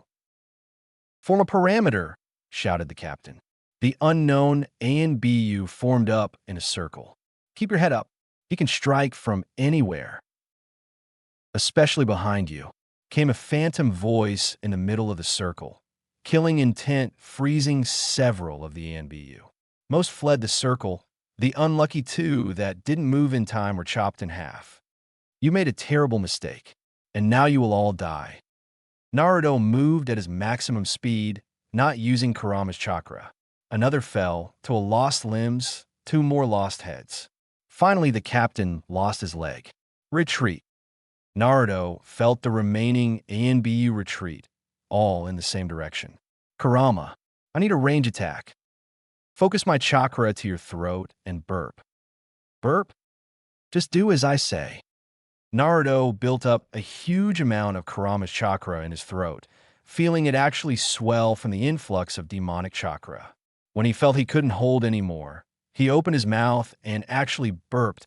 A pillar of golden chakra exploded from his mouth, vaporizing the retreating ANBU and the forest around them. With his last ounce of energy, Naruto threw his blade, impaling the captain through the chest as he attempted to escape despite losing one of his legs. Naruto then fell face first, unconscious, covered in blood and filled with pain. Flashback end. At first when you said it was they wanted to abduct you, I figured this might have been a Kumo attempt much like what your mother went through in the past. However, after what you told us, I'd say this has Danzo written all over it. The timing of the meeting we were just in is too perfect to think otherwise. Gaki, as soon as you're healed, we're going to leave. It's time to start your real training trip, stated Jiraiya, giving his notepad to Sarutobi and pulling out a scroll and jotting down locations he felt would be beneficial to his apprentice. Very well. In the meantime, I will have Tenzo launch an investigation. Even if it wasn't Danzo, this was a wake-up call. Next day, word had traveled fast of Naruto's hospitalization, as well as him taking out several unknown ANBU. So far, Team 8 and Team Guy had come by, Both Kurenai and Guy had given him gifts for making Jonin. Guy had somehow found a set of orange taijutsu sandals that had metal plates reinforcing the top and heels of his feet, as well as a list of holes that Guy had found in his fights with Niji and Gaara, for which Naruto had thanked him repeatedly. Kurenai had given him a scroll of several high chakra usage genjutsu that Naruto could actually use. At the end of the scroll, Naruto found a picture of Kurenai in a very skimpy bikini. Thankfully, he was alone when he found it, as he had passed out from a nosebleed. He needed to make sure that pervy sage never found that, or he had a feeling Kurenai-sensei would make his life a living hell. The remaining genin of Team 7, Choji, and Asuma were on a mission, while Shikamaru had stopped in after finishing the clan business that had kept him from going on said mission. The boy didn't know what Ino was doing, as she wasn't on a mission and she had yet to come visit him. Currently, Naruto sat in his room, while the nurse from the day before was feeding him and giggling at the disgruntled look on the blonde's face. Just then, Naruto sensed someone standing at the door. "And here I thought you forgot about me. What can I do for you, Ino?" 1 week later, Naruto stood at the northern gate, Jiraiya at his side. Team Guy, Team 8, and Team 10 had already said their goodbyes. Ino and Kurenai both giving the young Jonin a hug. Though Ino had taken it a step farther and giving Naruto a kiss on the cheek, Hinata and Kiba had wished him luck on his travels. Choji and Shikamaru had gotten the blonde a jumbo pack of ramen, and Shino had simply nodded to him. Though Naruto could feel Shino's turbulent emotions, as well as hear his hive buzzing louder. Now Sasuke and Sakura stood before Naruto. "See you when you get back, Naruto," said Sakura. She gave him a hug and whispered into his ear, "Thank you for forgiving me. I know you told Ino that you didn't hate me, but I know that on some level you did, and I'm sorry. It's not in me to hate a teammate. I told Ino the truth, and am telling you that it's okay," stated Naruto, returning the hug. Suddenly, Naruto pulled his sword off of his back and chopped Jiraiya's notebook in half. "Don't you use us in your smut pervy sage. You're no fun, Gaki," stated Jiraiya with a pout, pulling out another notepad and transferring his precious research. "Sasuke, how are you doing?" questioned Naruto, who had gotten the chance to read the mission report and found out that Sasuke had gotten his first kill on the mission he just got back from. "Don't you worry about me, Dobe. I'd be worried about falling behind me," stated Sasuke with a smirk, though Naruto could feel his emotions swirling violently. "Just you wait, Dobe. By the time you get back, Orochimaru will have made me stronger than you could ever be. Then he'll finally be strong enough to kill my brother." "You're on, Sasuke. Just don't die on me," stated Naruto. "I'll see everyone when I get back." Jiraiya and Naruto turned and made their way down the road away from the village, the glare off of Naruto's sword blinding the group as disappeared into the distance. "Oto. You are to go to Konoha, obtain Sasuke Uchiha, and kill Naruto Uzumaki. Your first priority is Sasuke. He must be brought here, no matter what. If you run across the Uzumaki, kill him," stated Orochimaru. Before him stood the Sound Four. "You cannot be caught. Kill anyone who finds you. Do not draw unnecessary attention." "Hi, Master," responded all of the Sound Four before taking off on their 2-day journey. "Sir, are you sure it was wise to send them? None of them are above high Chūnin in speed, and none of them are good enough to face Uzumaki unless they use the second level of the Cursed Seal. And even then only Kidamaru can fight without his eyes," stated a worried Kabuto, knowing full well how dangerous a swordsman that wielded a sword in the jutsu of the mist could be. "I think you overestimate him, Kabuto. After all, he is a Genin, maybe Chūnin. He has no real power," stated Orochimaru, scoffing at the very thought of Minato's brat being stronger than his personal guards. "Even if the brat is strong enough to kill one of them, I can just send Kimimaro." "Sir, did you read the latest report?" questioned Kabuto carefully, not wanting to anger his master, yet wanting to make sure he knew all the risks that the blonde posseed. "Why would there be a new report?" questioned Orochimaru dangerously, his eyes narrowing at his most trusted subordinate. "Well, sir, our spy reports that the Uzumaki is a special Jonin now, and he's leaving with Jiraiya to train." IWA. In an old run-down building on the south side of the village, several councilmen and high-ranking Chūnin were meeting about an issue of grave importance. At least to them, was important. I believe you all know why you are here today. That old fence-sitter has decided that we should forget the past and just overlook the fact that that bastard Minato Namikaze has a son, stated an elderly councilman, hate evident in his voice. I say we hunt the little bastard down and kill him. Our village suffered enough with what that monster did to all our families. Let's get back at him by killing his only kid, shouted a Vertan Chūnin. There's a problem. He's extremely powerful. He was able to defeat a Hyuga in hand-to-hand combat and has Zabuza Momochi's blade. Plus, he's the container of the Kyuubi and can use its power. He even defeated the One Tail with its power and summoned Gamaken, which means that he's being trained by Jiraiya of the Sannin, stated an informant that was at the Chūnin exams. Everyone paused at that information. If the kid could summon Gamaken, then he was no doubt being trained by Jiraiya of the Sannin and would most likely be close by whenever they decided to attack. We're going to need Han and Rashi, 5 days later, Valley of the End. Naruto and Jiraiya had not made much progress. Naruto was working on his chakra control and wind manipulation with clones while he himself was working lightly on reflexes, speed, and the Rasengan. In the meantime, Jiraiya was working out how to maximize Naruto's training, as they had just made it to the border of Rice Country earlier in the day. They were moving slow for the time being, as Jiraiya wanted Naruto to be as combat-ready as possible before they moved into Rice Country. Hunting down Orochimaru and any information about his activities would be complicated if Naruto was still slowed down by injuries.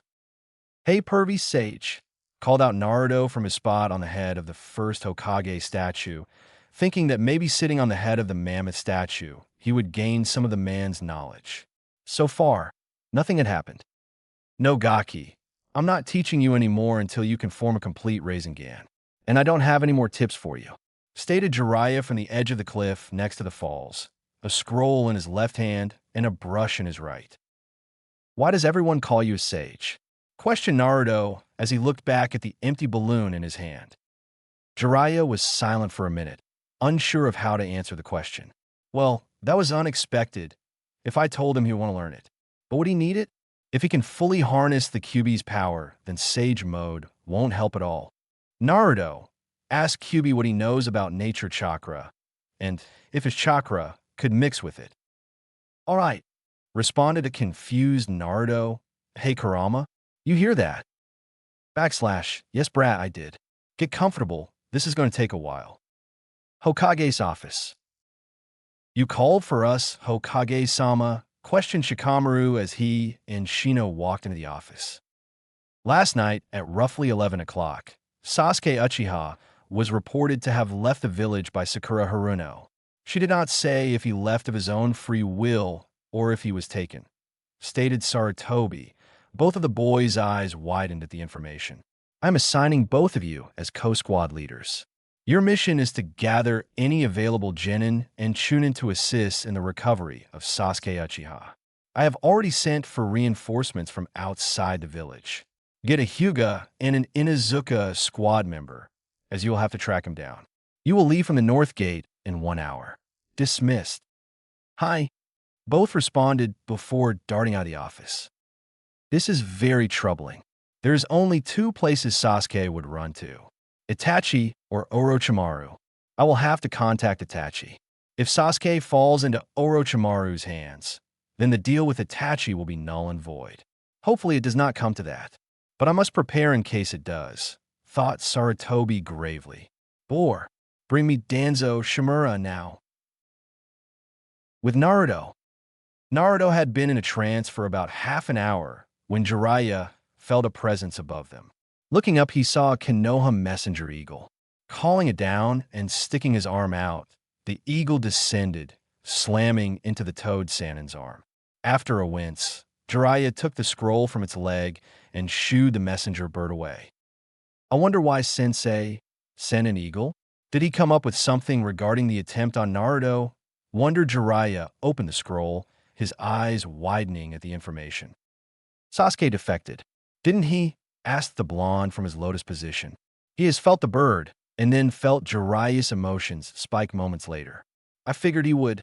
Ever since the Chūnin exams, he's been giving signals that he would. I was just too stupid to do anything about it. With Sasuke.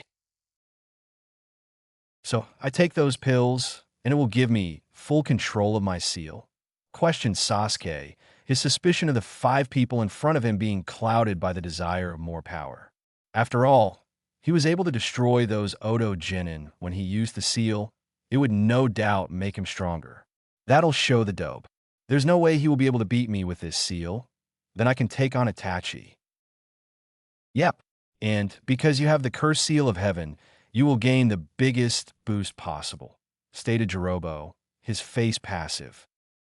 If you were, say, mid-Chūnin level now, which I think you are, you will be roughly high Chūnin with the first level, low Jonin in speed and strength when you activate the second, stated Karen, a red-headed, red-eyed girl that had yet to take her eyes off of Sasuke.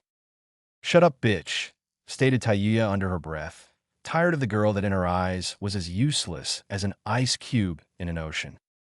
Ladies shouldn't swear, Tayuya, stated Jirobo kindly. Fuck off, fatso. Oto. You sent for me? Questioned Kimimaro as he moved slowly into the room. Yes. Orochimaru-sama has ordered that you be ready in case the Sound 4 fails to retrieve Sasuke, stated Kabuto, who had been working on a side project. They will not fail. You have told me that the Uchiha was mid-Chūnin level. They are all high Chūnin, stated Kimimaro, sitting down against the wall next to the door. True, but Konoha will no doubt send a retrieval team. Plus, there is little to no chance that his ex-teammate won't try to help the retrieval team, stated Kabuto, his inner hate for the blonde-haired Jonin showing through slightly. Stupid brat. He completely rendered all information on himself useless. Was he hiding all of his talents? Or has he actually grown this quickly? The one who foiled the invasion attempt. I will be ready if needed, stated Kimimaro as he stood up and returned to his room. If we ever do fight Naruto Uzumaki, you will die by my hand for ruining Master Orochimaru's plans. Good. The Sound 4 might fall to him, but Kimimaro is more than a match for him. Thought Kabuto happily as he added 2 vials together. But why send Kimimaro? He is already in failing health. There are plenty of others I could send. After all, Karen is already with them. With Shikamaru and Shino. Shikamaru and Shino stood with their backs to the north gate. In front of them stood Ino, Choji, Niji, and Kiba. Okay, as of right now, we are on a possibly S-rank retrieval mission to capture Sasuke Uchiha, who left under unknown circumstances last night during the guard shift change at 11 o'clock. That gives them an 11-hour lead, stated Shikamaru. I say capture because we don't know for certain whether he willingly left or if he was taken. Therefore, we must go under the worst-case scenario that he will attack us. The Nara continued drawing looks of concern from his team. It would be best if we streamlined our operations. Kiba should lead, as he and Akamaru have the best sense of smell as well as tracking skills, stated Shino. From there will we go into a cross formation, as I have discussed with Shikamaru. As Shino said, we will go in a cross formation. This will have Shino and I side by side protecting Ino in the center. She will be our medical support, and it will be vital to ensure her safety whenever possible. Also from this position, Shino and I will be able to extend orders to the following members while Shino and Kiba can communicate due to their extensive history and teamwork. Behind us will be Choji. As our best all-around fighter, he will be able to respond in any direction needed. Niji will hold the rear and scan with his bloodline to ensure that we won't be ambushed, finished Shikamaru. So they're sending 2 Chūnin and 4 Genin on an A-rank mission? Questioned Niji. This could be problematic. The Nara and Aburame are decent, as well as the Inuzuka, but it might not be enough. We will have prepare at least 1 wave of support, though 2 is likely. The first wave is thought to be 12 hours away while the second is approximately 20, stated Shikamaru. Who was our support? The Wavikure outskirts. What's it say, Kakashi? Questioned Asuma, his body tense. Dad sent an eagle. We only use those for urgent information. My student has left the village. We are to meet a retrieval team and pursue, stated Kakashi, disappointment in his voice. Why would we need to retrieve Naruto? He's a Jonin and with Jiraiya, stated Kurenai. He better not show Jiraiya that picture. Actually, maybe he should. Me and Naruto in one of those books. It's not Naruto. Let's get going. Naruto. So they're on their way to the hidden village that you believe Orochi team set up? Question Naruto. They would almost have to pass by this location to get there, unless they want to go all the way to Bird Country first. More or less, there are some secret passages that me and your father made for the Third War to outflank IWA, but they're probably overgrown by now. This crossing point is the best to cross at, so they'll probably— Jiraiya paused. Use your senses. They're about a half-mile away and moving slowly. Naruto nodded and drew on Kurama's chakra, just enough to sense negative emotions at the range Jiraiya had said they were at. Either 5 or 6 people. For a mid-Chūnin. One is low Chūnin, and I believe there's another that may be mid-Genin, but I can't tell for sure as they have very little negative emotions to them.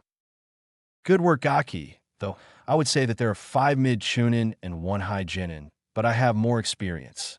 Now what do you sense about them? Questioned Jiraiya as he observed his student and continued to sit still to maintain the small flow of nature chakra he was collecting. All but the lower small one have heavy negative emotions, though the small one is chaotic, so they're either frightened or really exited. Stated Naruto. Very good, Gaki. Now you're back to full health, right? 10 minutes later. Naruto stood alone on the head of Hashirama Senju's statue at the Valley of the End, channeling a small amount of demonic chakra to track the incoming group of ninja. Though he was focused on his task, his thoughts were split. So, you can use nature chakra, but you can't use sage mode because as a chakra beast, you can't regulate the 3 chakra types, thought Naruto as he pondered what Kurama had just told him. That's the gist of what I just explained, stated Kurama tiredly. Now, Kit, these people are not like the Umbu that you killed. For what I can tell, they fight with power and speed, much like the Spandex boy. That's good, as I have speed and power. As long as I can avoid them, they can't use their power, thought Naruto as he kept focused on the incoming group. That is true, but for them to take the Uchiha, they have to be good. It's much harder to capture someone unharmed than it is to kill someone. And if that brat left by choice, then this group must either have outstanding skills or a very powerful leader. So I should watch out for any tricks they might have and keep on my guard, thought Naruto. You should always do that. But save your chakra. The less you use, the longer you can fight. And versus multiple opponents, that's critical. Only use the hidden mist jutsu and the blade. Keep my chakra as a last option. Your body has recovered, and now you're just as strong as you were when you fought Shikaku's host. Got it. This should be coming out right. Now. Sound 4. There's 2 presences up ahead, stated Karen. One of the chakra signatures is Kage in size. The other is— Wow, I have never felt so much. Kage chakra levels? Bullshit. Lord Orochimaru has Kage chakra levels. The only person around here that has that much fucking chakra is Jiraiya of the Sannin, stated Taiyuya. And what the fuck kind of evaluation is I've never felt so much? What are we talking here? Jonin. No, the first is definitely Kage in size. And the other one is— Well, if the Kage was a pond, then the other one is an ocean, stated Karen. We should go around. There's no reason to fight them if they aren't looking for a fight. And if Red Eyes over here is right, they're way stronger than us, and we have to protect the kid in this barrel until he revives, stated the 6-armed man, known as Kitamu, who was holding a giant barrel on his back. You pussy. We're Orochimaru's personal guards. Even if the bitch is right, I guarantee that they're not stronger than all of us, stated Sakan. We are fighting them, and we're going to kill them. I missed my chance at that Uzumaki brat, and there's no way I'm going to miss this. Too late now. They're in this upcoming clearing, stated Karen with an amount of fear in her voice. She may be new to sensing, but she had been taught personally by Kabuto and Orochimaru, and she had never felt chakra as massive and as powerful as this. That's the border. We'll kill this guy and be safe from any more trash trying to catch up to us, stated Sakan. Valley of the End. The Sound Four burst into the clearing, the red-headed girl trailing slightly behind. They all stared at the man, standing atop the head of the Hashirama Senju statue. I don't believe my luck. This is the guy Kabuto told us to kill, shouted Sakan as he dropped into a battle stance. This twerp? This is the kid that Four Eyes told us to kill? Bullshit, stated Tayuya as she looked at the kid who seemed to be staring at all of them at once. Where is Sasuke Uchiha? If you turn him over to me, you will be able to leave this battle unharmed, stated Naruto with authority and confidence. This trash? Beat us? That's a laugh. I could beat you with 5 arms tied behind my back, kid, shouted the spider like Kidamaru. Wait, he is wearing a Jonin vest. Are you sure this is the target? Questioned Jirobo. He didn't like this. Being this close, he could actually feel the power this man put off. It was like Kimimaro. Hey, Fatso is right. Orochimaru said that the kid was a Chūnin at the most. This isn't the guy we were assigned to kill, stated Tayuya. Suddenly, a strong killing intent covered the area. Karen fell to her knees, not used to such power, though the members of the Sound Firm managed to stand their ground, if a little shaken. You think you can threaten my life and get away with it? I know who you are. You're the people Sasuke left with. It's my duty as a Tokubetsu Jonin to either return him to the village or kill him, whether or not you are taken down as well as your option, stated Naruto. Oh, a Tokubetsu Jonin? He's nothing but a Chūnin with a few tricks, laughed Sakan. I'd say more that a few. Hidden mist jutsu, stated Naruto as the clearing they were centered in was overtaken by outrageously thick mist that even made it hard for Karen to locate the other chakra signatures. What the fuck? That four-eyed bastard didn't say anything about this? Neither did Orochimaru, stated Tayuya loudly. Thank God my jutsu worked by sound, otherwise I'd be next to useless. Everyone, group up and face outward. Kidamaru, set up a net. Jirobo, set up a wall, shouted Sakan as he and the other 4 moved into a ring around the barrel containing Sasuke. This isn't good. I hate to say it, but I'm not good at fighting at range or when I can't see my opponent. Seconds started adding up while they waited, tensed and ready to strike. They had prepared for situations like this, but what they weren't prepared for was nothing. The nothingness continued for what seemed like hours, though in reality, it was only a minute. The sound shinobi continued to grow more wary as time moved on, attempting to hear their opponent move, only to find that they couldn't hear anything. That is until Naruto made his move. Sklag thump thump. Jirobo and Tayuya turned to their right and left respectively, only to find that Sakan was nowhere to be found. They both looked down, only to see in horror that their leader was now headless, crumpled to the ground, his head laying a foot behind his body. Shit, he got Sakan. Does that mean that Yukon is dead too? Wondered Tayuya. 1-2. I've already got one of you. The remaining group members' eyes widened as the demonic sound reverberated from every direction at once. 3-4. He's on the floor.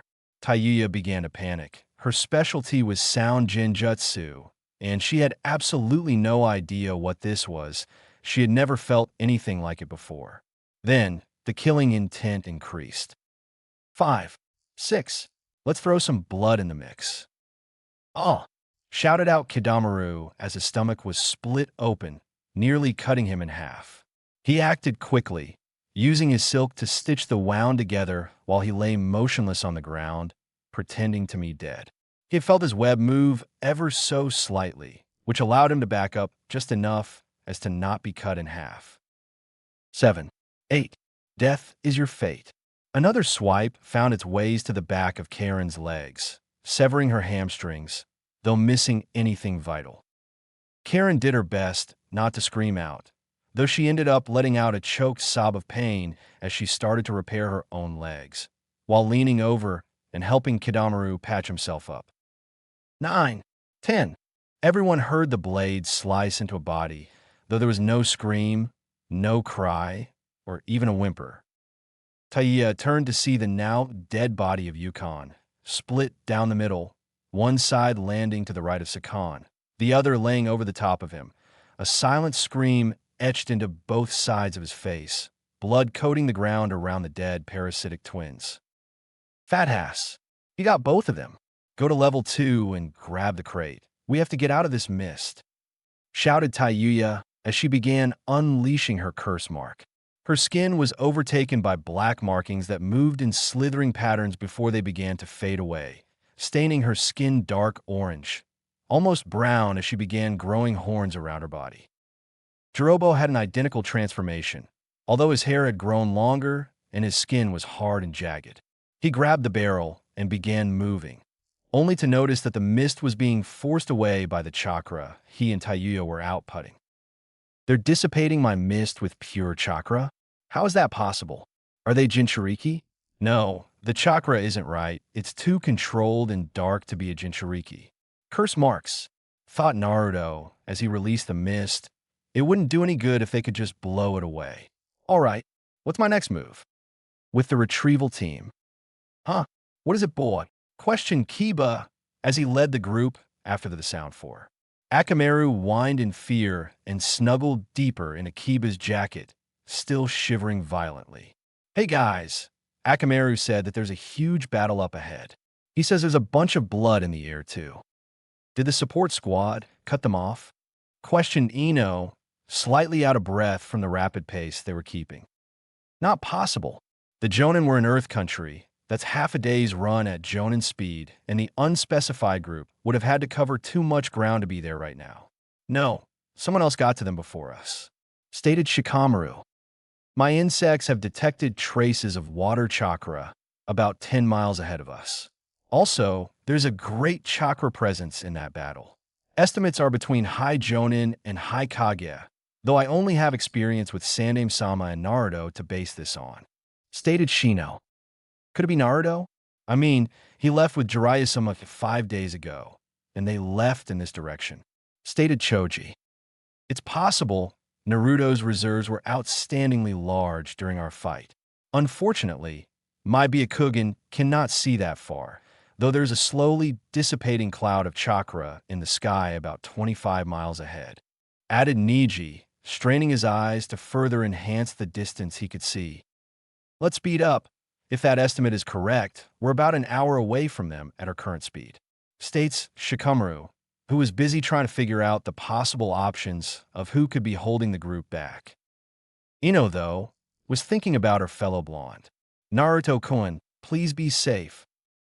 With Jiraiya, you've done good, Gaki. Real good. By taking out the parasitic duo, you've eliminated their apparent leader. Though that red-eyed girl seems to have already healed herself. Seems she's an Uzumaki, and that other redhead seems to be one as well, or at least half of one. Thought Jiraiya as he stood on a branch high above the clearing, suppressing his chakra to the point of non-existence. What are you going to do now, kid? Back with Naruto. I'll ask again. Where is Sasuke Uchiha? Demanded Naruto as he placed his sword in his right hand, while he hid his left hand in his cloak. Well, if you really need to know, trash, he's in the barrel, stated Taiyuya, her vocal confidence returning with her curse mark activated to level 2. Kidamaru, what's your status? Questioned Jirobo. Another influx of power drew Naruto's attention as his eyes gazed over at the spider-like man and the red-headed girl. He watched as the Spider-Man rose to his feet, one of his left arms guarding where Naruto had slashed. His skin turned dark brown while his eyes turned pure black. The redhead who had been healing him was now behind the group. Red hair and talent for healing, and I don't feel a great deal of negative emotions coming from her. I'll try to capture her. If she's an Uzumaki, she might be one of the last ones. And Spider-Boy seems to have recovered fairly well, though he is still guarding that slash mark. Observe Naruto as he scanned the area. Sasuke is in the barrel, so there actually is a chance he was taken. I'll kill the other three and leave the redhead and Sasuke. I'll be fine, my level 2 healed everything that Red Eyes didn't, though it's pretty sore, stated Kidamaru as he moved next to the remaining Sound 4.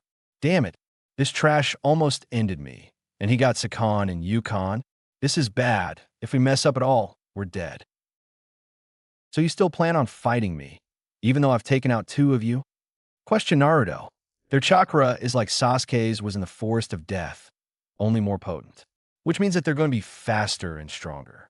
I might need Kurama on this one, but I'm going to try to get at least one of them before that. Nos cheat, trash. In this form, we're unstoppable, stated Kidomo, who then spit out a bow and arrow. This guy can use Zabuza Momochi's sword, which means he must be incredibly strong, though probably not as strong as Jirobo. Plus, he can use the sword while moving around silently, which no doubt means that he has great physical control and most likely very good at using chakra to both enhance his speed and cushion his feet. I don't know how fast he is, but with Sakan and Yukon gone, we are probably at a disadvantage. I'll crush you, stated Jirobo as he darted forward, his curse mark fueling him. To Naruto, it looked like he was moving in slow motion. High Chūnin maybe.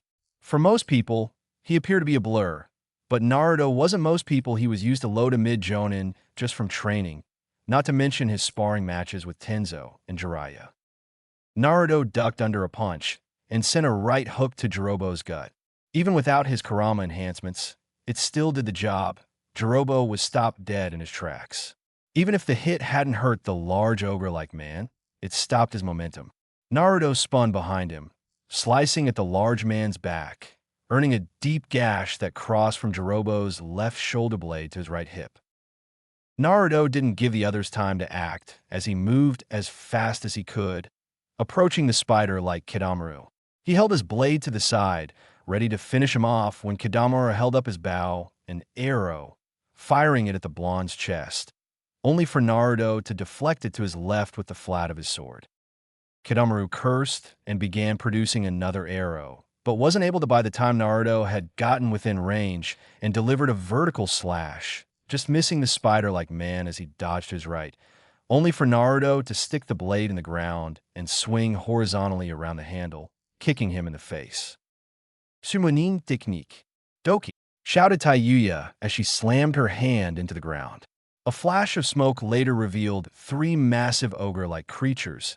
Each had their eyes covered, ears covered, and mouths sewn shut. Summoning technique. Kayadegimo, shouted Kidamaru, now standing on top of a giant black spider with red markings all over it. Jirobo looked on in anger, his back split and his spinal cord destroyed from the slash. He was next to useless now, and he had reverted back to normal, not able to physically handle his curse mark anymore. I'm done, but at least I can get one last shot at that blonde prick. Kenjutsu, Earth Golem Bomb. Naruto heard the shout and became wary. He knew for a fact that Kenjutsu was bad news. He and the other moved far away as Earth started to build around the large man and compact down to rock. Boom!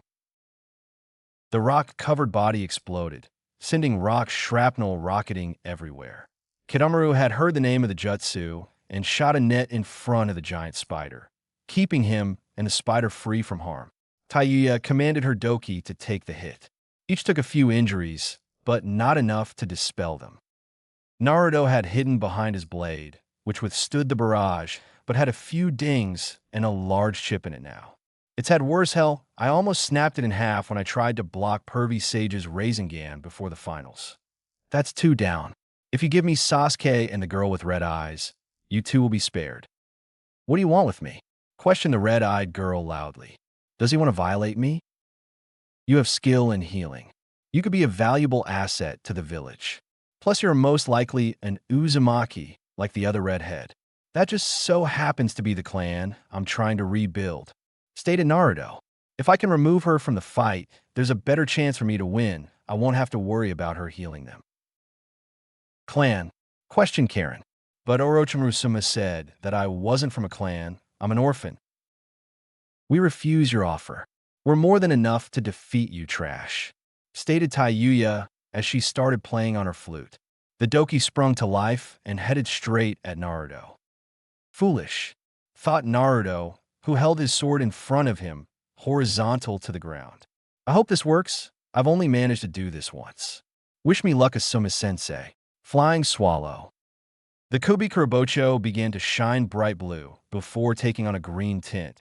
Chakra extended from the end of the blade, coming to a point 5 feet from the end of the original blade, where the chakra ended. Naruto swung the now 10-foot-long sword as the doki approached. The wind-enhanced sword split the 3 doki in half before they faded out of existence. It's time I finish this, stated Naruto as the sword returned to normal. How much can I use, Kurama? Stick with 15%. I know you can handle almost 25 now, but that starts to break down your body. 15 should be more than enough. Just make sure you end this quickly. Even if you defeat them, there could be more coming, stated Kurama. Got it, replied Naruto as he started glowing red. The red shifted lighter and lighter, growing until it resembled a dark orange cloak. This ends now. Holy shit, what jutsu is that? First he kills all my doki in one move, then he starts glowing fucking red, and now he looked like he's surrounded by red chakra. Thought Taiya, frozen in fear. Even the Kaedegimo is afraid of him now. What is this red chakra? Is it like our curse marks? Thought Kidomaru, who was taken out of his musings as the blonde disappeared from sight. He looked around quickly, not even picking up movement. Suddenly, Taiya flew backwards, folded over to the point that her forehead was almost touching her knees. Standing where she had been was the blonde-haired kid that they were told to kill, his legs still extended. Taiya bounced and rolled to a stop, her body against a tree, the curse mark receding as she coughed up some blood and passed out. That was a kick. How strong is this guy? That would have broken a civilian in half. Kaedegimo, catch him in your web, shouted Kidomaru as he began looking for the blonde-haired kid again. The giant spider let out a horrible screech. Kidomaru looked down to see the blonde, his giant sword buried in the forehead of the Kaedegimo, before the blonde pulled the blade out and retreated, waiting for the giant summon to dispel. You killed her. You killed Kaedegimo, shouted Kidomaru in rage, his face gaining black lines, inadvertently forcing the curse seal to adapt a new level. I'm going to kill you. Well, that can't be good, thought Naruto as he tightened his grip on the sword. Kit, I think that's a new level. His chakra output just increased, and it's stronger now. Be careful. Kidomaru charged, his speed rocketing to mid-Chūnin as he charged recklessly, all 6 fists coated in sticky spider gold, turning them into blades. He swiped at Naruto, aiming for the blonde's head, missing as Naruto ducked under and slashed with the sword, only for it to parry by one of the arm blades. Naruto jumped back, creating distance between the crazed Spider-Man and himself. He placed his sword on his back and began planning. He's fast now. With 6 arms, it's hard to maneuver around him. I'll have to use ninjutsu. I'll end it with one shot. Shadow Clone Jutsu, shouted Naruto as 2 clones popped into position. Both clones nodded, already knowing the plan, and turned to their opponent. Naruto placed his hands on their backs and pumped some chakra into each clone as Kidomaru charged once again. Wind style, Cyclone Fist. Water style, Great Collision Wave. With Naruto pushing Kurama's chakra into the clones and providing a mental link, the 2 jutsu were able to combine, resulting in a huge, devastating vortex that rocketed forward, tearing into the enraged Kidomaru, who hadn't been able to escape the vast area of the jutsu before it collided with him, catching him in the rapidly spinning water and smashing him into the tree line, uprooting and smashing through trees until the jutsu died down, leaving a disfigured mass of flesh in the new clearing. The clones dispelled, leaving Naruto alone in the clearing, Kurama's chakra receding back into his body, along with the fatigue feeling of losing the chakra. There is no possible way he is getting up from that, thought Naruto as he moved to the barrel holding Sasuke. Karen, though, that he was coming for her and started trembling in fear. I'm not going to hurt you. I meant what I said earlier. If you are an Uzumaki, we are from the same clan, and if not, you are still of use to the village, and it would be nice to have another friend, stated Naruto kindly as he tried to open the barrel, only to find that it wouldn't budge. Why won't this thing open? Karen was about to respond when her face turned pale. Suigetsu. What's a suigetsu? Questioned Naruto before he felt a presence behind him. He drew his sword and spun around, only to see a teen, roughly his own age. Purple eyes and white hair matched his purple shirt and white pants. Who are you, and what do you want? Fool. The bitch just said my name. I'm Suigetsu Hozuki, and I want my sword. Fool. The bitch just said my name. I'm Suigetsu Hozuki, and I want my sword. Stated Suigetsu in annoyance. Hell, he was an infamous enough ninja. He was almost part of the Seven Swordsmen. Any Jonin should know who he is. Where's your sword? I don't see it anywhere. Stated Naruto, acting dumb. This is my sword. Zabuza trusted me with it, and I will guard it with my life. The one on your back, you little shit. I'm the next in line to that blade, snarled Suigetsu, radiating killer intent. He left it to me. I have the letter back home to prove it. But if you really want to see who deserves it more, let's just see, stated Naruto as he drew the giant blade off his back, directing his own killer intent at the silver-haired teen. All right, I know nothing about this guy other than he really wants this sword. If he really was the next in line, then he must be one hell of a swordsman. This brat can actually lift the Kubikurabocho after fighting against the Sound Four already? I guess he has some skill, but there's no way he's better than me, thought Suigetsu, who unsealed a claymore from a seal on his belt. With Jiraiya? He beat the last group without much trouble. But this guy is in a league above the others. Jonin-level Chakra reserves, and strong judging from the size of that claymore. Be careful, Gaki, thought Jiraiya as he observed the group below him. The redhead is staying put, though she might just be guarding the barrel until Naruto is defeated or more help arrives. I know you've got a lot left in the tank, kid, but I hope you can serve it. There's no telling what's going to happen. Back to the fight.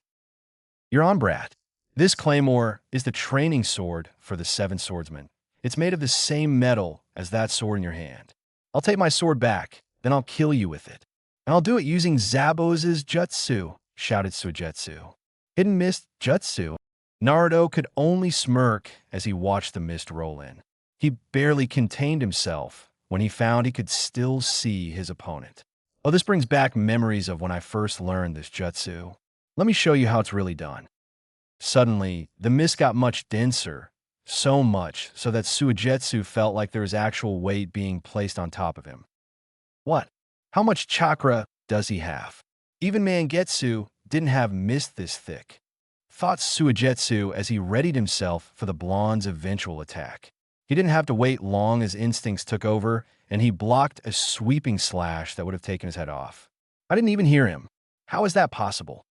So he can keep up with me in the mist. That's going to complicate things.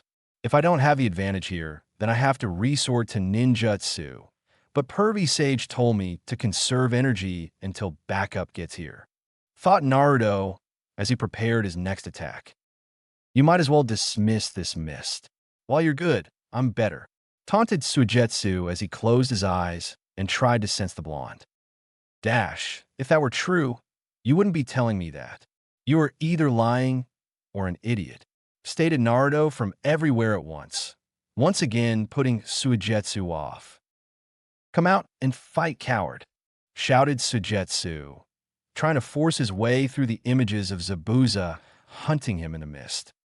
Absolute silence followed his shout. No sound at all. Wait, there should be at least some sound? Is this mist really thick enough to block out the outside sounds? He was taken out of his musings when his danger senses went absolutely wacky, telling him that he was surrounded.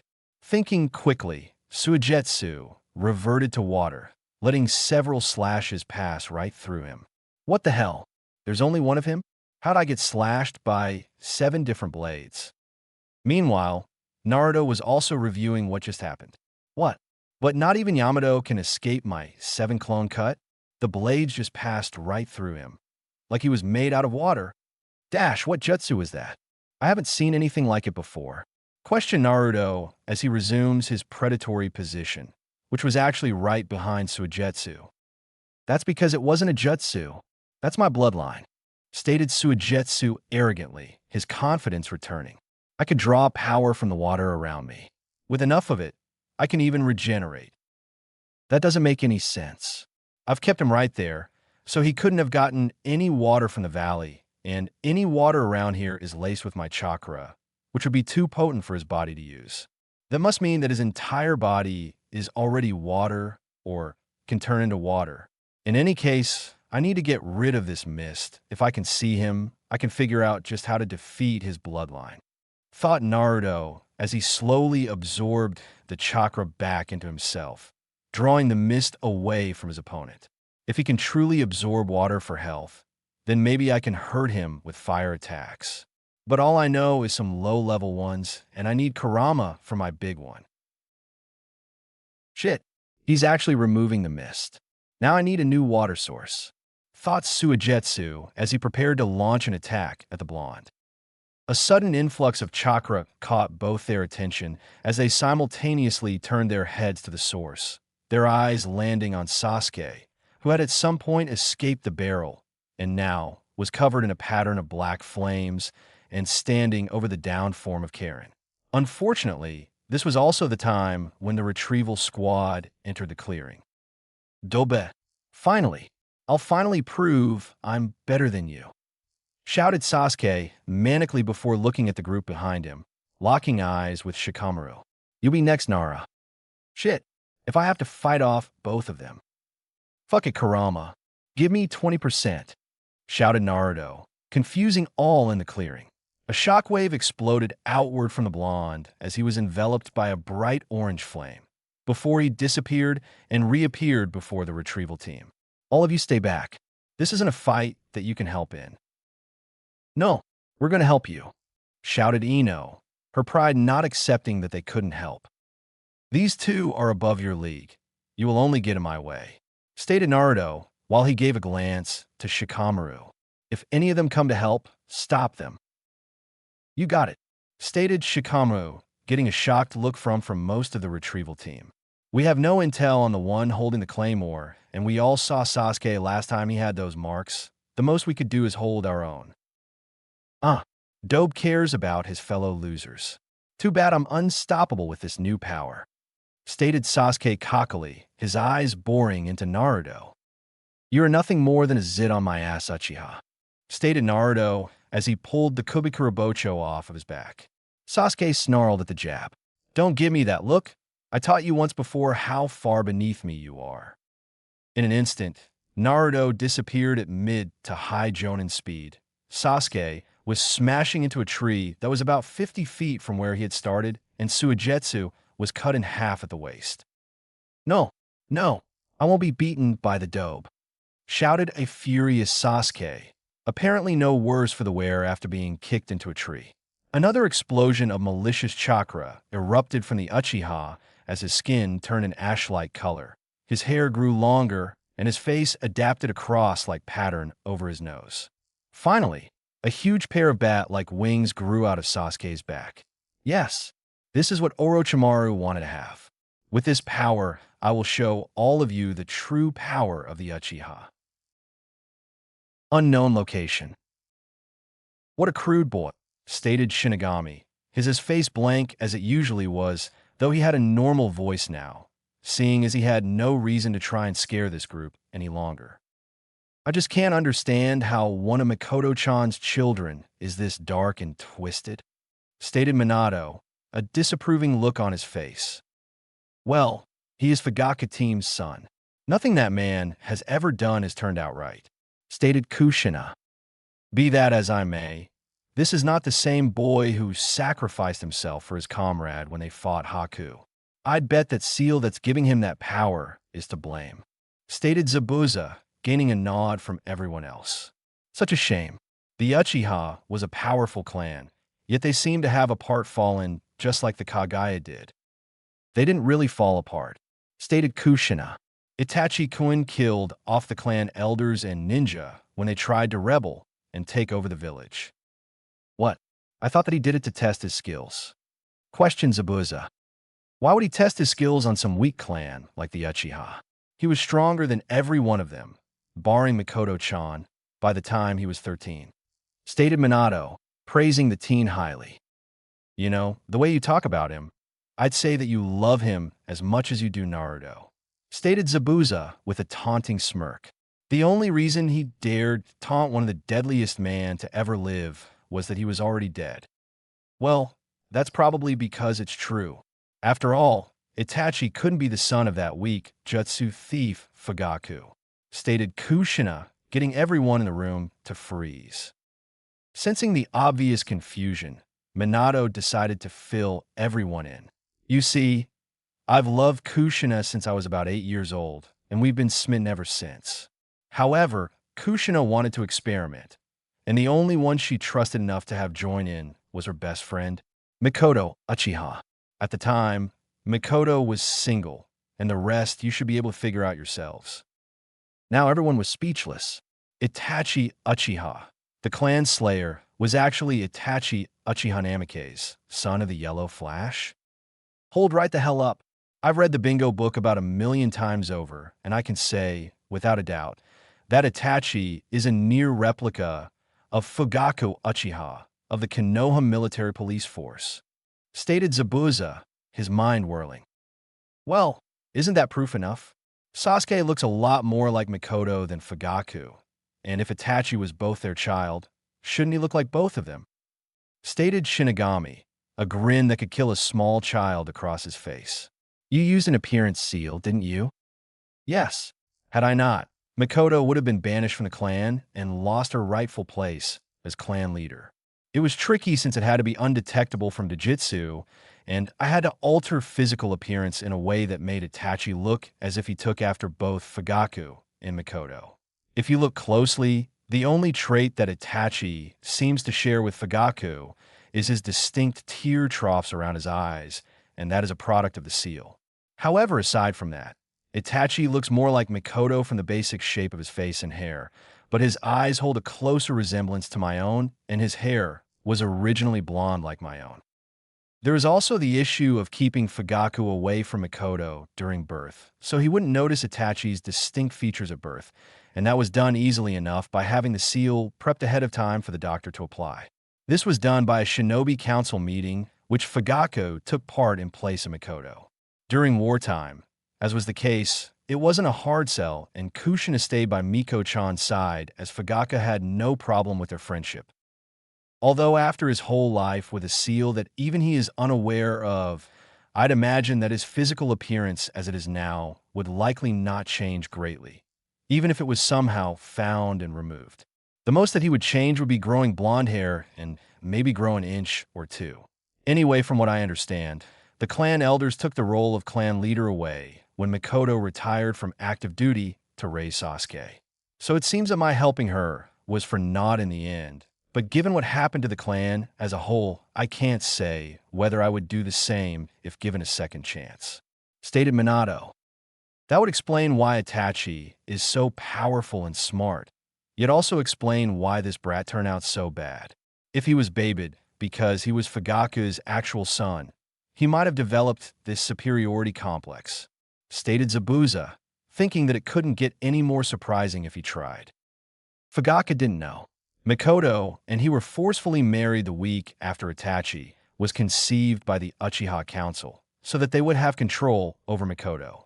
The only ones who know are myself, Minato, Mikoto, you two, and the nurse who helped deliver Itachi. Stated Kushina.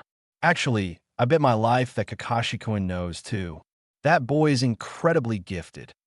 So, Sarutobi does not know this then? Questioned Shinigami, a nefarious smile growing on his horrifying visage.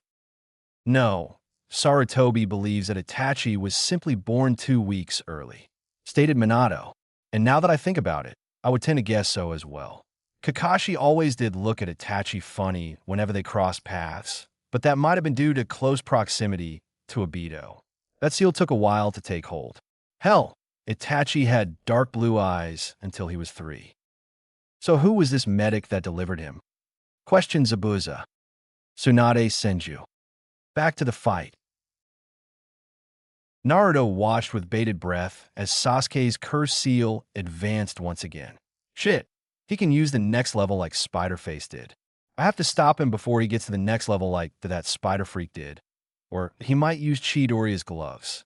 I can't use the hidden mist jutsu, otherwise Puddle Boy over there will just keep getting stronger. Naruto began pumping wind chakra into the giant sword, causing it to glow an unearthly green. Sasuke grew confused with the chakra coming off of Naruto's sword. What is this? I've never seen green chakra before. Suigetsu, on the other hand, became desperately frightened. That's chakra flow, and he's using it with wind chakra. I need to keep him at a distance. I won't be able to reform properly if he cuts me with that. The only way this could get worse is if he starts using lightning chakra. Damn that Kabuto. Naruto once again disappeared, slashing at the Uchiha, who barely blocked it with one of his wings, though the wing was cut clean through and an inch-deep gash made its way to his left shoulder. Naruto followed up with a kick to the other side of his body, which also was blocked by his wing. Thought once again, Sasuke heard a bone snap cleanly, resulting in his right wing hanging limply at his side. Naruto disengaged with Sasuke and once again disappeared from view.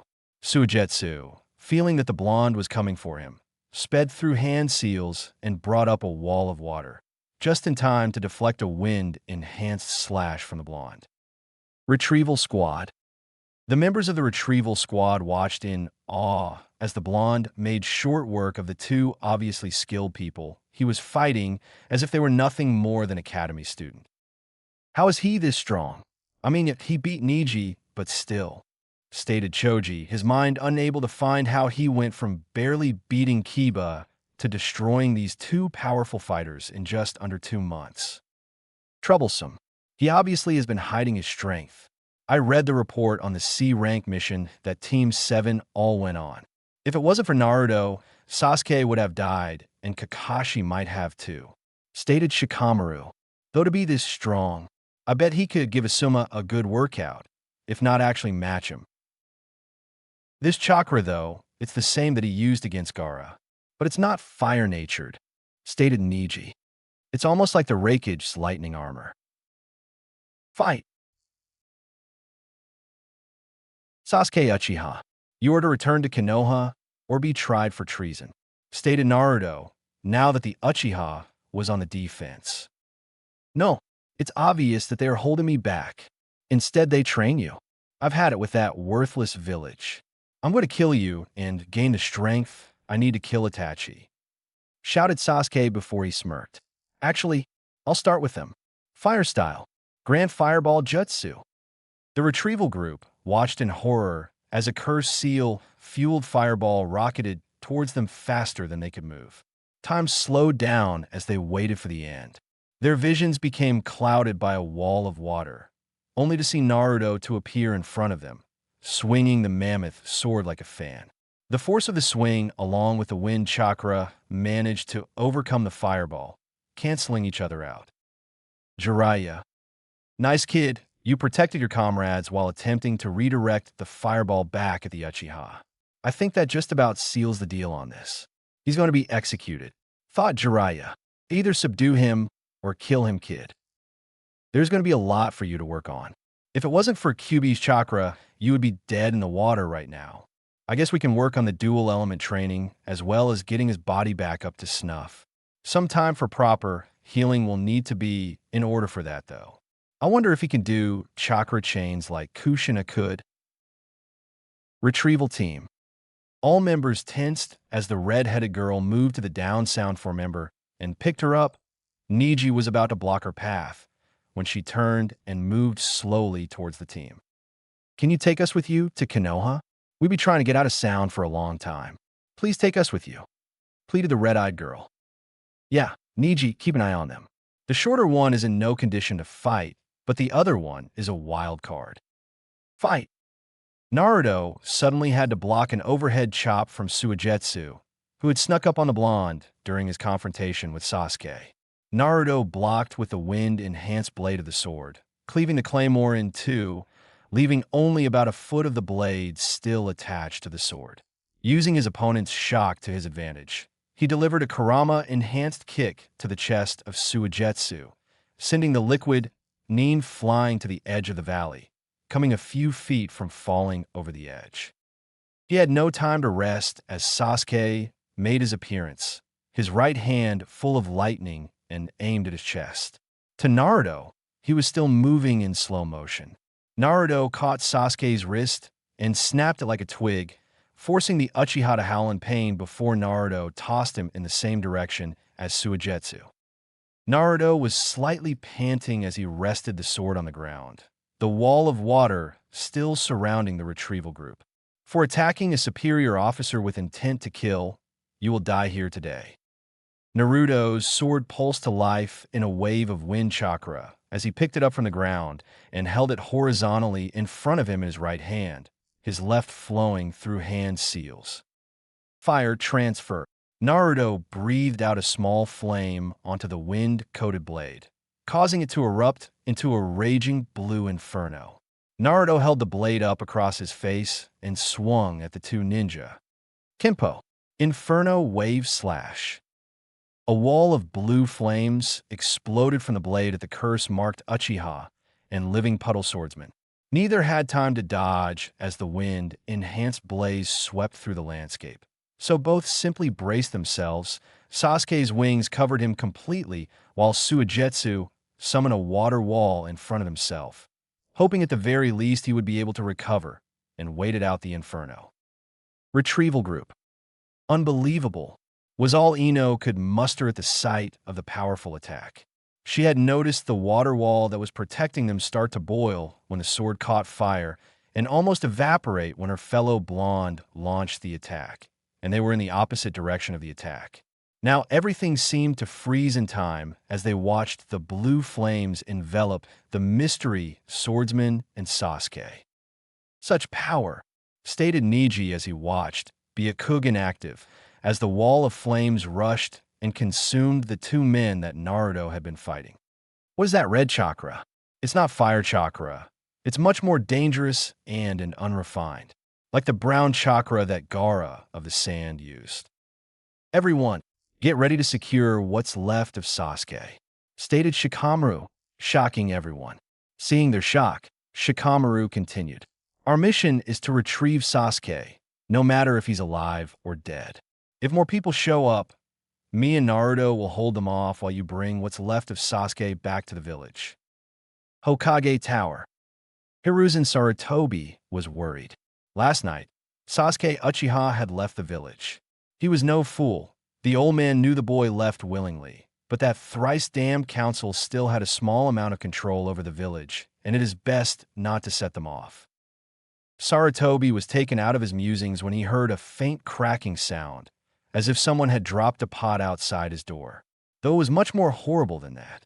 The hair stood tall on the back of the old Sarutobi's neck when his eyes panned across his successor's picture. The framed picture of Minato Namikaze had a large crack in its protective glass that spanned the entire image. No, there are only 3 ties that Minato has left in this world. Sarutobi slowly reached down and pulled open the bottom left drawer in his desk, revealing several framed pictures, the top one having an identical crack in it as the Yondame's. Naruto! Umbu! Shouted Sarutobi. He waited as 2 teams of Umbu flooded the room in an instant. I want one team to go to the border and help out with the securing of Sasuke, Uchiha, and any other enemies present. Cat, you will lead this mission. The primary objective is to capture the fugitive. The secondary, Naruto, is in danger. Cat, a rather short Umbu with long purple hair and a katana across her back, was now frozen.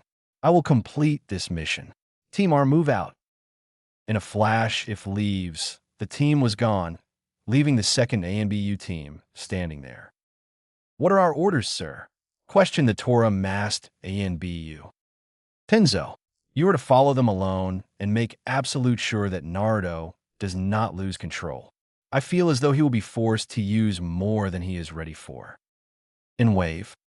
For the second time in the last 2 months, a beautiful red-headed woman stepped off a ship and onto the docks in the port city of Wave. I haven't been gone more than a couple of months, and this place looks even better than when I was here last, stated the redhead with a smile.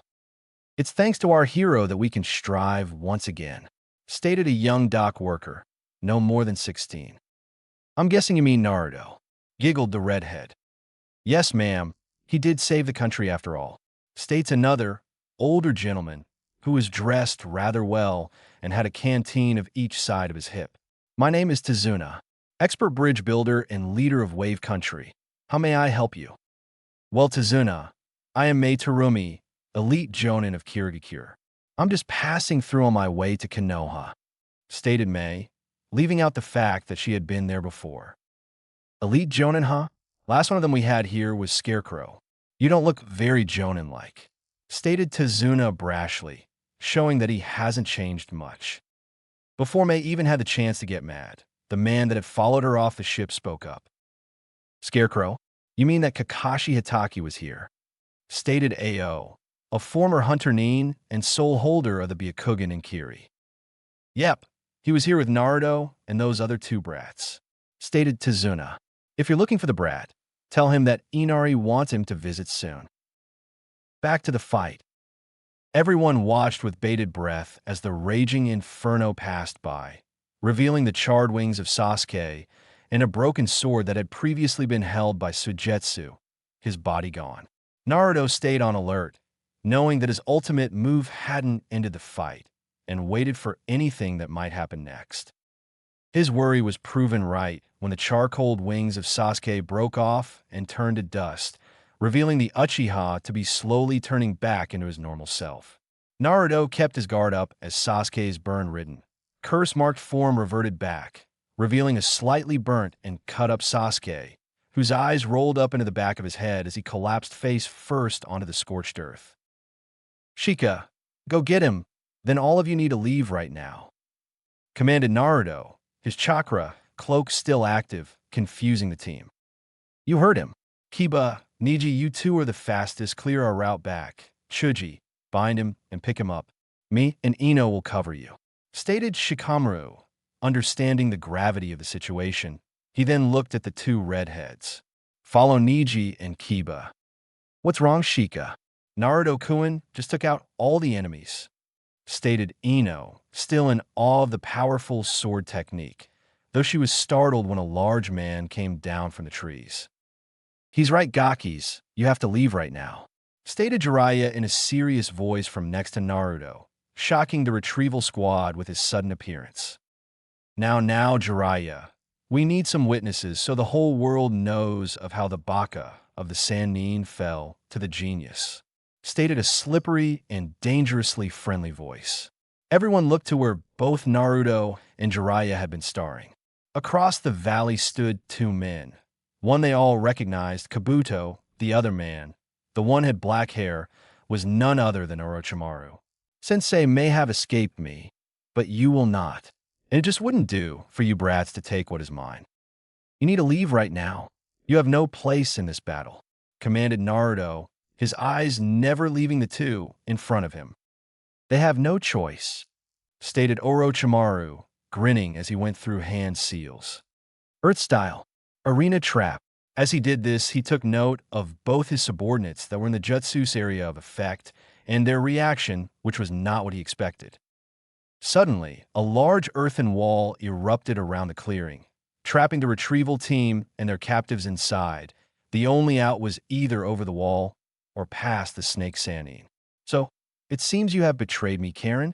Don't worry, I'll be sure that you see the experiment table soon enough, just like I did with your mother.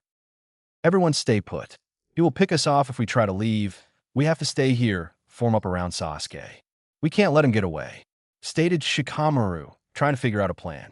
Karen seemed to be shaking at Orochimaru's words, but his duty first and foremost was to his team and then the seemingly refugees. You must be a Nara. Odd that you would become a Chūnin at such a young age, stated Kabuto with a confident smirk. But then again, Naruto made special Jonin at the age of 13, so I can say that the standards of Leaf Nin have dropped considerably. Naruto knew that jab was completely directed at him and ignored it completely. Jiraiya-sensei, should we bring out some help? I like your style, Gaki. Jiraiya smirked. Both Leaf Nin began going through hand seals. Seeing this, both Orochimaru and Kabuto went through their own. Summoning jutsu. Summoning jutsu. For huge plumes of smoke erupted from either side of valley, blocking out the sunlight for the people straining their eyes to see. As the smoke disappeared, from mammoth creatures stood tall on each side of the valley. Two toads, both red, sat crouched, ready to pounce on the set of purple snakes that lay coiled on the other side of the land gap. I see why you summoned me, Naruto, stated the Gamekin, his club already in hand. I will do my best, but I am quite clumsy. Kin, stop that. You're more graceful than Bunta is, stated Naruto. I heard that, brat, shouted said Toad, confusing the onlookers. With the retrieval team. That's Gamma Bunta and the Toad Naruto summoned during the Chūnin exams, exclaimed Kiba, surprised to see two huge, legendary beasts. Their opponents are even more startling. Orochimaru and Manda, the snake boss, stated Shino from his position next to Sasuke, where he kept his insects draining the Uchiha's chakra. To think anyone would stand up to Orochimaru-san, stated a wary Karen. Well, Naruto-kun was the most stubborn of all of us. Guess we shouldn't be too surprised, stated Ino, getting an odd look from Shino and Shikamaru. He did fight a Bijou after all. The fight. Even now, brat, you mock me with your petty existence, just like your miserable father and mother, shouted Orochimaru, his rage contained well beneath a mask of calmness. It was a surprise to everyone when it was Gamekin who spoke first. Do not insult and sully their names with your foul tongue. They were both head and shoulders above you. Foolish Toad, you are not even the boss of your clan, and yet you speak to my summoner in such a way? You will die here today, along with that brat on your back, shouted the snake to the side of Manda. I've had enough of this for one day. Kin, shock and awe, shouted Naruto as he created a clone beside himself. Got it. Lightning style, Toad Bolt Jutsu. Wind style, Great Breakthrough. Water style, Grand Collision Wave. Toad Collaboration style, Toad God Thunderstorm, shouted the two Narutos and Gamekin at once. The lightning bolt that came from Gamekin's mouth surged through the water of Grand Collision Wave and powered forward by the wind of Great Breakthrough, resulting in a beam of electrified water that slammed into the smaller snake, barely missing Manda and forcing Kabuto off of the summon. The smaller snake dispersed back to its summon realm. Where has the child gained such power? He's already defeated the Sound Four. He killed Sujetsu, put down my new body, and took out my second best summon. I'll kill that goddamn brat, snarled Orochimaru mentally. Manda, take out the toads. With pleasure, stated Manda before he burrowed into the ground. Kin, I'm gonna go take down Kabuto. Help Bunta beat the snake, stated Naruto as he took a running start and leapt of the toad's head, over the canyon and towards the traitorous Kabuto. Retrieval team. Naruto, no, shouted Ino as she watched Naruto dive bomb off of the mammoth toad over the canyon. Ino, he's going to be all right. His trajectory will land him on the other side with plenty of room to spare, stated Shikamaru, who himself was in awe of the controlled insanity that was Naruto Uzumaki. It's like he has no fear of death, just a healthy respect for it. Jiraiya versus Orochimaru. That brat is quite impressive, even with him constantly thwarting my plans. Perhaps I shall use him as my next vessel, stated Orochimaru, taunting Jiraiya from the top of Manda. You have no clue. He wouldn't join you and you don't have the willpower to take him over, stated Jiraiya. Perhaps, but will can be broken, stated Orochimaru with a sickly sweet voice that made the hairs on the back of Jiraiya's neck rise. Now, I'll let Kabuto end him, while I finally kill you. Focus on your own fight, stated Gamaken as he slammed into Manda with his shield. Naruto. As Naruto descended towards Kabuto's position, he started spinning, his sword held across his face, one hand on the handle, the other holding the full circle cut out. His spin caused the legendary Kubikurabocho to turn into a vicious fan blade of death as he got closer to his target. Kabuto was shocked to see the daring maneuver by the rookie Chūnin. He really had to give the blonde credit. It took balls to jump off of a giant toad over a canyon and attack him. Kabuto waited till the last second to dodge, jumping far away from the impact site. His eyes nearly left his skull as the rotating blonde released his blade, timed perfectly so the massive slab of metal headed right for the still airborne Kabuto. Impossible. He was spinning too fast for any kind of accuracy, shouted Kabuto in his head as he did his best to maneuver around the giant blade, only slightly succeeding as the blade sliced through his left side, nicking his kidney. Shit, I need to heal. Wait, what? Everyone froze as the blood-curdling scream broke the air. Everyone looked over to see the legendary Kubikurabocho flying back towards Naruto's awaiting hand, covered in blood and with a glowing purple chain attached to the hilt, which ran back to Naruto's sleeve. Okay, absolutely no clue how I did that. I'll figure it out later, thought Naruto with a calm expression. The brat. Those are the Uzumaki chains, shouted Orochimaru through gritted teeth. What next? Does that little shit know the Hiraishin too? No, stated Jiraiya suspiciously, but I don't know that for sure. He's your student, Baka. How can you not know? Shouted Orochimaru. But before he could get an answer, a spike club came down on the top of Manda's head, the snake Sannin barely jumping out of the way before his summon departed to his realm to heal. Hopefully that killed him. Good work, Kin. Let's have a drink. And with that, the two toads left, knowing their job was done. Meanwhile, while Orochimaru looked disbelievingly at Jiraiya, who continued to astound the snake man with his sheer stupidity, Kabuto was hunched over holding his side and pumping chakra into the gaping wound on his side. I know you can heal yourself, but can you heal from wind chakra cuts? Probably. After all, you're Orochimaru's bitch, stated Naruto as he slowly gathered water chakra. This was all just a diversion. I know you have a secret weapon in hiding back there, over in the tree line, and even if they do come out, hidden mist jutsu. Retrieval team. What is this jutsu? Sakura said that they fought in it before, but I've never seen it used by anyone else, stated Kiba. I asked my father about it, stated Shino. He said that Kiri ninja, particularly the seven swordsmen of the mist, use it to conceal movement. It has been said that the best, namely Kushiru Kurare and Zabuza Momochi, could sometimes block out sound, sight, and even other chakra signatures. I couldn't sense his chakra when I fought him. It makes sense now, though, stated Niji. While I'm not the most skilled in it, I am aware of my surroundings. That was blocked off when he used this mist. I'm still confused as to what he did with that sword. What was that chain he had attached to it? Asked Choji. And Master Orochimaru said they were chakra chains, stated Karen from the back of the group, gaining their attention. Where have I heard that before? Naruto's fight. How can this mist be so damn thick? I don't understand. This is unreal. It's like it's physically holding me back, thought Kabuto as he tried to gain his bearings. I can't see it all, and I can't hear anything. I can't even sense his chakra signature. Out of darkness, out of night, the demon has returned, come back to fight. And with that fight you will never again see light. Where is he?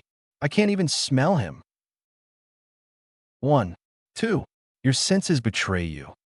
This killer intent, it's unreal, thought Kabuto as he barely managed to stand. Suddenly a sharp pain met his side. Looking to see what it was, he panicked seeing his wound had been reopened. I didn't even feel the blade. 3. 4. Here comes some more. Kabuto's other side split open in a new rush of blood. I need to heal, or I'm going to die. 5. 6. There's a limit of what you can fix. Another slash, this one to his upper back. 7. 8. Death is a traitor's fate. Kimimaro.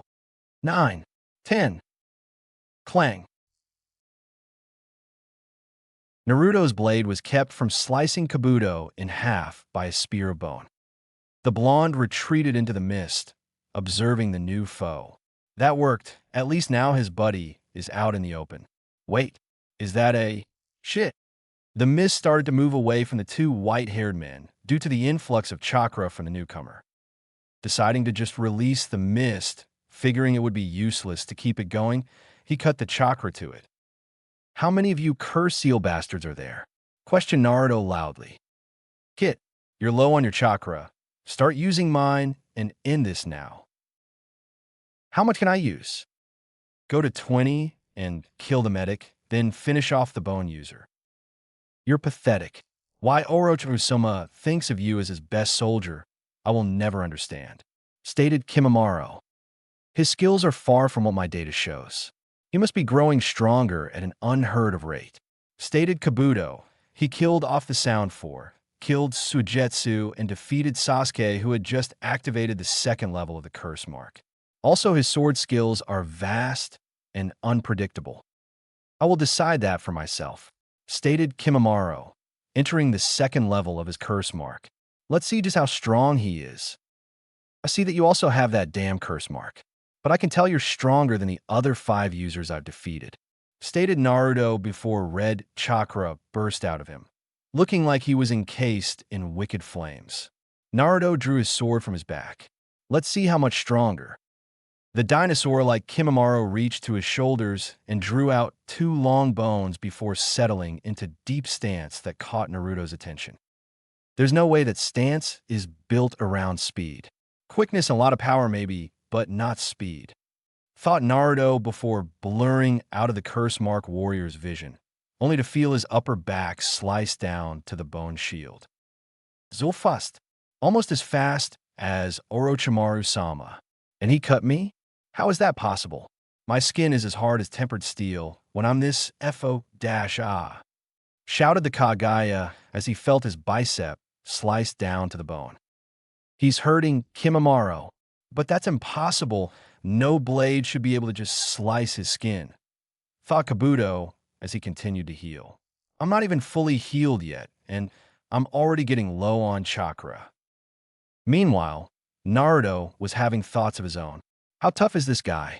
I destroyed Sasuke when he used that mark, but this guy is barely wounded after 2 near-fatal hits. Forgetting the thought momentarily, he continued the plan and moved as fast as his body could go, aiming to decapitate the medic, only for his blade to be stopped by a familiar chunk on bone. What? That's the fastest I've ever moved, and he blocked it. Avoiding the follow-up strike, Naruto dodged back from the bone user, only to have to dive away to avoid a chakra slash from Kabuto. He processed to block a slash from Kimimaro with the flat of his sword. Spinning on his heel, he drove his foot into the medic's side, sending him a distance away before disengaging from the bone user and sweeping the sword around and narrowly missing Kimimaro, who dodged back just in time. Naruto was about to go on the offensive when he felt a swell of negative emotions from behind him. He gripped his sword with both hands and swung, hitting the approaching medic with the broadside of the sword before spinning back around, grabbing a bone spear that was inches from his chest, and using all his strength, throwing the bone user over his shoulder and into Kabuto. I see, the pest is back. Guess you're just like I thought. A parasite that hides behind his strong allies when the doing gets tough. Oh well, stated Naruto evenly, hiding his true emotions. Those two are going to be hard to take down. The bone user is hard to hurt and fast to act, all the while Kabuto can heal himself and others. I can't believe I have to use this. Suddenly, there were 10 Narutos, each in chakra cloak. Each had a Kubikurabocho, and each looked pissed. I was going to offer surrender, but I guess that's out of the question. Before Kabuto even had a chance to reply, he was forced to dodge 2 blades, one going for his knees, the other for his throat. Kimimaro was in a similar situation as he was dodging and blocking the strikes of 5 Zanbato wielding blondes. Both were being cut up bad before the clones around Kimimaro disappeared, leaving a cloud of chakra smoke behind. The moment felt like it lasted for hours as time slowed to a crawl. Rasengan. Jiraiya. The fight between Jiraiya and Orochimaru had devolved into little more than a staring match, both unwilling to use their respective trump cards. Jiraiya didn't because Sage Mode took too long to prepare and would leave him in no shape to help Naruto, should he need it. Orochimaru, because he knew once he brought out his sword Jiraiya, would use his ceiling to take it away as he almost did last time they fought, and he didn't have the Ito Tensei prepared. Seems we once again face an impasse. Wouldn't you say, Orochimaru? The Snake Man snarled at his old teammate before looking across the canyon to his two best men, just on time to see the blonde use that damned shadow clone. To be able to send the beast Chakra to 10 clones at once. He truly is a cut above the rest. Even Sasuke will be no match for him. Damn Minato. Damn him for both his infernal children. How's it feel to know that both his sons are stronger than you will ever be? Stated Jiraiya, getting another snarl from the Snake Sannin. Just so you know, he's going to kill the bone user and most likely the medic too. Kimimaro is already dying, and there's no way to prevent it. I've already set up multiple ways for his bloodline to move on. Kabuto will not fall to his mindless tactics, stated Orochimaru as he watched the bone user struggle against the clones attacking. There isn't a better tactical mind in the world than his, stated Jiraiya proudly. The plans he comes up with are foolproof and ingenious. Rasengan. Naruto. Kimimaro didn't have time to react when the blonde appeared in front of him, a purple ball of chakra spiraling in his hand, before the blonde slammed it into Kimimaro's chest as it instantly started grinding into torso, ripping the skin away and grinding painfully though his ribcage before the bone user flew back and hit the ground with a loud thud, entrenching as he plowed through earth, his body now limp. Kabuto stood shocked as he watched Kimimaro defeated. What? Suddenly, bones grew wildly around them as Kimimaro's voice echoed through the area. I will kill you if it's the last thing I do for defying Lord Orochimaru. Dead Bone Forest. Naruto acted quickly and ran as far away as he could, spires of bone shooting up behind him as he pushed his speed to the limit. He had no clue how fast he was moving or how far he had run. He just knew not to stop. Suddenly, the bones stopped growing from the ground. Naruto continued to put room between himself and the forest, knowing he could still be killed if he looked too soon. As soon as he felt he had moved far enough away to be safe, he turned around, shocked to find that he had traveled almost a mile in less than 10 seconds, the bone forest less than 50 feet away from him. To think he was that strong, to make this with his dying breath, stated Naruto in awe. Kit, he's coming in fast. His power is still climbing. Use the burp, shouted Kurama from inside of Naruto. We need a better name for it, thought Naruto before fathering as much of Kurama's chakra to his throat as he could. Another bone sprouted up in front of Naruto, who dodged back just in time to avoid his skull being pierced by a bone spear. Naruto landed in a crouch, his throat swelling as he took aim at the curse-marked warrior that was bearing down on him. Now, Jiraiya and Orochimaru. What's this power? I've never felt anything like it, shouted Orochimaru as he felt the power rolling off of the blonde. Well, Orochimaru, looks like the kid is done playing. Your shinobi are as good as dead, stated Jiraiya. Orochimaru was about to retort when he witnessed the beam of pure, gold chakra escape the blonde's mouth, disintegrating everything in its path. Naruto. Naruto unleashed the pure chakra, aimed true at his target, who simply evaporated the instant the attack touched him, as well as a good portion of the bone forest behind him, leaving a trench that formed a miniature canyon, nearly matching the valley it stood next to. Kabuto had gotten out of the way and was now on the other side of the canyon, somehow crossing the expanse while Kimimaro took the attack. Time seemed frozen as everyone watched the attack plow through everything in its path, leaving nothing in its wake but destruction. Retrieval team. Impossible. That amount of power should be impossible, stated Shino, his Kikachu all terrified of the pure chakra that lingered in the air. Shikamaru simply nodded. His mind, for the first time he could remember, was blank. Niji and Chuji were no different. They both simply stood in awe of the jutsu. Ino and Karen, on the other hand, were scared, similar thoughts running through their heads.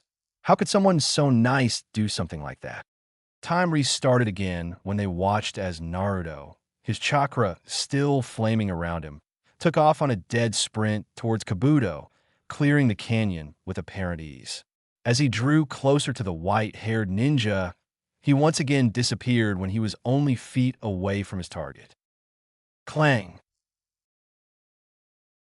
Standing over Kabuto, two legendary swords clashed, the Kobikurabocho barely being held back by the Konosaji of Orochimaru. But behind Orochimaru was Jiraiya, a kunai at the Snake Sannin's throat. This was also the time that Sasuke regained full consciousness. The Dobe is holding back Orochimaru. That means that the Dobe is at least strong enough to stand his ground against him. Why should I go to Orochimaru when Dobe is just as strong? Even with that strange chakra, Dobe got that strong while serving Konoha. Itachi grew strong enough to kill the clan. While serving, I'll do the same. Then I'll kill Itachi. Shit, Shino must be draining my chakra. I barely have enough for Chidori. It's over, Orochimaru. You move, or Kabuto moves, and I'll kill you, stated Jiraiya. He was so focused on saving his subordinate that he didn't feel me right behind him. How important is this kid? Jiraiya. He's shown himself, stated Naruto wearily before he stiffened up. I'm afraid you must release Orochimaru, Jiraiya. My organization is still in need of him, stated the new voice from behind Naruto, who held a kunai at the young Jonin's throat. Itachi, stated Jiraiya as he locked eyes with the young man holding his student hostage. Ironic. Naruto is being held at knife point by his older brother. Wait, his hair isn't as dark as it used to be. Did he find the seal? Naruto, slowly lower your sword and back into Itachi. Itachi, if you could allow Naruto to move away from these two, we can get somewhere. Itachi nodded and Naruto removed his blade, slowly backing up into the Rouge Uchiha. There's something else going on here. Akatsuki wouldn't risk a Jinchuriki to save someone who betrayed them, and Jiraiya is too trusting. Something isn't right. Funny, isn't it? You were ordered to protect me as Crow, and now you hold me at knife point as Itachi. Itachi froze slightly. He wasn't expecting that. I wasn't ordered to protect you as a child. I did so because I was your older brother. I am your older brother, and I must protect you, even if I have to hurt innocent people to do so. Sasuke watched the exchange in silence, not wanting the others to know that he was awake. Naruto was able to take on Orochimaru, and Itachi got behind him before he could even react. Just how strong are you, Itachi? Orochimaru and Kabuto both stood off to the side. Itachi still had Naruto held hostage, and Jiraiya looked extremely conflicted. Now that this matter has been resolved, stated Itachi, releasing Naruto, who smoothly moved to Jiraiya's side. I will escort these two a safe distance away. Until next time, Konoha Ninja. Time skip. So he just left? Questioned Sarutobi, looking over the report. Of course he had watched the whole thing in his crystal ball, but at that range it was fuzzy and there was no sound. The only ones left in the office were Naruto, Jiraiya, Shikamaru, and Shino. Ino, Chuji, Kiba, and Niji had been relieved to rest, while Sasuke was currently in the hospital's prisoner infirmary under Umbu watch along with the chakra-exhausted Karen and the still unconscious Tayuya. Yes, but it would make sense, two traitors looking after each other, stated Jiraiya, getting a contemplating look from Sarutobi. Yes, that would make an amount of sense, stated Sarutobi, his pipe never leaving his mouth. Shikamaru, Shino, you both did an effective job leading, maximizing your strength, even if you only had to capture without any fighting. Well done, the both of you. You are dismissed for now. Report in the morning for your next assignments." The two simply nodded and left. Naruto, what you believe should be done with Sasuke? As his ex-teammate and having the most experience with him, I would like to know what you think, stated Sarutobi. Well, Gigi, stated a hoarse Naruto, his throat still damaged from his jutsu. I think death and life imprisonment are too extreme. We have no proof that he left of his own accord, and the only time he talked he had the curse mark active. I believe he should get 3 years probation, no promotions, and Umbu monitoring for at least the first 6 months. Also, someone more experienced in sealing than Hitaki should shut that mark down permanently. I'll do it. The less of a connection Orochimaru has with the kid, the better, stated Jiraiya. Good. Naruto, I would send you to the hospital, but seeing as you will make it difficult, go to your home. You will need to report here in 2 days' time to assist in a confidential activity, stated Sarutobi, a grandfatherly smile on his face. Naruto smiled back, then shot out the open window and into the night. Damn it. Now there's 2 of you that use my window as the door. What can I say? I've taught the kid well, stated Jiraiya. Itachi is the Akatsuki agent assigned to capture Naruto. His partner is Kisame Hashigaki. Good, then Naruto should be safe. For now anyway, stated Sarutobi. He's very much like his father, isn't he? Always growing at a remarkable rate. He just might take this hat by the time you two get back. What time do you expect Kakashi and the rest to get back? Questioned Jiraiya. Soon, either in the morning or in the afternoon, stated Sarutobi. Now, Jiraiya, before we get to anything else, I believe it's time to update the bingo book. Untold. Damn him. Damn that fucking brat. Damn him. Damn his father. Damn his mother. Damn his brother. And damn his entire bloodline, shouted Orochimaru as he trashed the room he was currently in. Despite knowing better than to question his master when his rage was at its peak, Kabuto couldn't help but think out loud. But he doesn't have a brother? No one even knows who his parents are?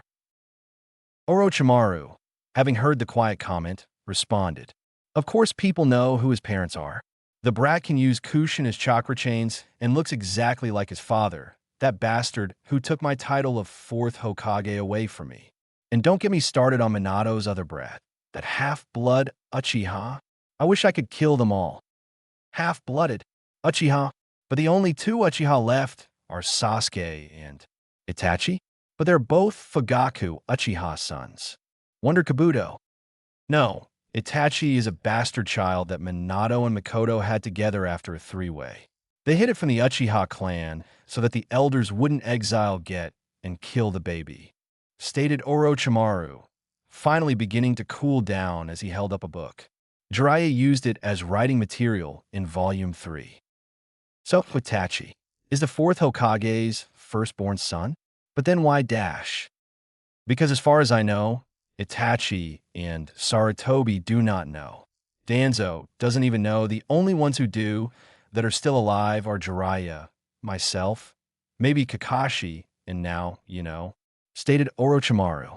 He was delivered by Rin, Minato's Jonin squad medic, but she died on a failed assassination in Kiri. So not even the 3rd knows? Questioned Kabuto. I'm sure the old man has a suspicion. Minato Namikaze was the single most talented ninja to ever walk this earth. He was the youngest Kage ever elected at the age of 18 and was almost unstoppable on both the battlefield and intellectually. The fact that both Itachi and Naruto made it to solid Jonin level by the time they were 13 is no stroke of luck. That's why I want that blonde-headed brat dead so badly. Itachi is bad enough. I don't need one who is just as strong. Add them to the bingo book, stated Orochimaru as he sat down. Uzumaki and who? Questioned Kabuto. Naruto Uzumaki and Sasuke Uchiha, stated Orochimaru. If we reveal who he really is now, we will find ourselves on the wrong side of IWA for knowing before them, and I don't want that midget snooping around. Uzumaki is now a low A rank threat with kill on-site orders, and Sasuke is a C rank threat with capture alive orders. Naruto walked into his parents' home, happy that his day was over and that he could finally rest. Removing his sword and cloak, he leaned them against the counter as he prepared a light dinner. Naruto rummaged through the refrigerator, finding that everything was brand new. I took the liberty of restocking it. If Naruto hadn't been used to Jiraiya and Yamato doing their best to scare him during their trip, he would have violently reacted to such an unexpected intrusion. Fortunately, he did what the average civilian would do. Jumped backwards and almost had a heart attack. Sorry for startling you. With the way you sensed me at the valley, I assumed you would know I was sitting here, stated the voice from the still darkness, cloaked area of the kitchen. What are you doing here? Asked Naruto as he flicked the light switch and the intruder came into view. Itachi Uchiha. Konoha Hospital, prisoner wing. Where? Where am I? Where's Jirobo? Thought Taiyuya as she regained consciousness. Oh my, seems she's awake. That doesn't sound like Kabuto or Lord Orochimaru.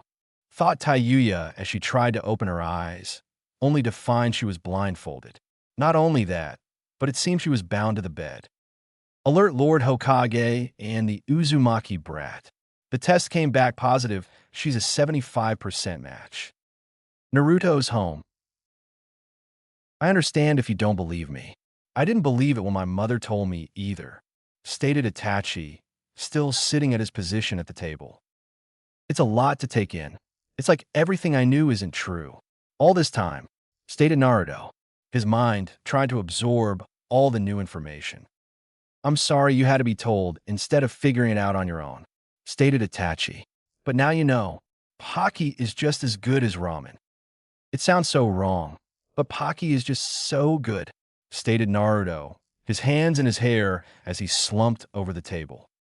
I find it astounding that you accept our blood relation so easily, yet your views on food are incredibly sedimentary, stated Itachi as he got up and moved to the fridge. Well, there's a pair of scrolls in the basement. Both of them mention you. Doesn't take a whole lot to figure it out, especially after you ended the fight at the Valley of the End, stated Naruto. Itachi nodded slowly. What will you do now? There's an S-class missing ninja in your home. Well, it is my home, and you're my brother. I think I never saw you. Smile Naruto. Itachi allowed a faint smile to cross his lips. Thank you. But the next time we meet, we will fight.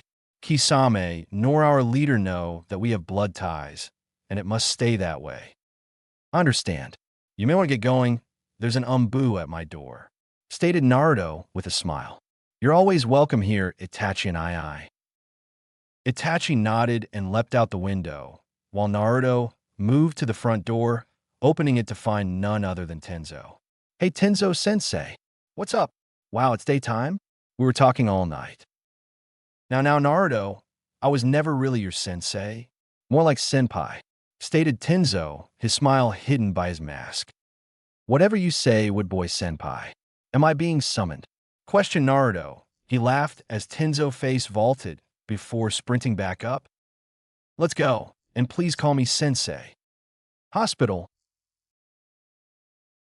Naruto and Tenzo appeared in the hallway of the prison ward of the hospital. Good, you made it in good time. You'll be a fine Jonin Naruto, smiled the third Hokage. Did you get any sleep last night? Hey Gigi, no, I didn't get any sleep. I kept going over what I learned in my fight with the Oto ninja, stated Naruto, hiding the fact he had spent the night with Itachi. Good, learning from your experiences, stated Sarutobi with a nod. The young lady you suspected of being an Uzumaki has awoken, but she refuses to do anything but use profanity towards those around her. What the other one? The censor? Asked Naruto. She is with Ibiki and Inoichi. She hasn't given them any problems, stated Jiraiya, who left the room that they were all standing outside of. The foul-mouthed one has a lock seal on her memories. She's going to have to willingly tell us what she knows. I'll go get the censor, so you can tell them both. I guess that's what I'm here then, asked Naruto, because I was the one that beat them. She might open up to me. That's part of it, Gaki, stated Jiraiya. The rest of it will be to tell you that we will be staying in the village till next week. We are key witnesses in the trial of the Uchiha's defection. There's a trial? I thought that usually he would be sent to jail. Stated Naruto. Usually, that would happen. Stated Sarutobi, who took a drag off of his pipe. However, due to the fact that he is a clan heir, he had a curse mark causing mental damage. And because everyone reports that he fought with you, we must allow the Shinobi Council to decide. I still say to hell with the trial. At the very least, he will get attacking a superior officer. Stated Jiraiya. Be that as it may, it's required when it's a clan heir. Naruto, if you would, please go talk with the girl. Stated Sarutobi. Oto. Orochimaru sat atop his throne, his mind racing. It was bad enough that his health had begun failing in the hours after his fight with Jiraiya. That was to be expected. Jiraiya was just as strong, if not stronger than him, in a straight battle, and this body was old and used. What was troubling him the most was the fact that Minato's brat had made such great strides in such a short amount of time. Unlike his father, who Jiraiya trained for roughly 5 years by the time he was the same age, Naruto had been the dead last of the academy just 8 months ago. Granted that both Jiraiya and Naruto had held that title, but it was mostly because Jiraiya would skip class to peek on women. The brat genuinely made it to what he would say was mid-jonin level in 8 months. It just wasn't natural. Even if he had shadow clones, his mother and father's talent, and the most powerful of the bijou in his stomach, it still doesn't make sense. High Chūnin maybe, but not mid-jonin, mumbled out Orochimaru. Sir, what about a jonin? Asked Kabuto. I've been thinking of the brat. I'd say that he is mid-jonin in skill, stated Orochimaru before casting a meaningful glance towards Kabuto. What do you think his skill level is? Well, I'd say overall, low jonin. But if I include his power augmentations, mid to high jonin. His speed and on par with Might Guy, along with his strength, stated Kabuto. Indeed, his kenjutsu is solid as well. His style goes perfectly with his speed and power. To wield a blade of the Seven Swordsmen is no easy feat, stated Orochimaru. Unfortunately, we cannot kill him, or my old organization will come after me. It's enough that we've added him to our bingo book. We shouldn't go any farther than that. Actually, make it a point to inform IWA and Kumo of young Uzumaki. What of young Sasuke? As long as Uzumaki is around, he will be unreachable, stated Kabuto. Jiraiya always takes his students on training trips. We just wait till they venture from the walls and strike, stated Orochimaru. However, with no sound for Kimamaru, we have no means of getting to him. Perhaps it's time to make a new sound for? Questioned Kabuto. Girin would jump at the bit to be in it. I'm willing to bet there's some curse mark experiments that turn out stable enough. Hospital room. Naruto walked into the hospital room to see the redhead from the sound for staring out the window. Is this a bad time? He asked cautiously. The redhead turned to him, seemingly about to shout at whoever entered her room. Then she froze. The person that entered was none other than the man who killed her entire team, along with Suigetsu and Kimamaru.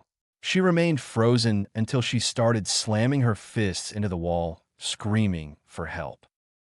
Not a moment later, the Hokage and Tenzo rushed into the room, 2 doctors following them and Karen behind the doctors. Naruto remained on the other side of the room with Karen, his mind racing. She reacted like that because she saw me. Is she really that afraid of me? Keep him away. Get him away from me before he kills me too. Karen, run. Tayuya shouted, only for the doctor to jab her in the side of the neck. Calm down, miss. I've temporarily partially paralyzed your vocal cords. You can talk, but you can't scream. Now, what is the problem? Asked the doctor in a kind tone. Tayuya just pointed at Naruto, fear shining in her eyes. Him. He killed all my teammates and my superiors. Sarutobi took a deep breath, but was beat to the punch by Naruto. Do you know why I didn't kill you? The entire room was taken by surprise by the comment, but Naruto continued. I believe you are part Uzumaki, along with Karen here, which makes you 2 family. I kept you alive to help our clan thrive again. So you want me as breeding stock? Questioned Tayuya in fear. No way I'm sharing you with anyone else. stated Karen. I mean, no way I'm being shared like that. What? No, responded a shocked and disgusted Naruto. You're both free to date and love anyone you want. I just wanted to give you the chance to have a family. Here in Konoha, Taiya turned to the old man beside her, who she knew to be Hiruzen Sarutobi, the third Hokage. Sarutobi nodded. He speaks the truth. Here in Konoha, we have a law titled the Clan Restoration Act. It allows members of a dying clan to take on anyone from inside or outside the village to join the clan. So I give up Orochimaru, and you accept me into your clan, stated Tayuya, her voice showing her distrust. Same with me, questioned Karen, who still hadn't moved from Naruto's side. Mostly, you will pledge your allegiance to Konoha, or if you will, to the Uzumaki clan, and you will be placed on probation, stated Sarutobi. He was going to continue when an Umbu appeared in the room. Hokage-sama, Danzo reports that the proposal you made has been accepted, stated the Umbu. That voice, stated Naruto under his breath, but only Karen heard it. Thank you. Report to Danzo that I will be there momentarily, stated Sarutobi. The Umbu nodded and shunned shine from the room. Naruto, I must go. You are to get young Tayuya's answer and do what is necessary. Tenzo, if you would. Sarutobi and Tenzo left the room. The doctor, seeing the situation under control, left the room as well. Tayuya continued to stay weary of Naruto. After all, he was the one who killed 5 of Orochimaru's favorite soldiers. Now he was offering her a seemingly peaceful life. Plus, with the way Karen was hanging off of him, it was easy to see he was a good person. I accept. What? Questioned Naruto. I accept your proposal. I know you're strong, and you seem moral. Plus, if I try to go back to Orochimaru, I will just be killed anyway, stated Tayuya. At least this way I will stay with someone I know. Karen, meanwhile, looked at Naruto with a giddy smile and blush on her face. The decision isn't that hard when thinking about where we came from, and I assume that this offer comes with a clan home for us all. You can count me in, Karen stated as she hugged Naruto's arm. Okay, great, stated Naruto. Let's go talk to Inoichi and get you cleared. Next day, Hokage Tower. Jiraiya sat across from Hiruzen, his eyes trained on the eyes of his teacher and pseudo-father figure, his jaw dropped and hanging. Jiraiya, please close your mouth, stated Sarutobi with a sly smile on his wrinkled face. You can't be serious. You want him to stay in the village? You want him to become part of a program that was discontinued at the end of the Third Great War, stated Jiraiya.